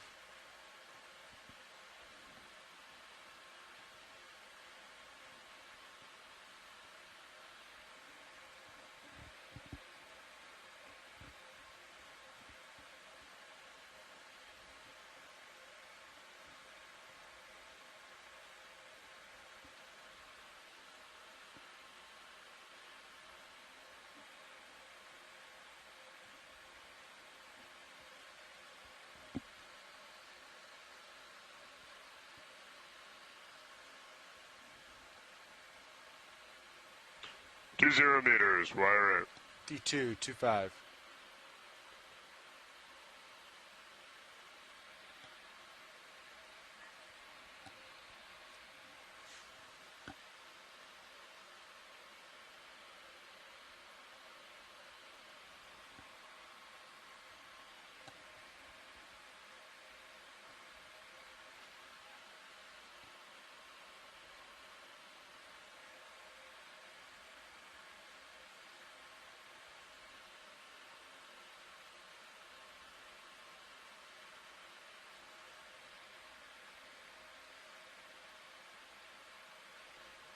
One 0 meters, wire out. D2, 15.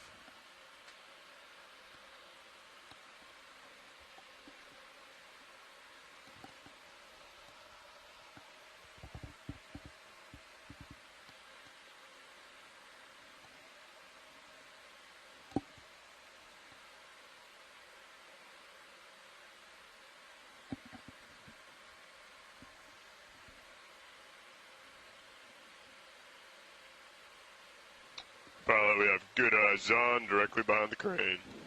Copy that.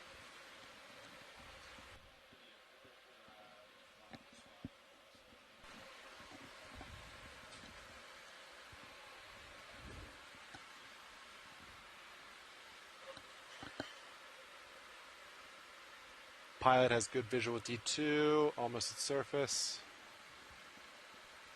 Good copy, pilot. Go ahead and lock in auto heading, inverse the ship.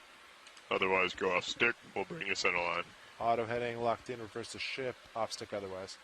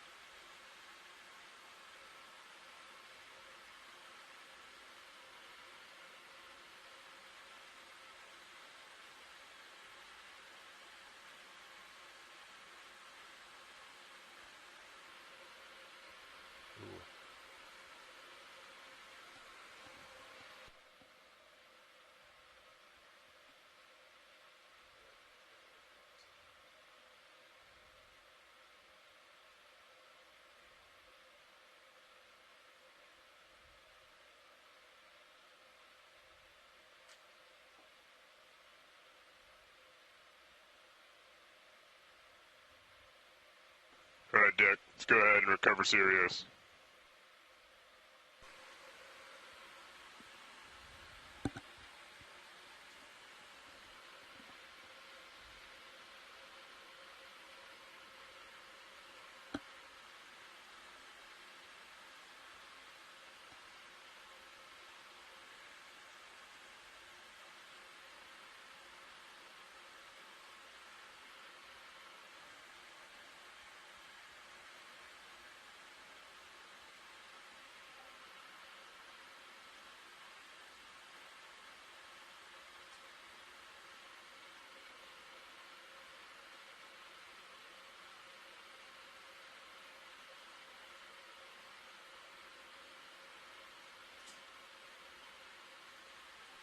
Alright, pilot, please give some halfway to reduce the tension in the tether. Sirius comes up and over the side.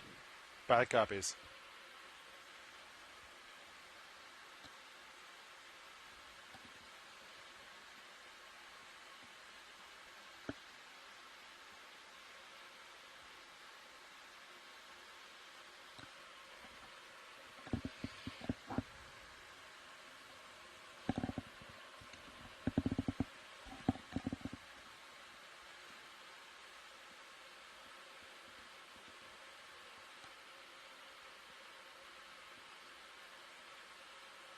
Pilot, if you could increase halfway, please. Copy that. Increasing. Holding 5-0. Good copy.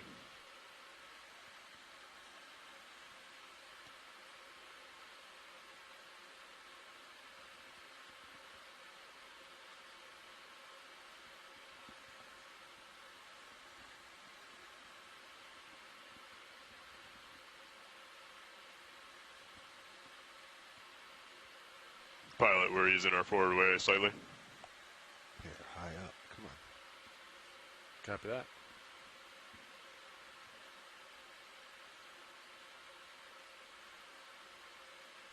That looks good, pilot. Let's maintain that. Maintaining.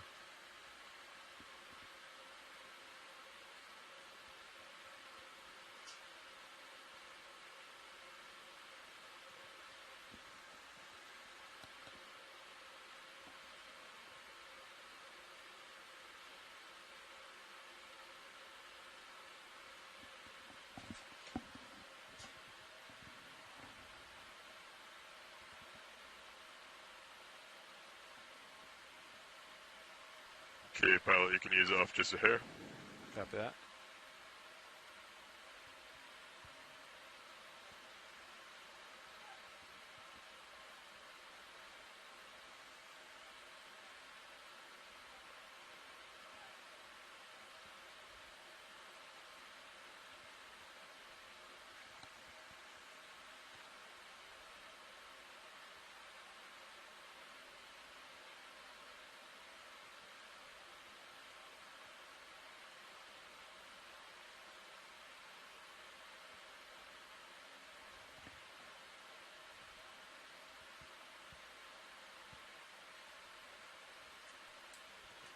Winch, take back local control.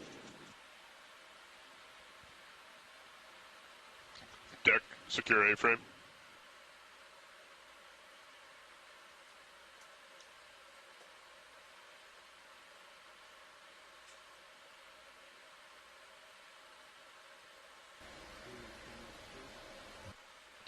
Pilot, we're bringing you back. Start a line, maintain what you're doing.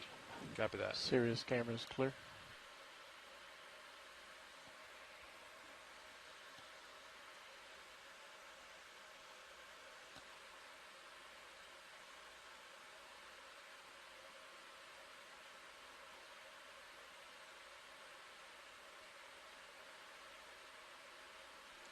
Alright, pilot off stick.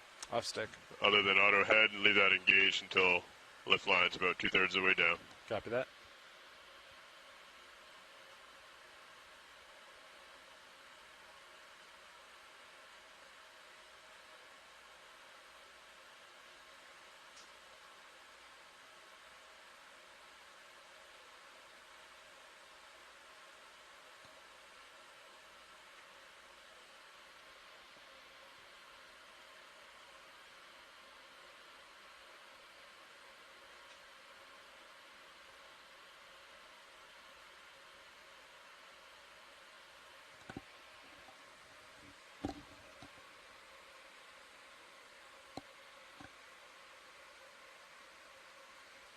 Alright, pilot, let's go ahead and disengage auto head at this time.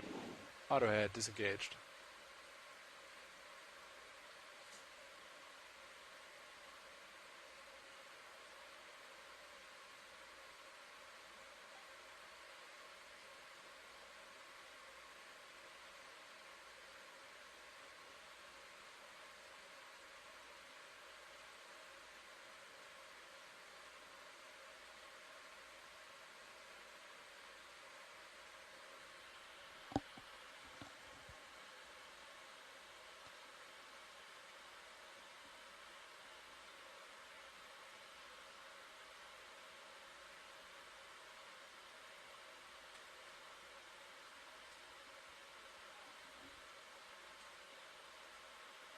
Okay, pilot, lift line looks clear.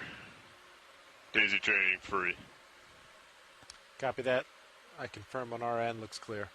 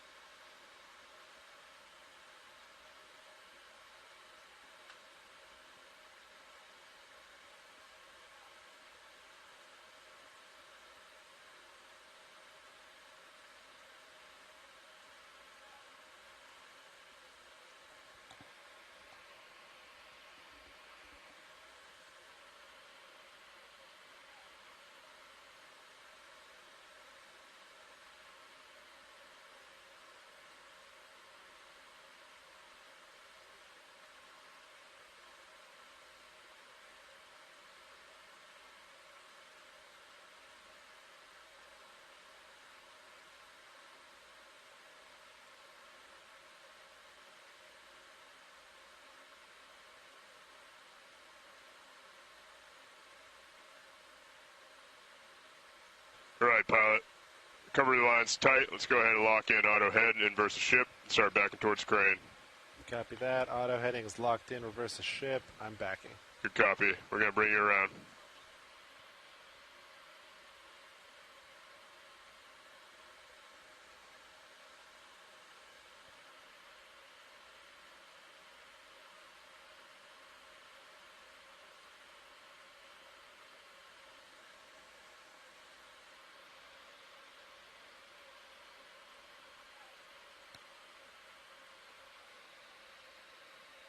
We'll do a bump to surface. Thank you, pilot. I think they're...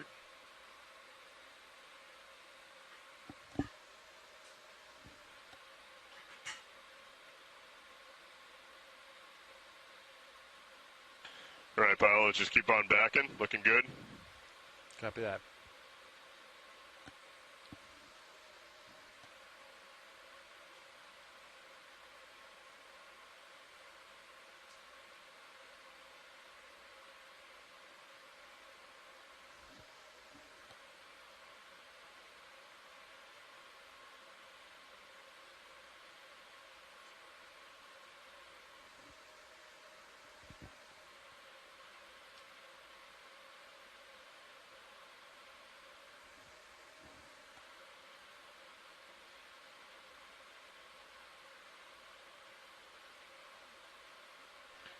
Okay, pilot, let's slow down on that halfway.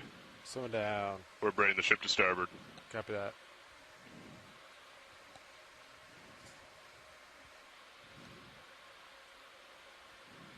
Can you give us a little bump to starboard, pilot? Bump to starboard. Thank you. Okay, looking good now, just straight back. Straight back.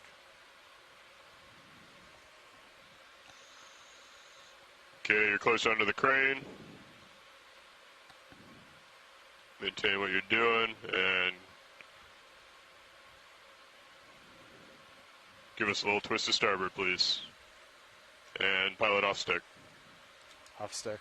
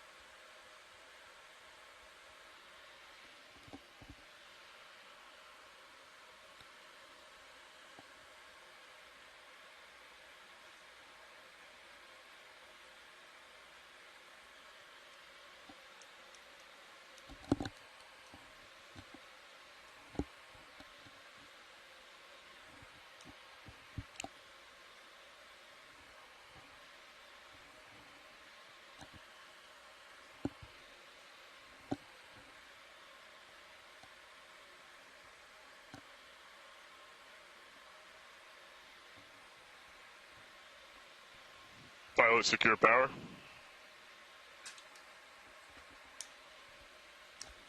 Deck E-stop. Winch knife switch. Knife switch. Power meter reads 0. Vehicle's cold.